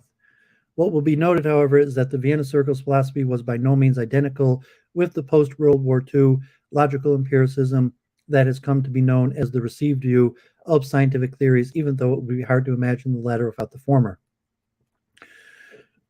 To deepen the somewhat cursory overview of the Vienna Circle's philosophy given above, we now turn to the discussion of the following issues. First, the viability of the conceptions of the empirical significance employed by the Vienna Circle in its classical period. Second, its uses of the analytic synthetic distinction. Third, its supposed reductionist designs and foundationalist ambitions for philosophy. Fourth, its stances in the debate about realism or anti-realism with regard to the theoretical terms in science. Fifth, Carnap's later ideas in response to some of the problems encountered. Sixth, the issue of status of the meaning criterion itself, variably referred to as the criterion of significance or criterion of empirical significance, and to the point of the critique of metaphysics. Seventh, the Vienna Circle's attitude towards history and of their own place in the history of philosophy. These topics have been chosen for the light of their investigation throws on the Circle's own agendas and the reception of its doctrines among philosophers at large, as well as for the relative ease with which their discussions allows its development and legacy to be charted. There can be little doubt about the enormous impact of the members of the Vienna Circle had on the development of the 20th century philosophy. What is less clear is whether any of its distinctive doctrines are left standing once the dust of their discussion has settled, or whether those of its teachings that were deemed defensible merged seamlessly into the broad church of the analytical philosophy. It must be noted then that the topics chosen for this article do not exhaust the issues concerning which the members of the Vienna Circle made significant contribution. Important topics like that of the theory of practice of unified science, of the nature of the empirical basis of science, the so-called protocol sentence debate, and of the general structure of theories of individual sciences can only be touched on selectively. Likewise, while the general topics of ethical non-cognitivism receives only passing mentions, the Circle's varied approaches to value theory cannot be discussed here. Other matters like the contributions made by the Vienna Circle members to the development of probability theory and inductive logic, the philosophy of logic and mathematics, apart from the guiding ideas of Carnap, and to the philosophy of individual empirical science cannot be discussed at all. Verificationism and the critique of metaphysics.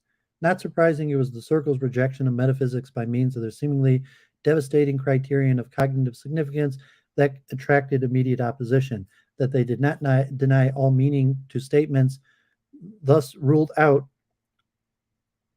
of court, was freely admitted from early on, but this expressive surplus was considered secondary to the so-called cognitive meaning and discountable in science. Notwithstanding the metaphysician's thunder, however, the most telling criticism of the criterion came from the Circle or broadly sympathetic philosophers. When it was protested that failure to meet an empiricist criterion of significance did not make philosophical statements meaningless, members of the Circle simply asked for an account of what this non-empirical, presumably non-emotive meaning consisted in, and typically received no convincing answer. The weakness of their position was rather that their own criterion of empirical significance seemed to resist an acceptable formal characterization. To start with, it must be noted that long before the verification principle proper entered into the Circle's discourse in the late 1920s, the thought expressed by Mach's dictum that where neither confirmation nor refutation is possible, science is not concerned, was accepted as a basic precept of critical reflection about science. Responsiveness to evidence for him and against a claim was the hallmark of scientific discourse. Beyond this, still in the 1920s, Schlicht convicted metaphysics for falsely trying to express as logically structured cognition what is but the inexpressible qualitative context of experience. Already then, however, Carnap edged towards a formal criterion by requiring empirical significant statements to be such that experimental support for them or for their negation is at least conceivable. Meaningfulness meant that the possession of factual content which could not, on pain of rendering many scientific hypotheses meaningless, be reduced to actual testability. Instead, the empirical significance of a statement had to be conceived as a possession of the potential to receive direct or indirect experiential support via deductive or inductive reasoning.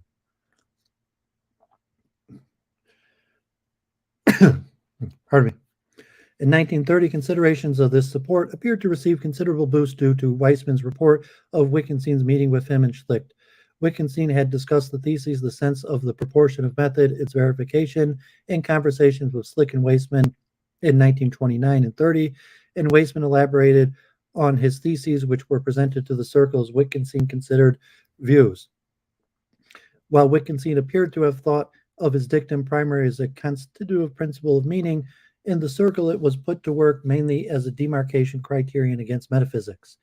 By 1931, what Carnap later called the liberalization of empiricism was underway, and different camps became discernible within the Circles. It was over this issue, so-called the left wing with Carnap, Hahn, and Frank, and Neuwirth first distinguished itself from the more conservative wing around Schlicht. In the first place, this liberalization meant the accommodation of universally quantified statements and returned, as it were, the silent aspect of Carnap's 1928 conception. Everybody noted that Wittgenstein's criterion rendered universally quantified statements meaningless. Schlicht, 1931, thus followed Wittgenstein's own suggestion to treat hypotheses instead of as representing rules for the formation of verifiable singular statements. By contrast, Hahn pointed out that hypotheses should be counted as properly meaningful, as well as their criterion be weakened to allow for less than conclusive verifiability. But other elements played into the liberalization as well. One that began to do so soon was the recognition of the problem of the irreducibility of disposition terms to observational terms. The third element was the disagreement arose as to whether the in-principle verifiability of support turned on what is merely logically possible or on what was nomologically possible as a matter of physical law. A fourth element, finally, was the differences emerged as to whether the criterion of significance was to apply to all languages or whether it was applied to primarily to be constructed formal languages. Schlicht retained the focus on logical possibility in natural languages, but Carnap had firmly settled his focus on nomological possibility and constructed languages by the mid-30s. Concerned with natural languages, Schlicht deemed all statements meaningful for which it was logically possible to conceive of a procedure of verification. Concerned with constructed languages only, Carnap deemed meaningful only statement for whom it was nomologically possible to conceive of a procedure of confirmation and disconfirmation. Many of these issues were openly discussed at the Paris Congress in 1935. Already in 1932, Carnap had sought to sharpen his previous criterion by stipulating that those statements were meaningful that were syntactically well-formed and whose non-logical terms were reducible to terms occurring in the basic observational evidence statements of science. While Carnap focuses on the reduction of descriptive terms, allows for the conclusive verification of some statements, it must be noted that his criterion also allowed universally quantified statements to be meaningful in general, provided they were syntactically and terminologically correct. It was not until one of his Paris addresses, however, that Carnap officially declared the criterion of cognitive significance to be more confirmability. Carnap's new criterion required neither verification nor falsification, but only partial testability, so as now to include not only universal statements, but also the disposition statements of science. These dispositional terms were thought to be linked into observation statements by a variety of reduction postulates or longer reduction chains, all of which provided only partial definitions. Despite their name, they provided no limited reductions. Though plausible initially, the device of introducing non-observational terms in this way gave rise to a number of difficulties, which impunged the supposedly clear distinctions between logical and empirical matters and analytical and synthetic statements. Independently, Carnap himself soon gave up the hope that all theoretical terms of science could be related to an observational base by such reduction chains. This admission raised a serious problem for the foundations of the criterion of cognitive significance. How was one to rule out unwanted metaphysical claims when admitting as significant, highly abstract scientific claims? Consider that Carnap admitted as legitimate theoretical terms that are implicitly defined in calculus that are only partially interpreted by correspondence rules between some select calculus terms and expressions belonging to observational language via non-eliminative reductions. The problem was that mere confirmability was simply too weak a criterion to rule out some putative metaphysical claims. Moreover, this problem rose for both the statement approach to the criterion and for long-term based approach. For the former approach, the problem was the empirical legitimacy of statements obtained via indirect testing also transferred to any expression that could be true functionally conjoined to them, for instance, by the rule of or introduction. Statements thus became empirically significant, however vacuous they had been on their own. For the term-based approach, the problem was that given the non-eliminability of dispositional and theoretical terms, empirical significance was no longer ascribable to individual expressions in isolation, but became a holistic affair with little guarantee in turn for the empiricist legitimacy of all the terms now involved. For most critics, even within the ranks of logical empiricists, the problem of ruling out metaphysical statements while retaining the terms of high theory remained unsolved. By the 1950s, in response to the troubles of Ayer's two attempts to account for the indirect testing of theoretical statements via their consequences, Hempel conceded that it was useless to continue to search for adequate criterion of testability in terms of deductive relations to observational sentences. The following year, Hempel also abandoned the idea of using as criterion empirical significance Carnap's method of translatability into antecedently determined empirical language consisting only of observational non-logical vocabulary, precisely because it was suitably liberalized to allow abstract scientific theories with merely partial interpretations. An anti-metaphysical edge was blunted. It allowed for combination with some set of metaphysical propositions, even if the latter had no empirical interpretation at all. Hempel drew the holistic conclusion that the units of empirical significance were entire theories, and that the measure of empirical significance itself was a multi-criterial and moreover allowed for degrees of significance. To allow this, to many, this accounted to the demise of the Circle's anti-metaphysical campaign. By contrast, Fegel's reaction in 1956 was to reduce the ambition of the criterion of significance to the mere provision of necessary conditions. Yet, whatever the problems that may or may not beset them, it would seem that far more general philosophical considerations contributed to the disappearance of the problem of the criterion of cognitive significance from the most philosophical discussions since the early 1960s. These include the increased opposition to distinctions between analytical and synthetic statements and observational and theoretical terms, as well as general sense of dissatisfaction with Carnap's approach to philosophy, which began to seem both too formalist in execution and too deflationary in ambition. The entire philosophical program, of which the search for a precise criterion of empirical significance was a part, had begun to fall out of favor, and with the technical discussions about the criterion's latest versions. The widely perceived collapse of the classical Viennese project defined in an empiricist meaning criterion, a demarcation criterion against metaphysics. We reserve judgment about Carnap's last two proposals here can be interpreted in a variety of ways. It strongly suggests that cognitive significance cannot be reduced to what is directly observable, whether that be interpreted in phenomenalistic or intersubjective physical terms. In that important but somewhat subsidiary sense, the collapse spelled the failure of many of the reductionist projects typically ascribed to Viennese neo-positivism. Beyond that, what actually had failed was the attempt to characterize for natural languages the class of cognitively significant propositions by recursive definitions in purely logical terms, either by relation of deducibility or translatability. What failed, in other words, was the attempt to apply a general conception of philosophical analysis as purely formal, pursued also in other areas, to the problem characterizing meaningfulness. The general conception can be considered formalist in several senses. It was formalist first in demanding the analysis of the meaning of concepts and propositions in terms of logically necessary and sufficient conditions. It was precise and brooked no exception, and it was formalist second in demanding that such analysis be given solely in terms of the logical relations of these concepts and propositions to other concepts and propositions. It used the tools of formal logic.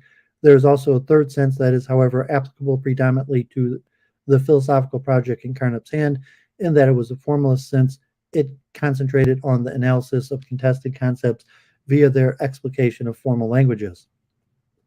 Schlick's attempts to exhibit natural language meaning abjured efforts to characterize it in explicit formal terms, even though he accepted the demand for necessary and sufficient conditions of significance. In the end, moreover, Schlick turned away from his colleagues' search for a criterion of empirical significance. An entirely different moral was drawn by Reichenbach, 1938, and thinkers indebted to his probabilistic conception of meaning and his probabilistic version of verificationism, which escaped the criticism surveyed above by vagaries of its own. Such theorists perceived the failure of the formalist model to accommodate the empirical significance of theoretical terms to stem from so-called deductive chauvinism in place of the exclusive reliance on the hypothetical deductive method. These theorists employed non-demonstrative analogies and causal inductive reasoning to ground theoretical statements empirically. Like Salmon, these theorists adopted a form of non-linguistic empiricism, which they sharply differentiate from the empiricism of the Vienna Circle.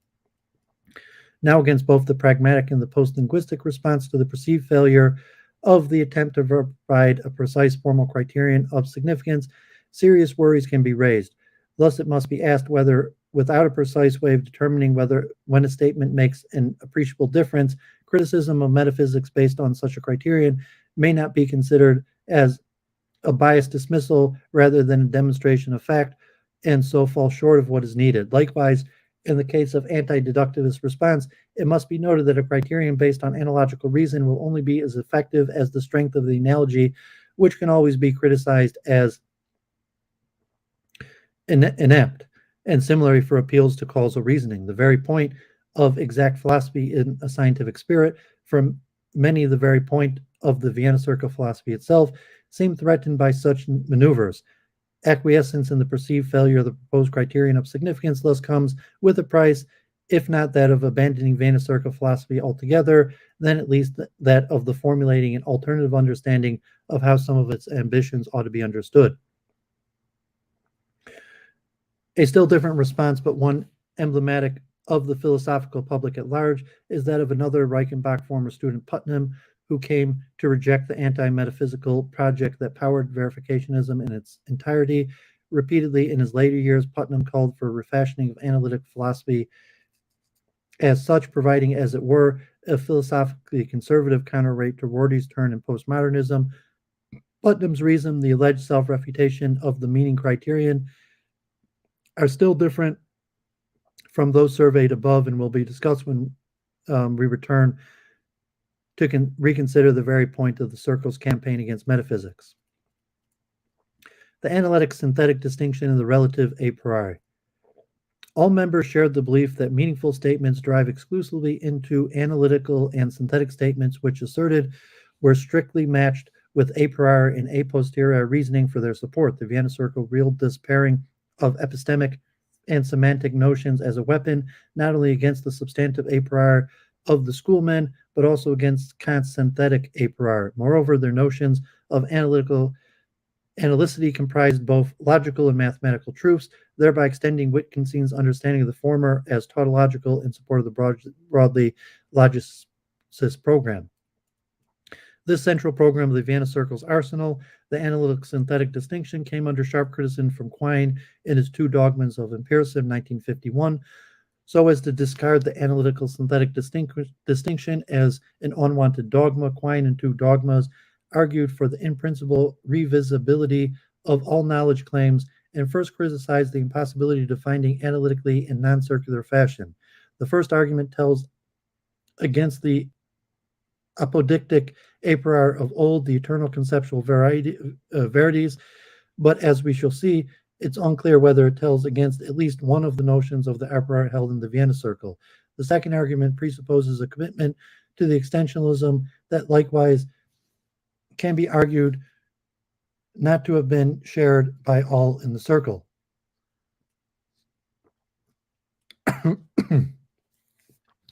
The central role of the Vienna Circle side in the discussion falls to Carnap in the reorientation of philosophy he sought to effect in Logical Syntax, 1934. Carnap built on an idea behind Reichenbach's early attempt, 1920, to comprehend the general theory of relativity by means of the notion of merely constitutive a priori.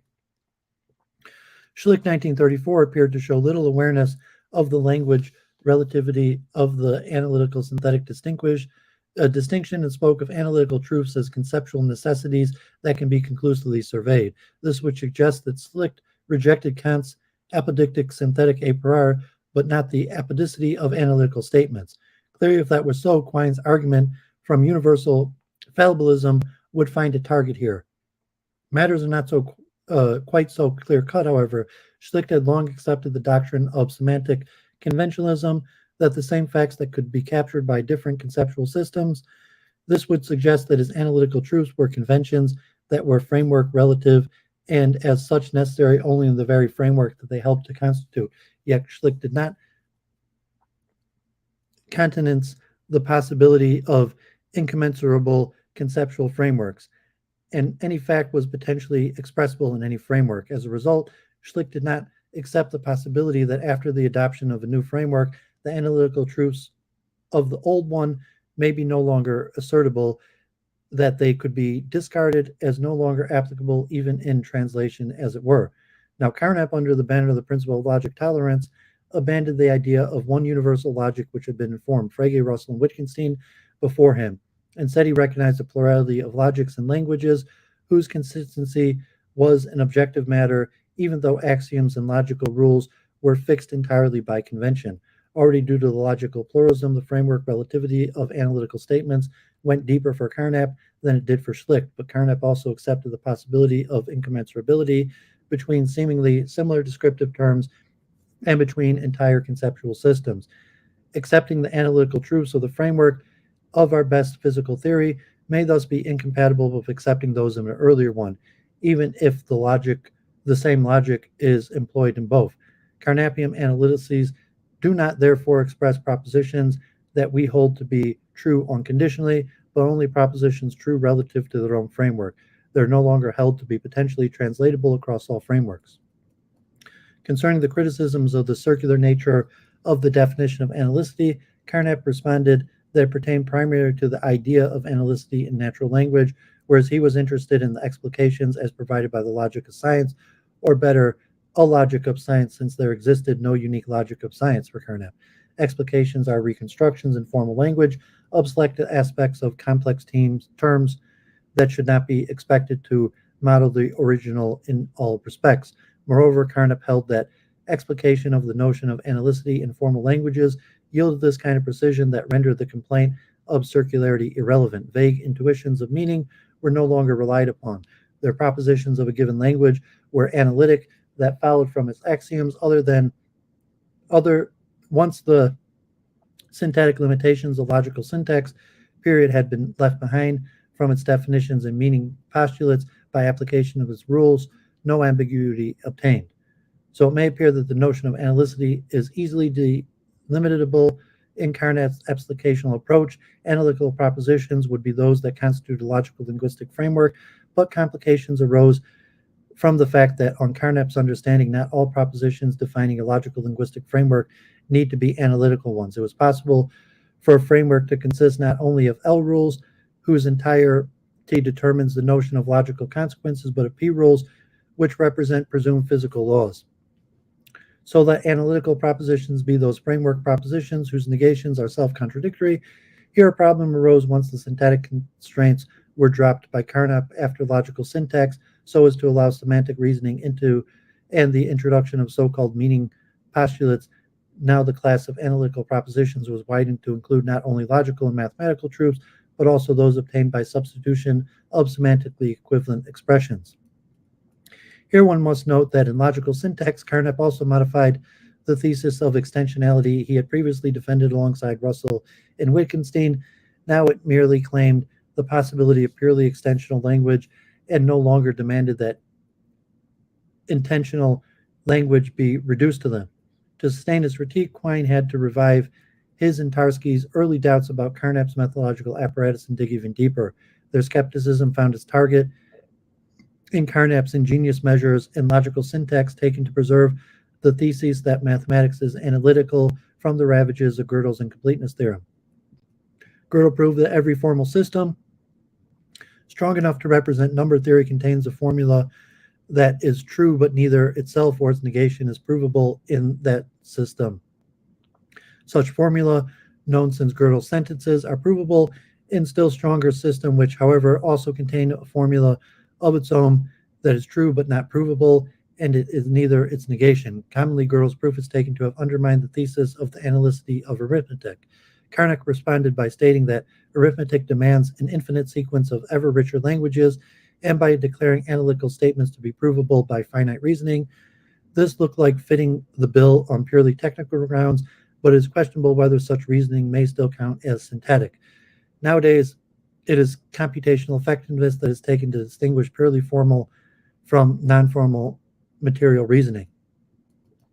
Tarski questioned whether there was objective reasons for the sharp distinction between logical and non-logical terms, and he pointed out that Carnap's distinction between the logical and empirical was not as hard and fast one, since nothing that the distinction between logical and non-logical was not a sharp one, and arguing that no principal distinction could be upheld between them are two quite different reactions. However, Tarski's point on its own does not fully support the Quinean critique. Quine's conclusion that the notion of logical truth itself is uniform rather reflects the moral that he drew from Tarski's observation. It appears that what motivated him after a nominalistic interlude in the 1940s to develop his naturalistic alternative to Carnap's conception of philosophy was his considered rejection of Carnap's accommodation of the thesis that arithmetic is analytical to Gödel's result. Quine's direct arguments against the distinction between logical and empirical truth, 1963, have been found to beg the question against Carnap and his way of conceiving of philosophy. This way of responding to Quine's objection requires us to specify still more precisely just what Carnap thought he was doing when he employed the distinction between analytical and synthetic propositions. To be sure, in 1955, he gave broadly behavioral criteria for when meaning ascriptions could be deemed acceptable in linguistic practice, but he also noted that this was not a general requirement for the acceptability of explicatory discourse. To repeat explications did not seek to model natural language concepts in their tension-filled vividness, but to make proposals for future use and to extract and systematize certain aspects for constructive purposes. Thus, Carnap clarified that he regarded the distinction between the analytic and synthetic statements just like the distinction between the descriptive and factual prescriptive or evaluative statements, not as descriptive or natural language practices, but as a constructive tool for logical linguistics analysis and the theory construction. It is difficult to overstress the significance of the stance of Carnap's for the evaluation of his version of the philosophical project of the Vienna Circle. Carnap's understanding of philosophy has thus been aptly described as the science of possibilities. As Carnap understood the analytical-synthetic distinction, it was a distinction drawn by a logician to enable greater theoretical systematicity in the reconstructive understanding of a given symbol system, typically a fragment of a historically developed one. The fully determinative objective criteria of what to regard as logical and what is non-logical term cannot be assumed to be pre-given, does not in the end in and of itself invalidate the use of that distinction by Carnap. On the contrary, it has been convincingly argued by Carnap himself, did not hold the notion of what is factual and what is formal expression or statement that was independent of the specification of language in question. The ultimate ungroundedness of his basic semantic explicatory categories, this suggests instead was the fact that his own theories fully recognized and consciously exploited, somewhat analogously that we cannot define science independently of the practice of scientists of our culture, was admitted by Neurath, Carnap, and Hempel, much to the exasperation of Zissel and Schlicht. It remained open for Carnap then to declare his notion of analyticity to be only operationally defined for constructed languages and to let that notion be judged entirely in terms of its utility for meta-theoretical reflection. Just on that account, however, a last hurdle remains, finding a suitable criterion of significance for theoretical terms that allows the distinction between analytical and synthetic statements to be drawn in the non-observational theoretical languages of science.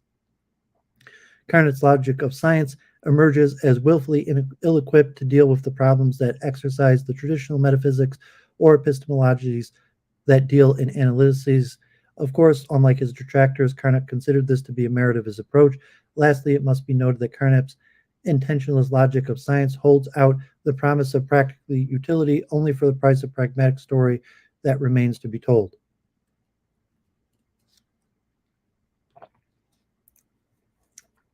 Reductionism and foundationalism, two criticisms partially rebutted.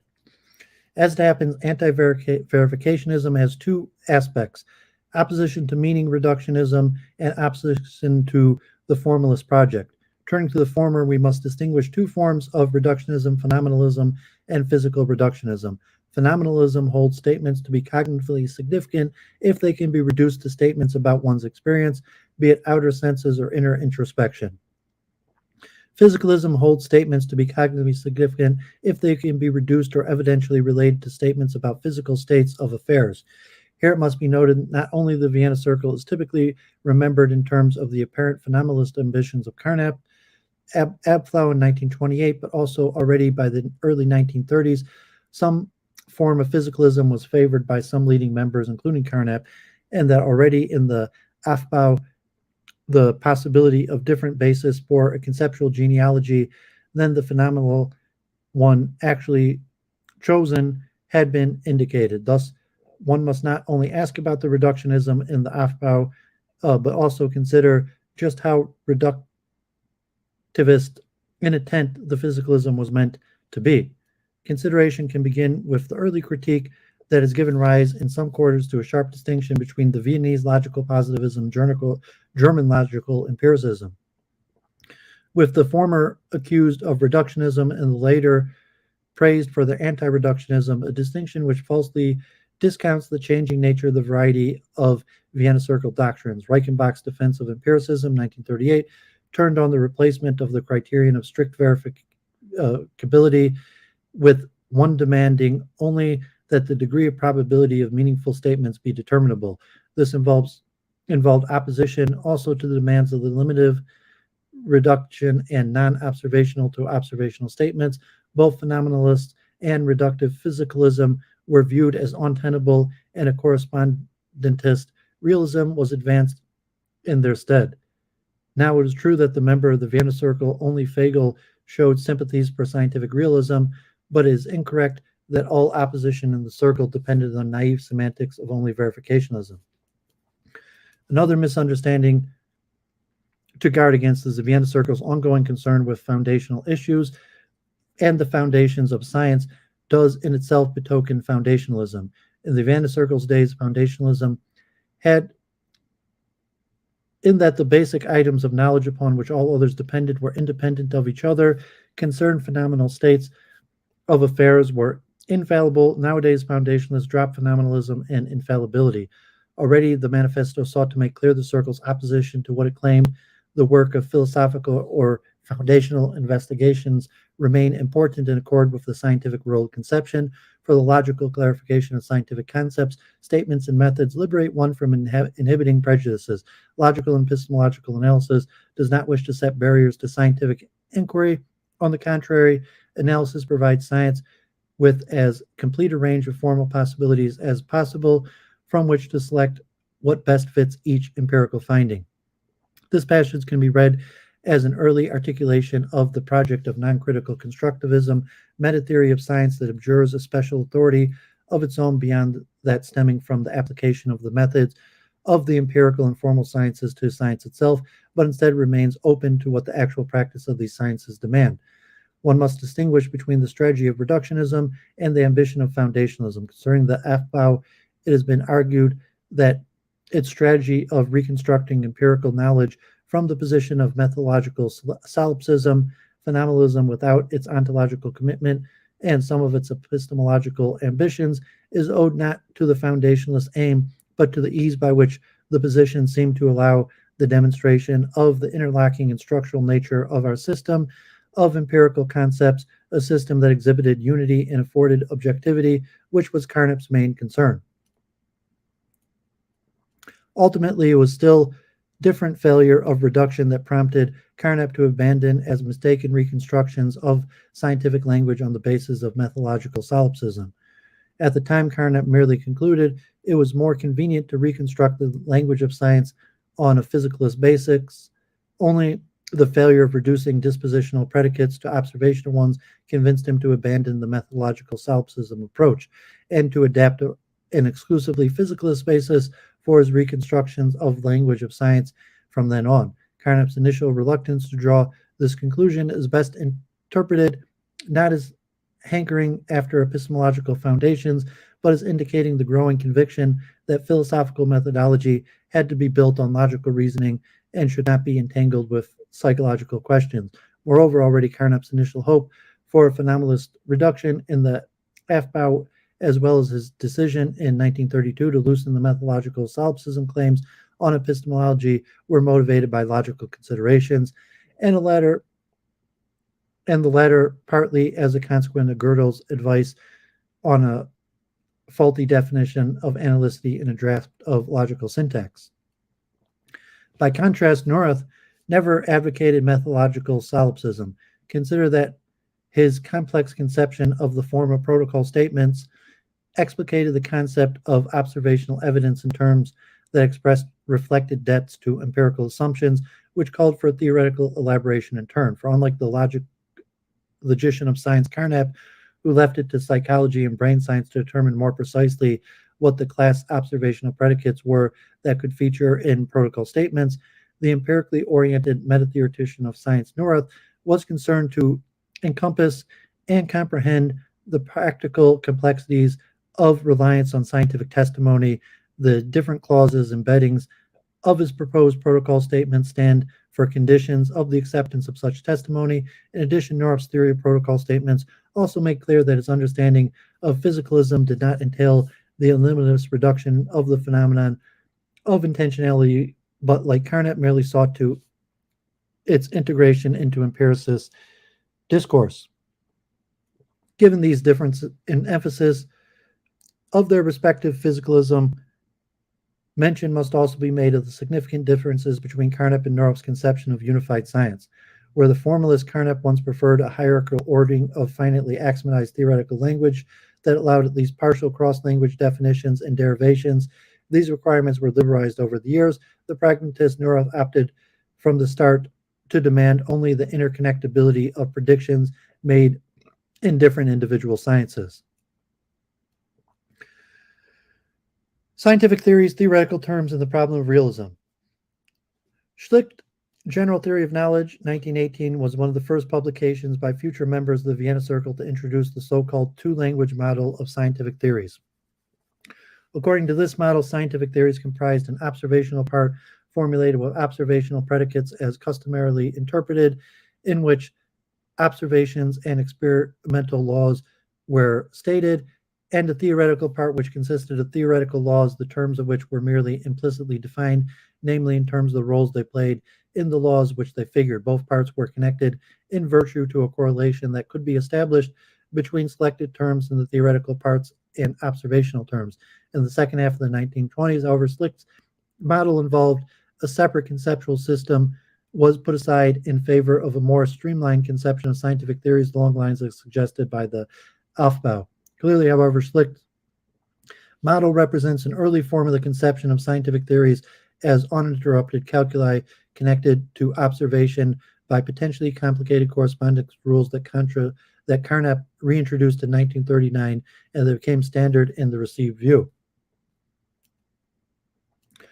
All in the Vienna Circle followed Carnap's judgments and pseudo-problems of philosophy, 1928, and Schlick's contention in his response to Planck's renewal of the anti-Machian polemics, 1932, that question like that of the reality of the external world were not well-formed ones, but only constituted pseudo-questions.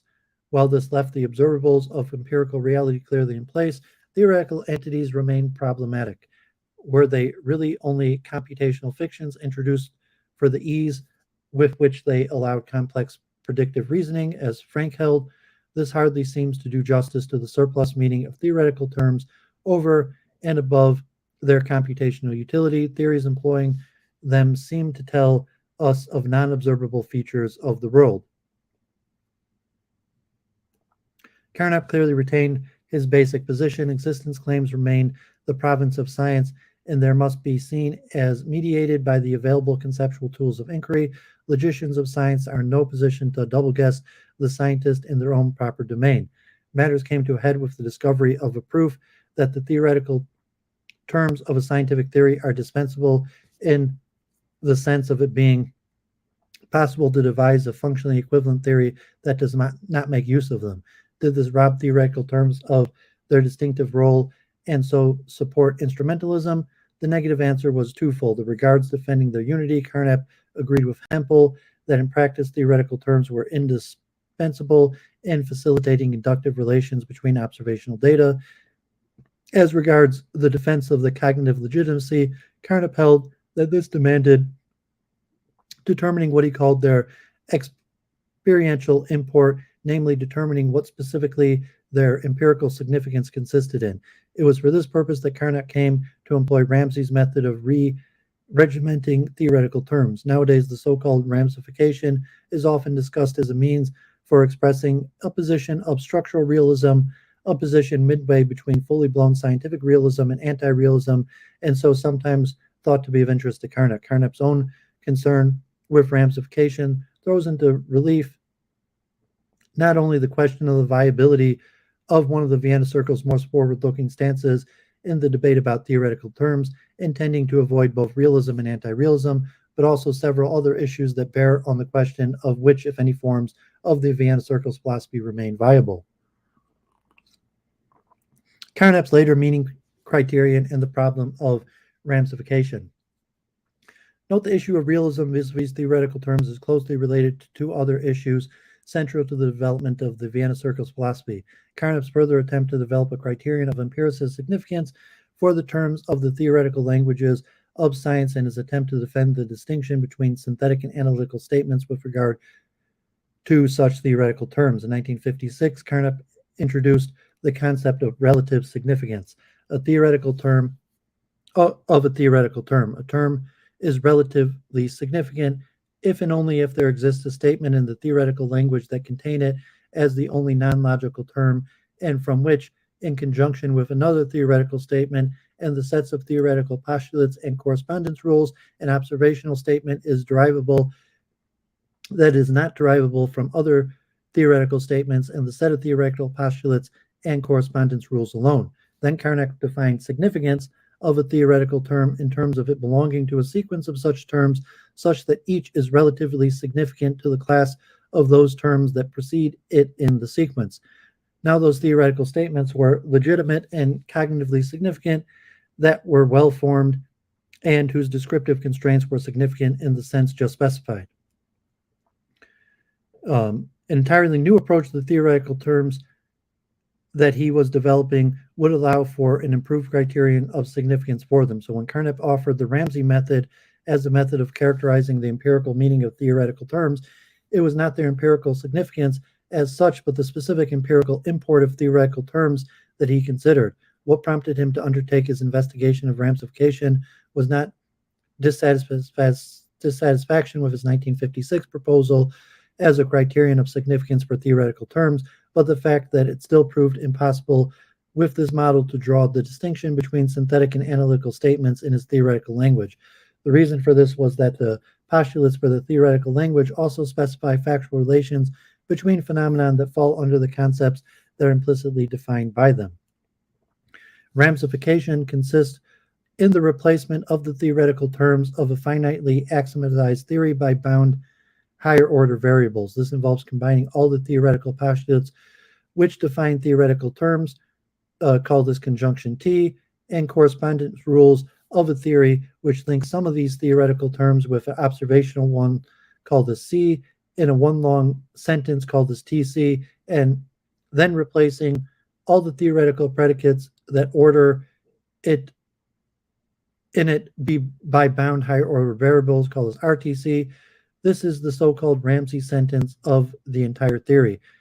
It is no theoretical terms appear, but it possesses the same explanatory and predictive power as the original theory. It is the same observational consequences. However, Carnap stressed that the Ramsey sentence cannot be said to be expressed in a simple but only an extended observational language for due to embracing virtually the whole of mathematics.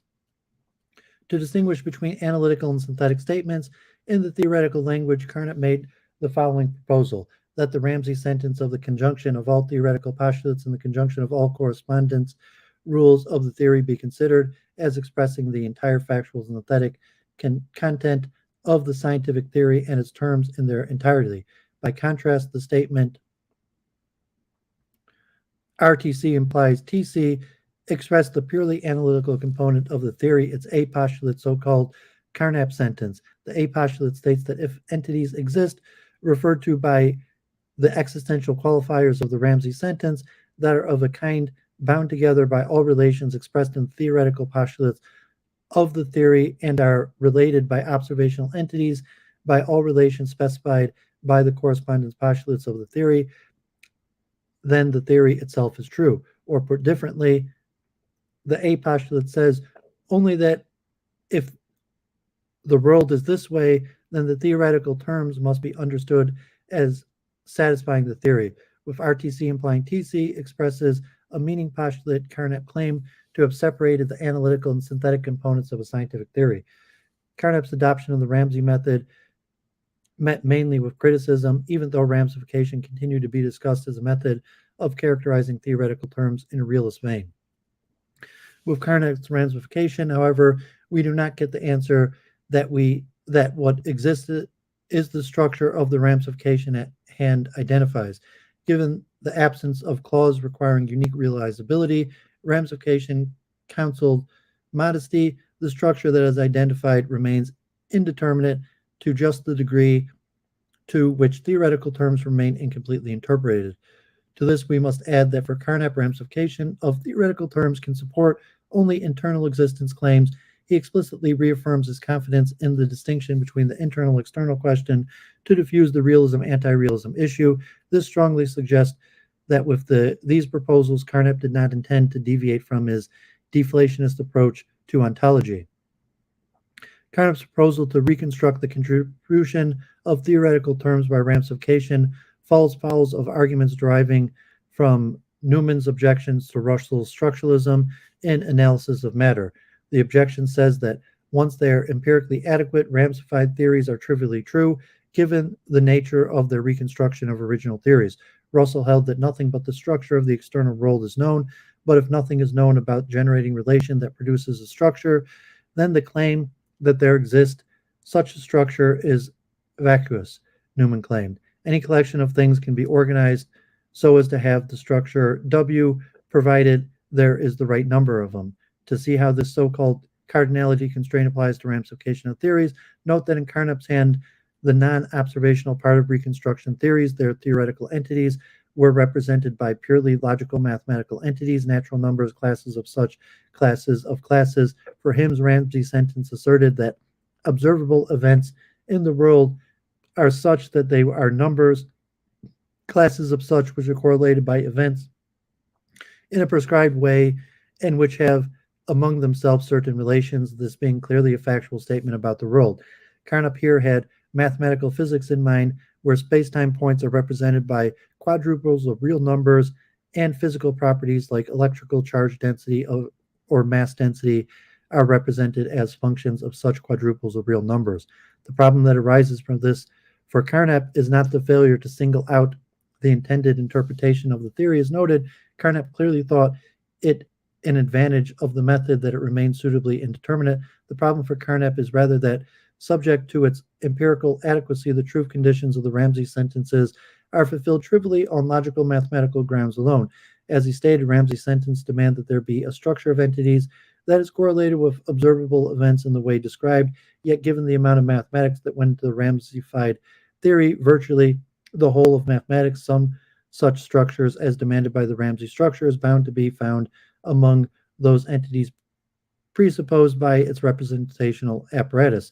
Thus, any theory is trivially true for purely formal reasons as long as it is empirically adequate, therefore is held against Carnap's proposal to use Ramsey's sentence as reconstructions of the synthetic content of the theoretical part of empirical scientific theories.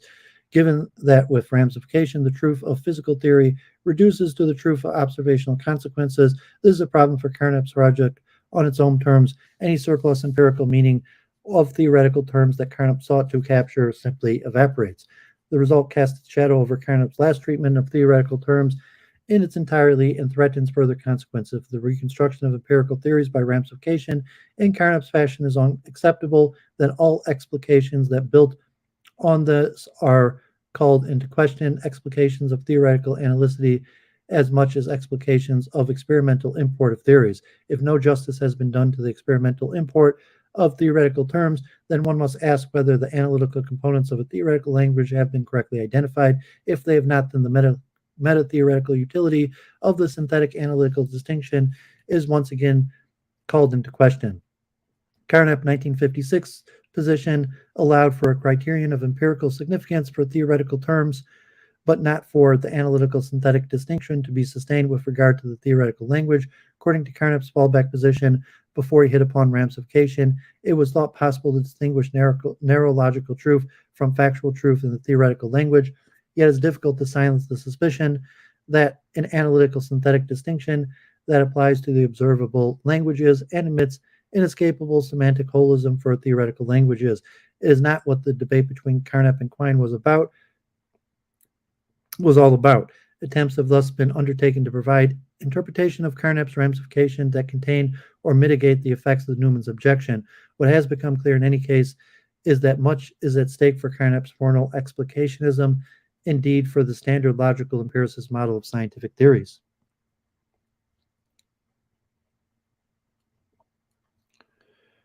Chicago, thanks for tuning in.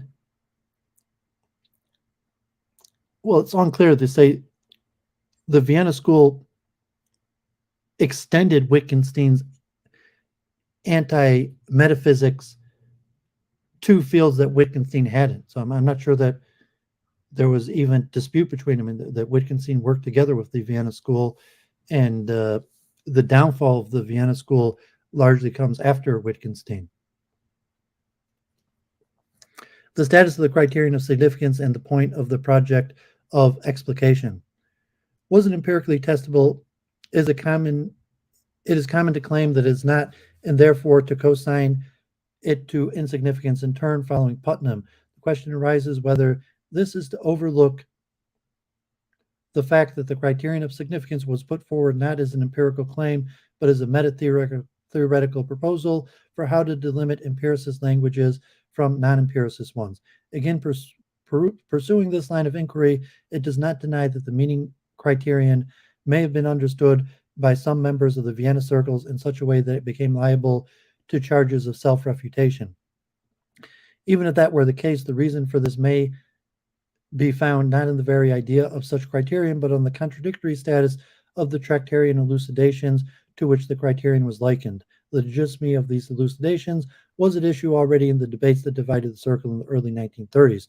What will be considered here is primarily the views of Carnap, who from 1932 onward put his philosophical theses in the form of proposals for alternative language forms, but how this pragmatist alternative fares will also be considered. Finally, we will consider where this leaves neo-positivism, anti-metaphysics.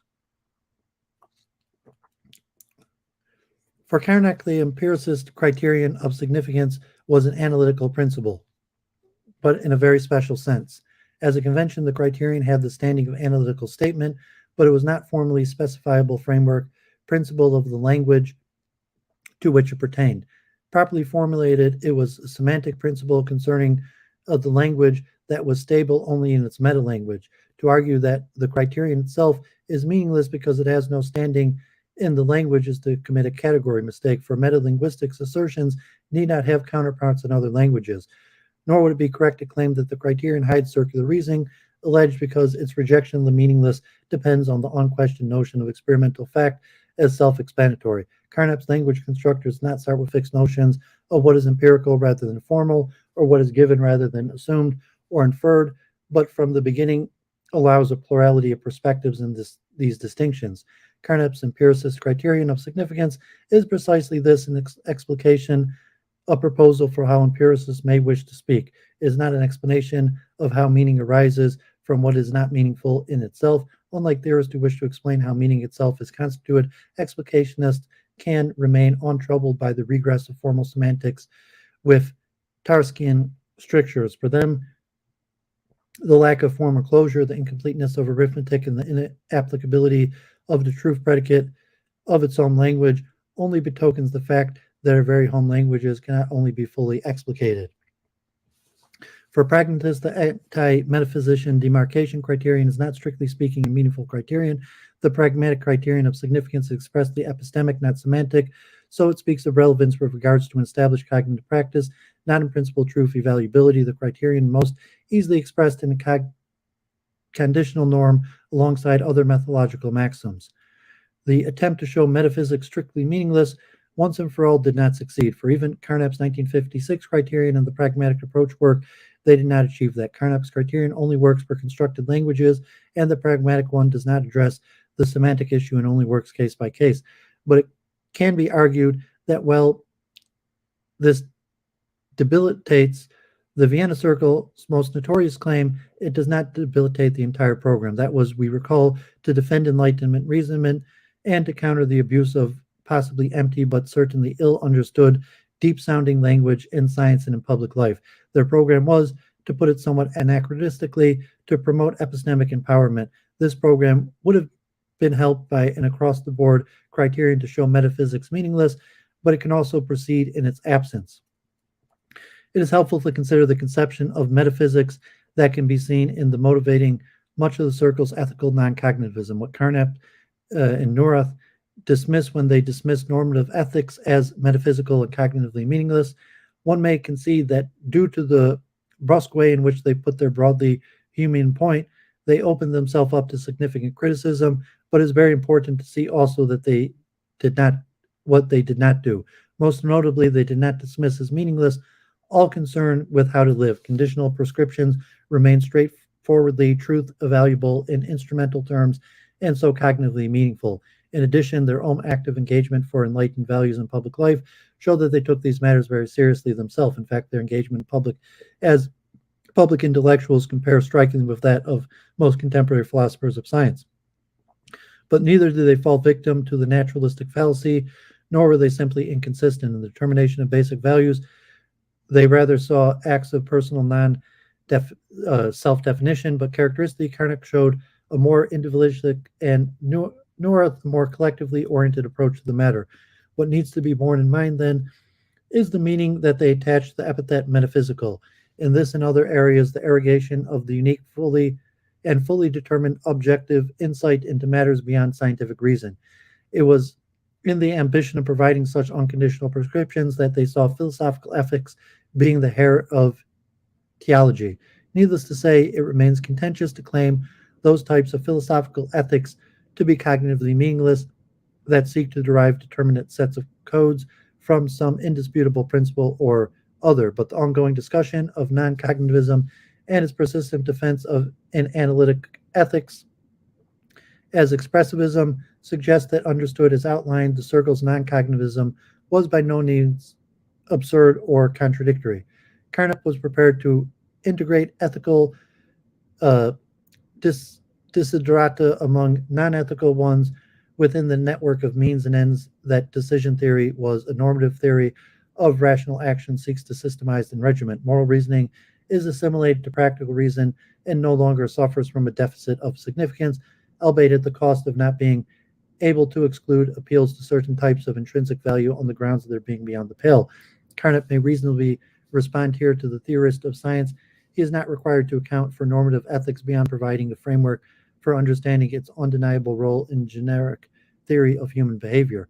They opposed all claims to have a categorically deeper insight into reality than either empirical or formal sciences, such that philosophy would stand in judgment of these sciences as to their reality content, and mere science would stand in need of philosophical interpretation. Concerned with practical problems, they likewise oppose philosophical claims to stand above the constatations of mere mortals. Empirically, such deflationism need not remain general and vague, but can give precise content. It has been argued that Carnap was correct to understand Tarski's theory of truth not as traditional correspondence theory, such that truth consisted in some kind of agreement of statements or judgments and facts, or the world where the latter make true the former. And Carnap's unchanged opposition to the classical correspondence theory of truth in turn lies not only the continuity between his own systematic and semantic places, but also the key to his and the entire Vienna Circle's understanding of the anti-metaphysical campaign. This suggests that a hardcore of the Viennese anti-metaphysics survives the criticism and subsequent qualifications of earlier claims made for their criterion of empirical significance, yet retains sufficient philosophical teeth to remain a contemporary interest. The metaphysics which the left wing attacked, besides everyday supernaturalism and the super-scientific essentialism of old, was the correspondence conception of truth and associated realism conception of knowledge. These notions were deemed attackable directly on epistemological grounds without any diversion through the theory of meaning. How could such correspondence or likeness ever be established? As North liked to put it, we cannot step outside our thinking to see whether a correspondence obtains between what we think and how the world is. Importantly, the left wing's deflationary anti-metaphysics was accompanied by a distinctively constructivist attitude. Here one must hasten to add, of course, that what was constructed were not the objects of first-order discourse, but concepts, be they concepts associated with technical terms for observables, theoretical terms, or terms needed for reflection about the cognitive enterprise of science. A meta-theorist of science, they developed explications. Different types of explications were envisaged, ranging from the analytical definitions giving necessary and sufficient conditions in formal languages all the way to pragmatic exemplar-based criterion delimitations of central application of contested concepts or practices. Two branches of the circle's constructivist tendencies, which Carnap's rational reconstructionism and formalist explications, and North and Frank's empirically informed and practice-oriented reconceptualizations. The difference between these two approaches can be understood as a division of labor between the tasks of exploring logical linguistic possibilities of conceptual reconstructions and considering the efficacy of particular scientific practices. In principle, the constructivist tendency of the Vienna Circle philosophy was able to embrace both. Considering that the Vienna Circle as a whole, in light of the reading and its anti-metaphysical philosophy, we find the most striking division within it, yet unlike Carnap and the left wing, Schlicht had little problem with correspondence theory of truth once it was cleansed of psychologistic and intuitive accretions and centered on the idea of unique coordination of statement and fact.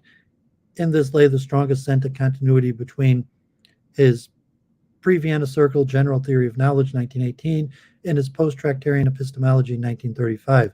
Allowing for some simplification, it must be noted that Schlicht's attack on metaphysics, which gradually weakened anyway, presupposed a non-constructivist reading of the criterion of significance. Whether his conception can escape the charge of self-refutation must be left open here.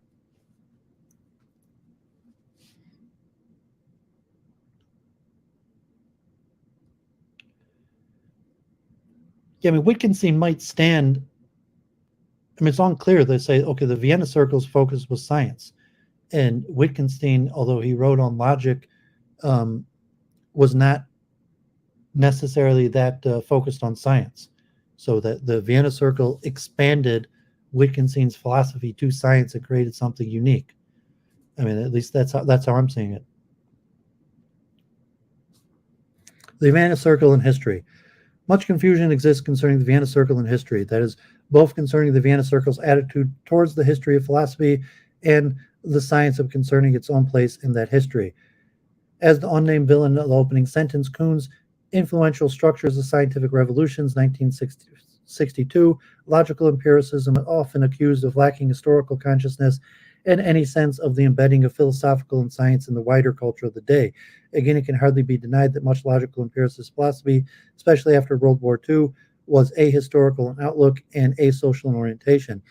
Reichenbach's distinction, 1938, between the context of discovery and justification, which echoed distinctions made by Kuhn, was already observed under a different name by Carnap and Aufbau, which often employed the shield philosophy not only from contact with the sciences as practice, but also the culture at large. But this was not the case for the Vienna Circle generally. On the one hand, unlike Reichenbach, who drew sharp break between traditional philosophy and the new philosophy of logical empiricism and the popular rise of scientific philosophy, 1951, Schlicht was very much concerned to stress the remaining continuities with traditional philosophy and the cultural mission in his last paper. On the other hand, on the left wing of the circle, scientific meta-theory was open to the empirical sciences. To be sure, Carnap, for his own part, was happy to withdraw to the icy slopes of the logic of science and showed no research interest of his own in the history of science or philosophy, let alone in social history. By the way, division of labor, he left it to Neurath and Frank to pursue the historical and practice-related sociological questions that the pure logic of science had to leave unaddressed. Moreover, it must be noted that Neurath himself all along had planned a volume on the history of science for the International Encyclopedia of Science, a volume that in the end became Kuhn's structure. Its publication in the series is often regarded as supremely ironical, given how Kuhn's book is commonly read. But this is not only to overlook the surviving editors of the series. Carnap and Mortis were happy to accept the manuscript, but also that Carnap found himself in positive agreement with Kuhn. Finally, one look at the 1929 manifesto shows that its authors were very aware of and promoted the links between their philosophy of science and the social, political, and cultural issues of the day. Turning to the historical influence of the Vienna Circle itself, the scholarship of recent decades has unearthed much greater variety than was previously recognized. Scientifically, the strongest influences belong to the physicists Helmholtz, Mach, and Boltzmann, the mathematicians Hilbert and Klein, and the logicians Frege and Russell. Among the contemporaries, Einstein was revered above all others. The circle's philosophical influence extends far beyond the British empiricists, especially Hume, to include the French conventionalist Henri Poincaré, Pierre Duhem, and Abel Ray, the American pragmatists like James, and German language philosophy, the Neo-Kantianism of both Heidelberg and the Marburg variety, even the early phenomenology of Husserl, as well as the Austrian tradition, O's Bolzano logic, and the Brentano school. It is against this wide variety of influences that the seminal force must be assessed that their contemporary Wittgenstein exerted. The literature on the relation between Wittgenstein and the Vienna circles is vast, but very often suffers from an oversimplified concept of the latter. Needless to say, different writings on the circle show influences to different degrees. German Neo-Kantianism was important for Schlicht, and particularly so for Carnap, whereas the Austrian natural pragmatist influence were particularly strong on Hahn, Frank, and Nora. Frege was of great importance for Carnap, less so for Hahn, who looked to Russell. Most importantly, by no means all members of the Vienna Circle sought to emulate Wittgenstein, thus the division between the faction around Schlicht and the left wing. While these findings leave numerous questions open, they nevertheless refute the standard picture of the Vienna School Circle philosophy, which confuses A.J. Ayer's language, truth, and logic with the real thing. Ayer offered a version of British empiricism, Berkeley's epistemic phenomenalism updated with Russellian logic, and paid no attention, for instance, to the circle's overarching concern with the establishing the objectivity claim of science. Ayer's remark in the preface to his later anthology, Logical Positivism, and his own language, truth, and logic, did something to popularize what may be called the classical position of the Vienna Circle. is highly misleading. Therefore, what he called the classical position was at best a partial characteristic of the starting position of some, by no means all, of its members, a position by which 1932 the left wing as a whole rejected, and even Schlicht had no reason to endorse any longer. All that said, by way of embedding the Vienna Circle's philosophy in its time, one must also ask whether its members understood their own position correctly. Here, one issue in particular has become increasingly prominent and raises questions that are the importance for philosophy of science still today. That is, whether, after all, logical empiricists did to the resources to understand correctly the then paradigm modern science, the general theory of relativity, according to the standard logical empiricist story, their theory conclusively refuted the Kantian conception of the synthetic a priori Euclidean geometry was not only one geometry amongst many, it was also not the only one that characterized empirical reality. With one of the most prominent exemplars refuted, the synthetic a priori was deemed overthrown altogether. As noted, Schlicht convinced young Reichenbach to drop his residually Kantian talk of constitutive principles and speak of conventions instead. Likewise, Schlicht rejected efforts by Ernst Cassirer to make do with merely relative a priori and helping along scientific self-reflection. Even though much later and the independent grounds of quantum physics, Franks attested to the increased proximity of his and Cassier's understanding of scientific theories, Schlicht's disregard of Cassier's effort remained notable. Most controversial is how the issue of general relativity as a touchstone for competing philosophies of science was framed. Having dismissed Kant's own synthetic a priori from its mistaken apodicity, no time was spared for a discussion of its contemporary development in Neo-Kantianism as merely relative but still constituted a priori. Nor now in the philosophy of physics, this submission, committed both by Schlicht and Reichenbach, has recently come back to haunt logical empiricists with considerable vengeance. Thus, it was argued that Schlicht-Reichenbach reading of general relativity as embodying the standard logical empiricist model of scientific theories, with high theory linked to its observational strata by purely conventional coordinative definitions, is deeply mistaken and representing the local metric of space-time not to be empirically but conventionally determined as in special relativity, and thus instead only in the tradition of transcendental idealism that possesses the resources to understand the achievement of mathematical physics. It is tempting to speak of the return of the repressed Neo-Kantian opposition, but it is tempting to note that Schlicht and Reichenbach's mistake was already corrected quietly and without fanfare by Carnap. Clearly, then, the mistake was not inevitable and inherent in logical empiricism theorizing about science as such. A conception of theory-mediated measurement and testing is suggested that extends responsiveness to observational data to theoretical claims by showing them to be essentially implicated in the production of observed experimental consequences, hoping to advance beyond the stalemate between realism and instrumentalism without appealing to question-begging semantics. Demopolis here breaks with the supposition upheld by Carnap throughout, namely that the theoretical language be regarded as an essentially uninterpreted, at best partially interpreted calculus.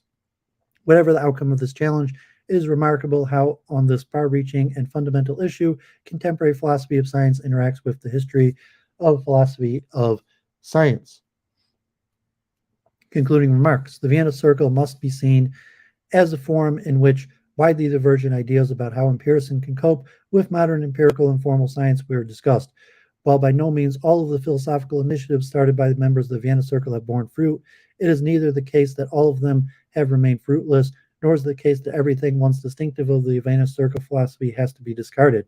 Considering verificationism, while the idea is to show metaphysics once and for all and across the board to be false and meaningless, arguably the most distinctive thesis associated with the Vienna Circle did indeed have to be abandoned. Two elements of the program remain so far unrefuted. On the one hand, it remains an option to pursue the search for criterion of empirical significance in terms of constructed formal languages further along the lines opened by Carnap with his theory relative proposal in 1956 and his later defense against critics. On the other hand, albeit at the cost of merging with the pragmatist tradition and losing the apparent Viennese distinctiveness, the option to neglect as cognitively irrelevant and in this sense metaphysical all assertions whose truth or falsity would not make a difference remains as open as it always was. In addition, it must be noted that properly formulated, neither formalist version of the criterion of empiricistic significance for constructed languages, nor the pragmatic version of the criterion for natural languages are threatened by self-refutation. Consider analyticity. Here again, the traditional idea sometimes defended by some members did show itself indefensible, but this leaves Carnap's framework relative interpretation of analyticity and understanding the a priori is equally relative to be explored. As noted, if Carnap's ramification can be defended, an analytical synthetic distinction could be upheld also for the theoretical languages of science. In any case, however, the distinction between framework principles and content continues to be drawable on a case-by-case basis. Consider reductionism and foundationalism. While it cannot be denied that various reductionist projects were at one time or another undertaken by members of the Vienna Circle, and that not all of its members were epistemologically anti-foundationalist either from the start or at the end, it is clearly false to paint all of them with reductionist or anti-foundationalist and or foundationalist brushes. This is particularly true of the members of the so-called left wing of the circle, all of whom ended up with anti-foundationalist, anti-reductionist position, even though this did involve instrumentalism for some. Consider also, however, the challenge mentioned above to the fundamental tenets of logical empiricism that remain issues of intense discussion, challenges of the conception of the nature of empirical theory and of what is distinctive about the formal sciences, that to this day no agreement has been reached about how its proposals are to be replaced and is not something that is unique to logical empiricism as a philosophical movement, but that they remain on the table, as it were, show the ongoing relevance of the centrality of its work for philosophy of science. Whether the indicated qualifications and or modifications count as defeats of the original project depend at least in part on what precisely is meant to be rejected when metaphysics is rejected, and that in turn depends on the positivism for philosophy consistent. Here again, one must differentiate. While some members ended with considerably more sympathy for traditional philosophy when they displayed in the circle's heyday and may thus be charged with partial surrender, others stuck to their guns. For them, what remained of philosophy stayed squarely in the deflationist vein established by the linguistic turn. They offered explications of contested concepts or practices that they hoped would prove useful. Importantly, in the explications given can be of two sorts: the formal explication of the logic of science by means of exemplary models and constructed languages, and the more informal explications of the empirical theory of science given by spelling out how certain theoretical desiderata can be attained more or less under practical constraints. This has been designed as the bipartite meta-theory conception of scientific philosophy and ascribed to the left wing of the circle as an ideal unifying its diverse methodologies. Readers will note, therefore, that despite his enormous contribution to the development of the Vienna Circle philosophy, it is not Schlick's version of it that appears to the reviewer to be continuing relevance to contemporary philosophy. Unlike in their very different but incompatible ways, Carnap and Norif and Frank's. This may be taken as a partial endorsement of the Hempel's 1991 judgment, against which, however, Carnap here has been reclaimed for the Neurothian wing. Needless to say, recent work on the Vienna Circle philosophy continues to inspire a variety of approaches to the legacy they constitute. There is Michael Friedman's extremely wide-ranging project to use the shortcomings of the Vienna Circle's philosophy as a springboard for development of renewed Kantian philosophy that also overcomes the failings of Neo-Kantianism and provides a philosophy come history fit for our post-Kuhnian times. There is also Richardson's proposal, 2008, to turn the ambition to develop a scientific philosophy into a research program for the history of science so as to reveal more clearly the real-world dynamics and limitations of philosophy as a scientific meta-theory. And there is Carr's suggestion in 2007 that Carnap's minimalist explicationism be placed in the service of renewed Enlightenment agenda, continuing the task of the scientific world conception. This connects with the current metaphilosophical interest in conceptual engineering, the relevance of Carnap's work to which becoming increasingly recognized. All along, of course, the Vienna Circle philosophers also continue to serve as foils for alternative and self-consciously post-positivist programs, fruitfully so when informed by the results of recent scholarship. It would appear that despite continued resistance to recent revisionist scholarship, a resistance that consists not so much in contesting but in ignoring its results, the fortune of the Vienna Circle philosophy is turned again, restored from the numerous distortions of its teaching that crude overgeneralizations of accolades by its opponents. The Vienna Circle is being recognized again as a force for considerable philosophical sophistication, not only in the case that its members profoundly influenced the actual development of analytical philosophy of science with conceptual initiatives that typically were seen through the bitter end. It is also the case that some of its numbers offered proposals and suggest approaches that were taken up widely at the time, if at all, but are relevant again today.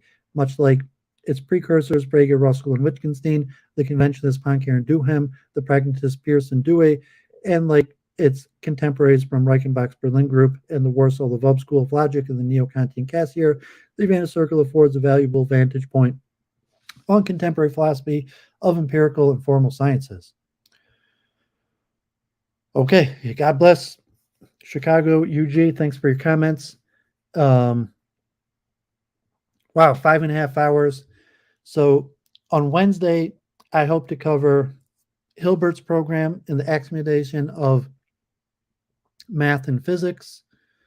I'm going to look at the unity of science is very interesting. I'm also going to look at logical positivism and Einstein's philosophy of science, and then maybe a few other smaller issues. So stay tuned on Wednesday, God willing, for Hilbert. The concept of unity of science and the history of the unity of science, and Einstein's philosophy of science and logical positivism, which is somewhat the inheritor of the Vienna Circle and the main paradigm today in the philosophy of science. And then that will take me up through the current era, and then I'll probably return to cover more in depth a lot of these topics that were covered. So I just reading through a lot of this was partially for my own due diligence and study, just to get these things right, to kind of understand these ideas, memorize them, get these names and dates and flow of ideas. Ludwig, appreciate it. God bless. Koyak, to you for staying in Chicago. I'm not sure about the current state of philosophy. I'm more interested in just the philosophy of science. I think we're at a breaking point where it's unclear whether we're going to break into factionalism or if some new insight will be able to push us forward. Because at this point, I don't see that many large advances in philosophy or science in general. There's certain fields, certain ideas that are being worked out, things like, gender studies, racial study, critical race theory. But there hasn't been any like groundbreaking, overarching ideas. I was saying week in review, it's still kind of this Hilbert, this conception of the Vienna Circle, that you were going to be able to create some sort of universal logical foundation for all of science and then all of philosophy, which largely failed. So because of the failure to unify the sciences, unify philosophy, you're having increased factionalism. And then, God forbid, it could be, the era like World War II, where we're going to move into increased conflict, and factionalism and philosophy will be more seen by factionalism in real life and, God forbid, real life conflict. And unfortunately, that's what I'm seeing. So that's where I'm coming up, the multiple truth hypothesis. And so I'm hoping to advance the multiple truth hypothesis as a method to navigate the lack of unity, and say unity is impossible. So rather than picking a school and then recognizing the irreconcilable differences between the school that you've chosen and other schools, kind of like a new modern picking and choosing of the best practices, like a relationship to multiculturalism. So philosophical multiculturalism, in the sense that you're not going to find consistency. Unfortunately, consistency is not happening. And, just like in, food, culture,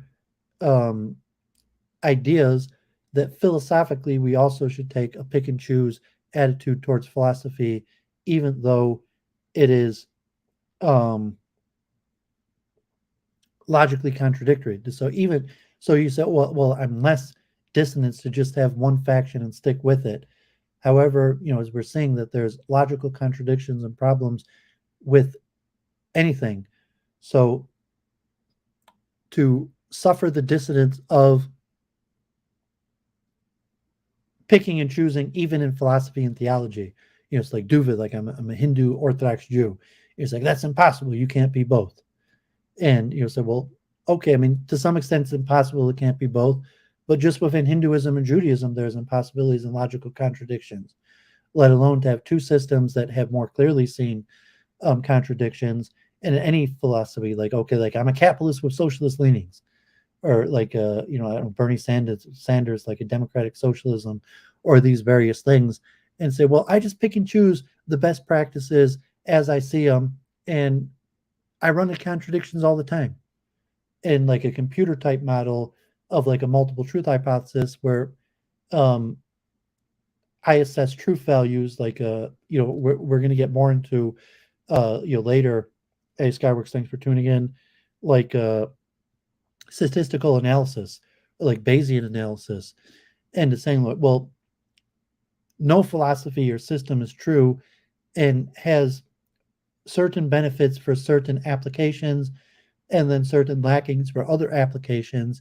And you can have like a statistical application, even like religiously. Well, the Judaism's pretty successful for these things, and then it has problems for these things. Hinduism or various world's tradition, and you have like a pick and choose attitude towards life. And honestly, that okay, like Duvid as originally multiculturalism, I think that's, well, unfortunately, I don't think what like it's Chicago. I would say I don't think that's where the world's going. I think that we're going to factionalism and increased conflict, and God forbid it could be disastrous in war and like mass casualty events. God forbid. But I think the best bet, like for you personally, or for people who like, I would go with a best practice, and just be like you're not going to find the truth. You should doesn't mean you shouldn't keep searching for the truth. And with the new computer technology, like chess, so to say, Chat GPT, you say, well, the computer could make a better decision than we can. We can't necessarily know why the computer, what's leading the computer to make that better decision, and it's more statistical analysis. And for that, rather than joining a faction, to just take best practices and be willing to change, and change regularly, re-educate yourself constantly, reworking axioms and systems, and recognizing that best practices are constantly changing.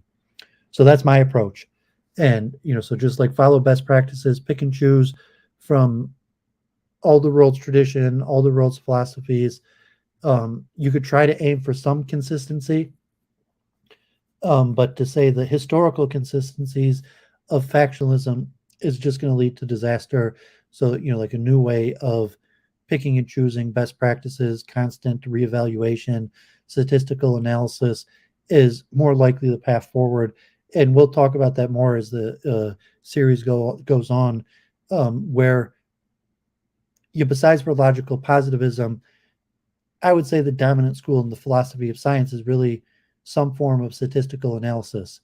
And like we'll mention like Stephen Wolfram and Bayesian active inference and Carl Friston, and eventually want to pivot back to the philosophy into the science of consciousness, models of consciousness, where almost all of them, and even in physics these days, where science of physics is mostly statistical also.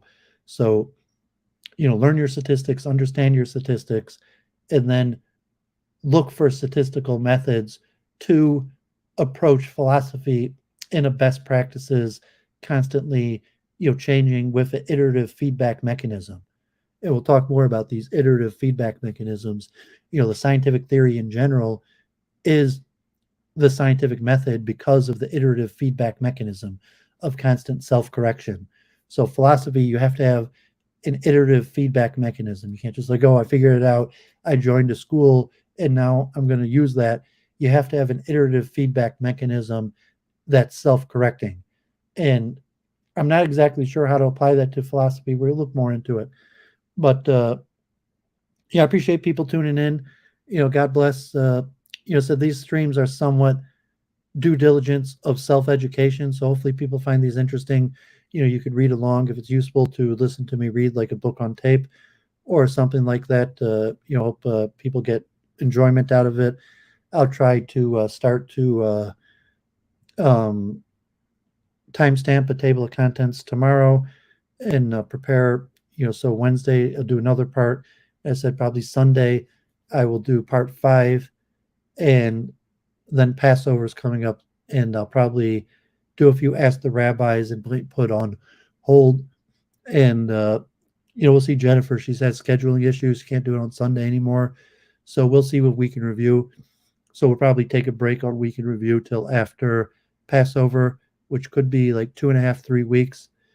And then we'll see what her schedule is looking like if we want to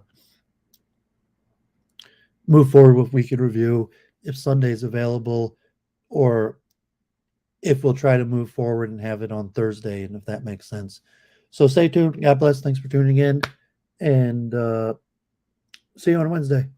Leave any comment or feedback in the comments, and anyone who wants to discuss these more, you'll probably Discord's the best way. So I have on my Twitter or my YouTube, you can link to my Discord. So if you want like long form written back and forth, probably Discord's the best way, or you could DM me on Twitter or Facebook or any method. So thanks for tuning in. Hope people gain from this, and look forward to some feedback.